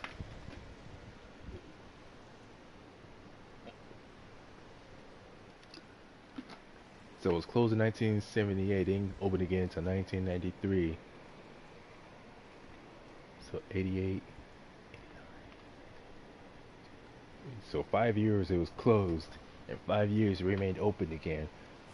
And only for 5 years did people get to enjoy it before the zombie outbreak.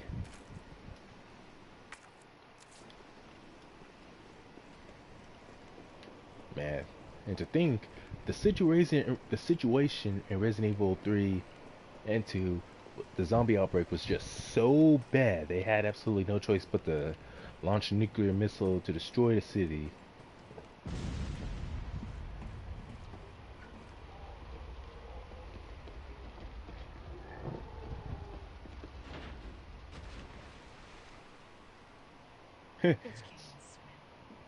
Seeing Nemesis flail like that was hilarious.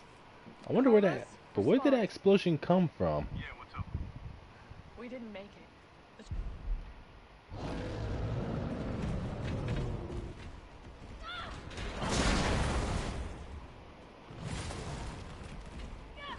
You know, it wouldn't have had the possibility of catching up to her if she didn't think to stop just to throw those boards over it.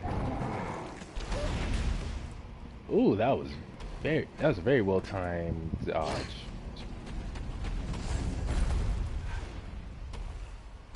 But again, that's why the outfit was necessary to keep it from mutating out of control like that.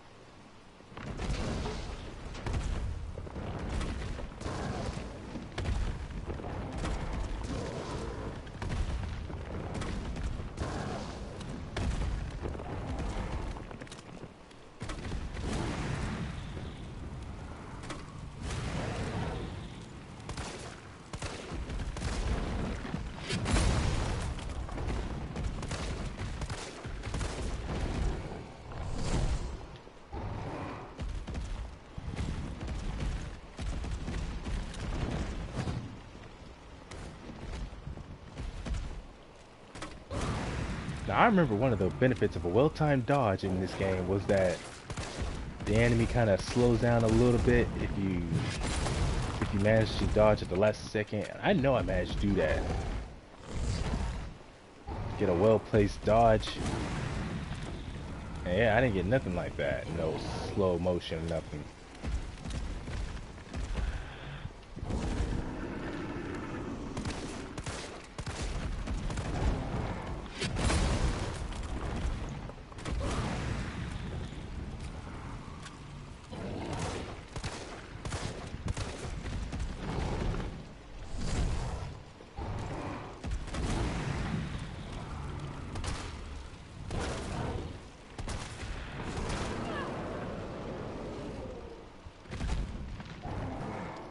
That's just gotta be annoying.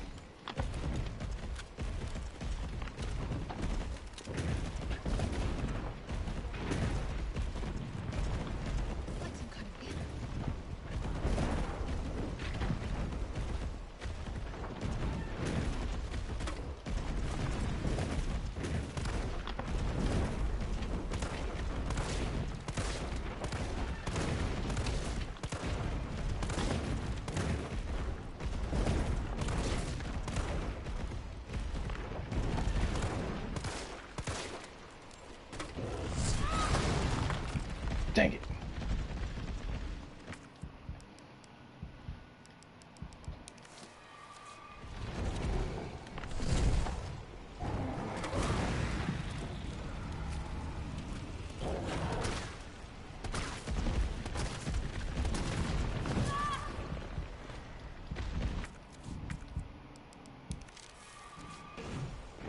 You know, so far the only games I played in which you can reload from the... Whoa. 1 and... Let's see, 1 and 5 are the only ones in which I know you can definitely reload from the inventory menu. Every other game forces you to reload manually.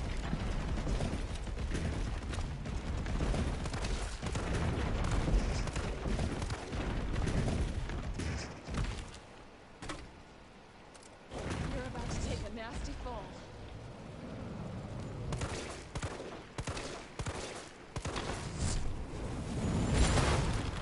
Haha.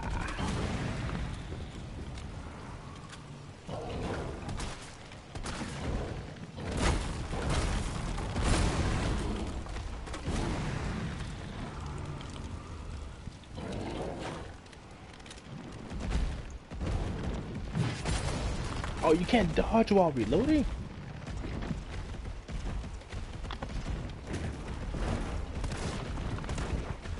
I need to stop it in its tracks.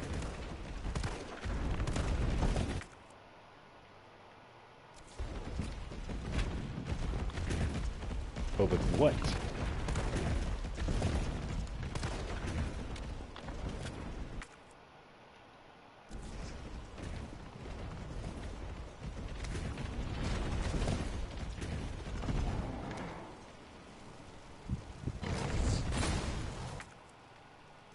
Jeez, Joe, could you run any slower?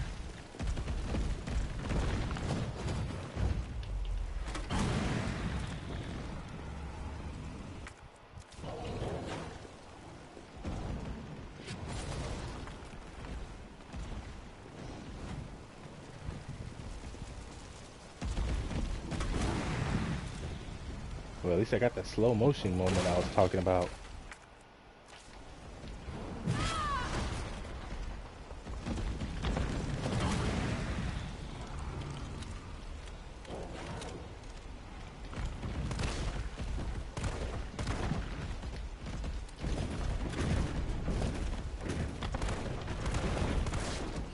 It's too hard to hit while it's moving.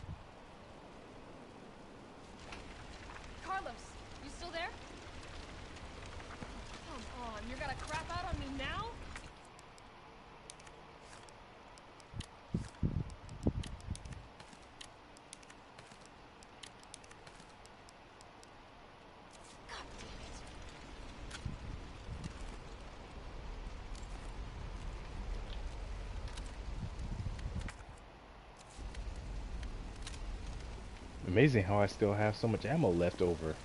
And health items.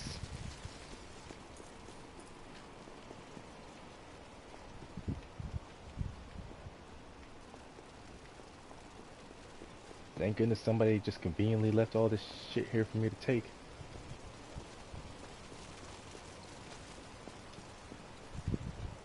But what was I saying? Oh yeah, the guy who was some guy back at the station that, or it was a police report at the station that said a guy was arrested for being so erratic because he made a whole bunch of explosives, and it mentioned something about how apparently the company could not be trusted, and he said he made all those explosives for them to use, not for himself. So even a crazy guy like that knew Umbrella was up to some shady shit and just could not be trusted no matter what.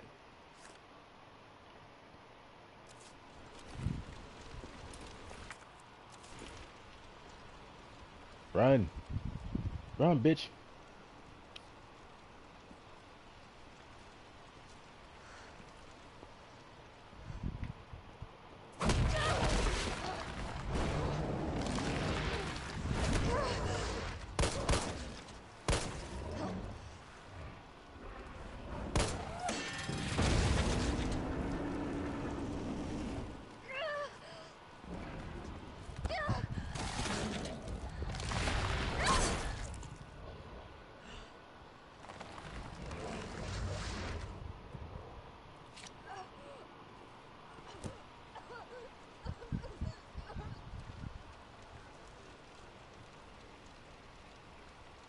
Interesting.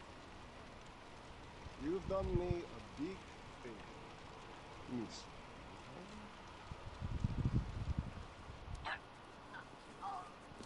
Looking like a real horror film villain. Psychopath.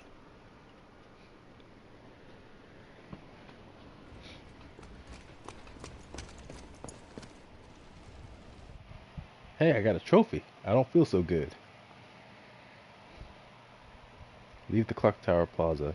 If I remember, I think that's supposed to be like a reference to the horror film Slither, because a woman gets infected, and when they find her, she's just this big old blob that's ready to burst any moment. And and when they find her, she tells them how she doesn't feel so good. Jill! Hey, answer me. God damn it. Tyrell, do you copy? What's going on? Jill's been infected. I'm taking her to the hospital. Maybe Dr. Bard can save her. All right, I'll meet you there. At least he wasn't all like, fuck that, you need to kill that bitch, or anything like that. How convenient that Carlos just happened to manage to find her. I got you. Super cop. Well, her, Barry, and Chris might as well be, considering what they're able to survive at this point. Was anything with Leon? And this is Leon's first day on the job in Raccoon City, and so I'd definitely say he definitely counts as a super cop. I'd say Marvin too. The only mistake Marvin made in the whole incident that doomed him was hesitating when it came to who the fuck was I thinking of? Brad. Although Brad definitely doesn't deserve to be called a super cop, considering he spent more time running away rather than being able to help. Until the last second when he came back to save his team in the helicopter. I'm gonna get you the vaccine. You're gonna be okay. I promise.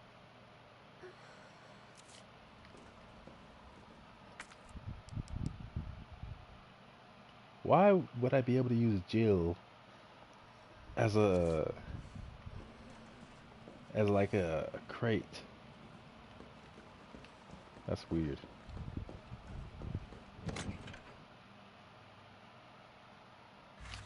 Oh wait, no, that was just my inventory because I gotta give her the serum or vaccine. Boy, was I wrong.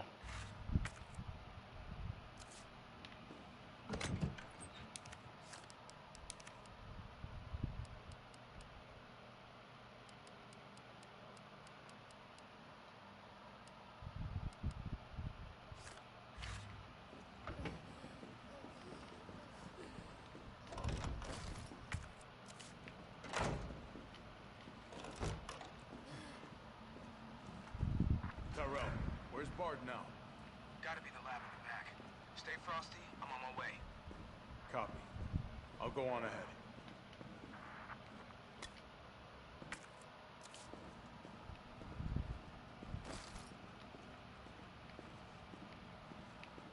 Man, Resident Evil 2 is the only one that shows specifically a little girl being infected. And I'm just like, oh man, not the kids. Not the babies.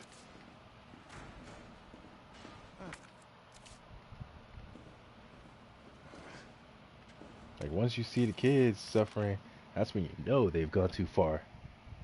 The forefront of science. They named a hospital after Oswald E. Spencer. I don't feel like reading that. I don't got time for this! That zombie's hungry for some snacks, though.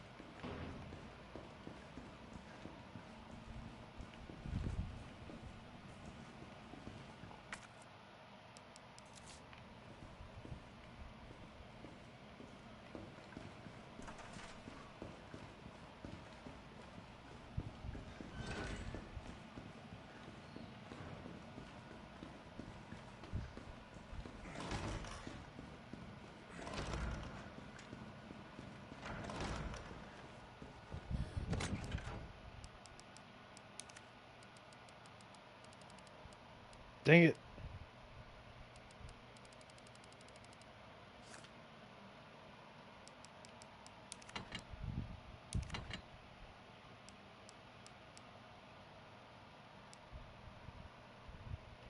Now, when it says attack power, does that mean as far as attacking with the dagger?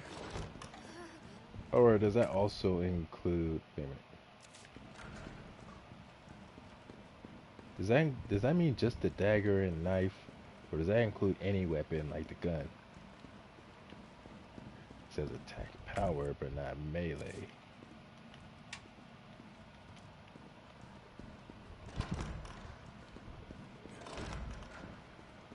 Hey, wait, wasn't there... Oh, shit.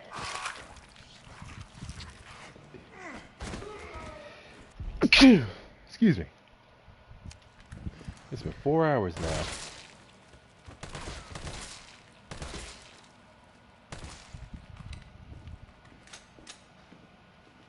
I'm guessing this is part of why. No, this is exactly why in the live action Doom game. Well, I mean, not the game, but in the movie starring Dwayne "The Rock" Johnson and...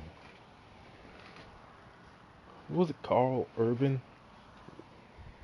Why, when in that film, he ordered his men when they got to the other side, back on Earth, anyone, even if they looked like they were dead, to shoot them in the head, make sure that they were 100% dead.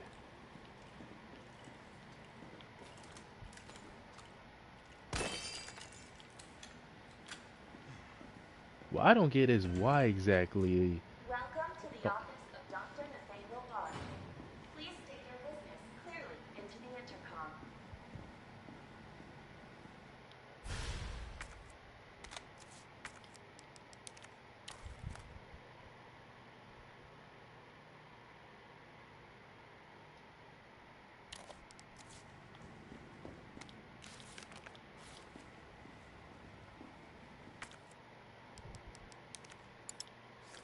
Dr. Bard, are you in there? I'm here to rescue you. Open the door. No voice match found. Voice match? What kind of sci-fi bullshit is this? That's a good question. Open sesame. No voice match found. This is Nathaniel Bard. Open the door, please. No voice match found. That was a pretty good impression, though. Come on, let me in, you piece of shit. No voice match found. You know, it'd be funny and creepy at the same time as if he says that and the voice says something very mean in response. Guess it has to be the voice of someone with clearance. No voice match found. Guess it has to be the voice of someone with clearance. No voice match found. Oh, fuck you.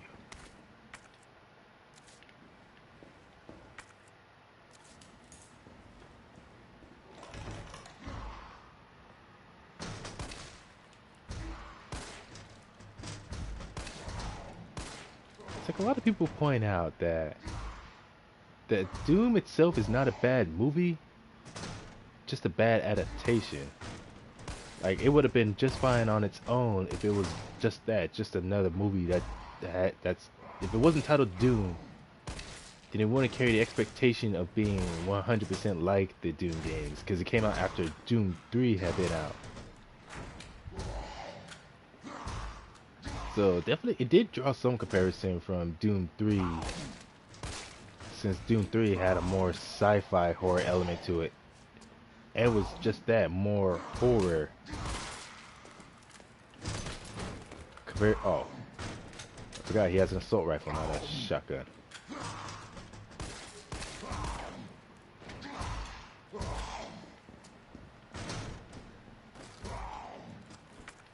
Definitely, of all places, here would be the best place to have a shotgun due to the small corridors and everything.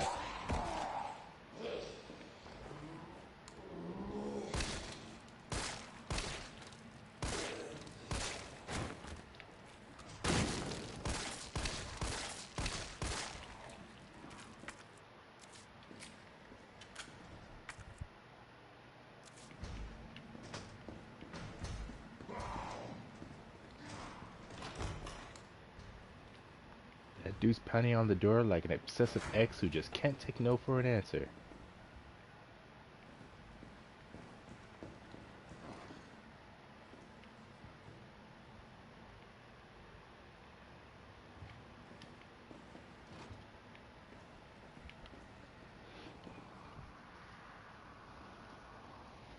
Man, it's a good thing Nemesis is only after jail and I don't have to worry about him coming after me while playing as Carlos.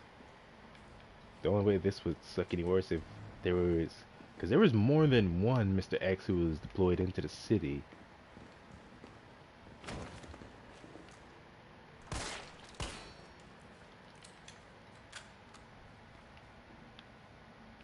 Jeez, Carlos couldn't be bothered to bring a flashlight of your own as well.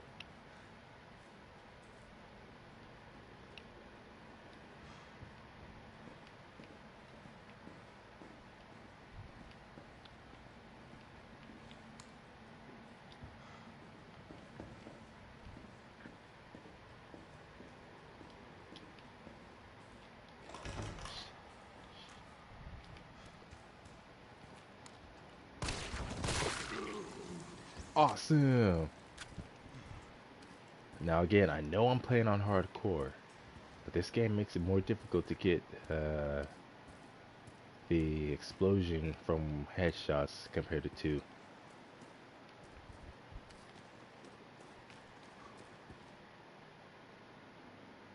Now I'm almost certain I hear a helicopter in the background somewhere.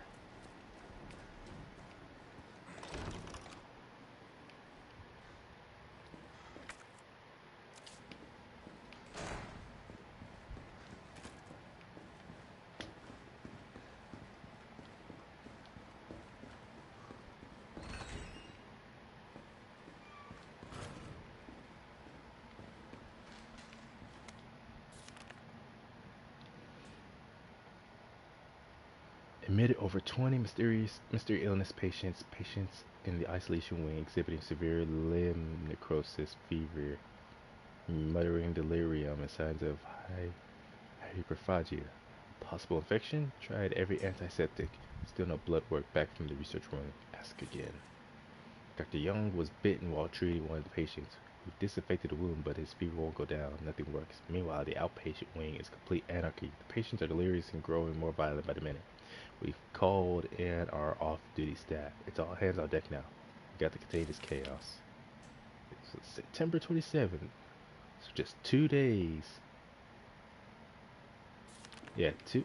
It was either 2 or 1 day before the madness starts, because it's September 29th. I don't know what time exactly this whole thing started. I think it was September. It was September 29th, but I remember at one point the time said it was 2:11 in the morning. It is now 9:27 p.m. in game. So that means at one point it was daytime while the madness was going on, while Jill was unconscious. And now it's 9:27, so yeah, like I said, at one point it was daytime. I feel like definitely if you're gonna try to escape a city, I honestly believe that daytime would be the best time, just because you have the light of the sun to light the way for you,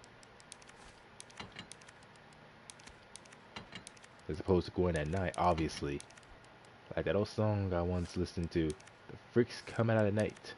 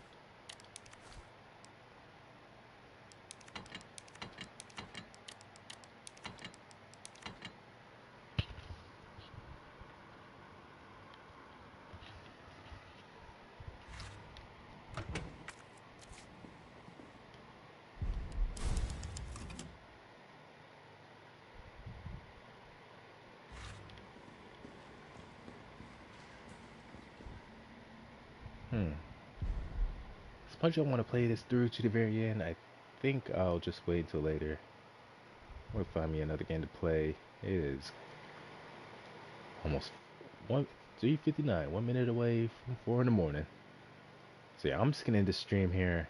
So thanks to everyone who tuned in, and Flip, I hope to see you in the next stream. Or I will find you, man. I know where you live. Enough of that. Y'all have a good day or night. I don't care. Whatever time of day may be a good one.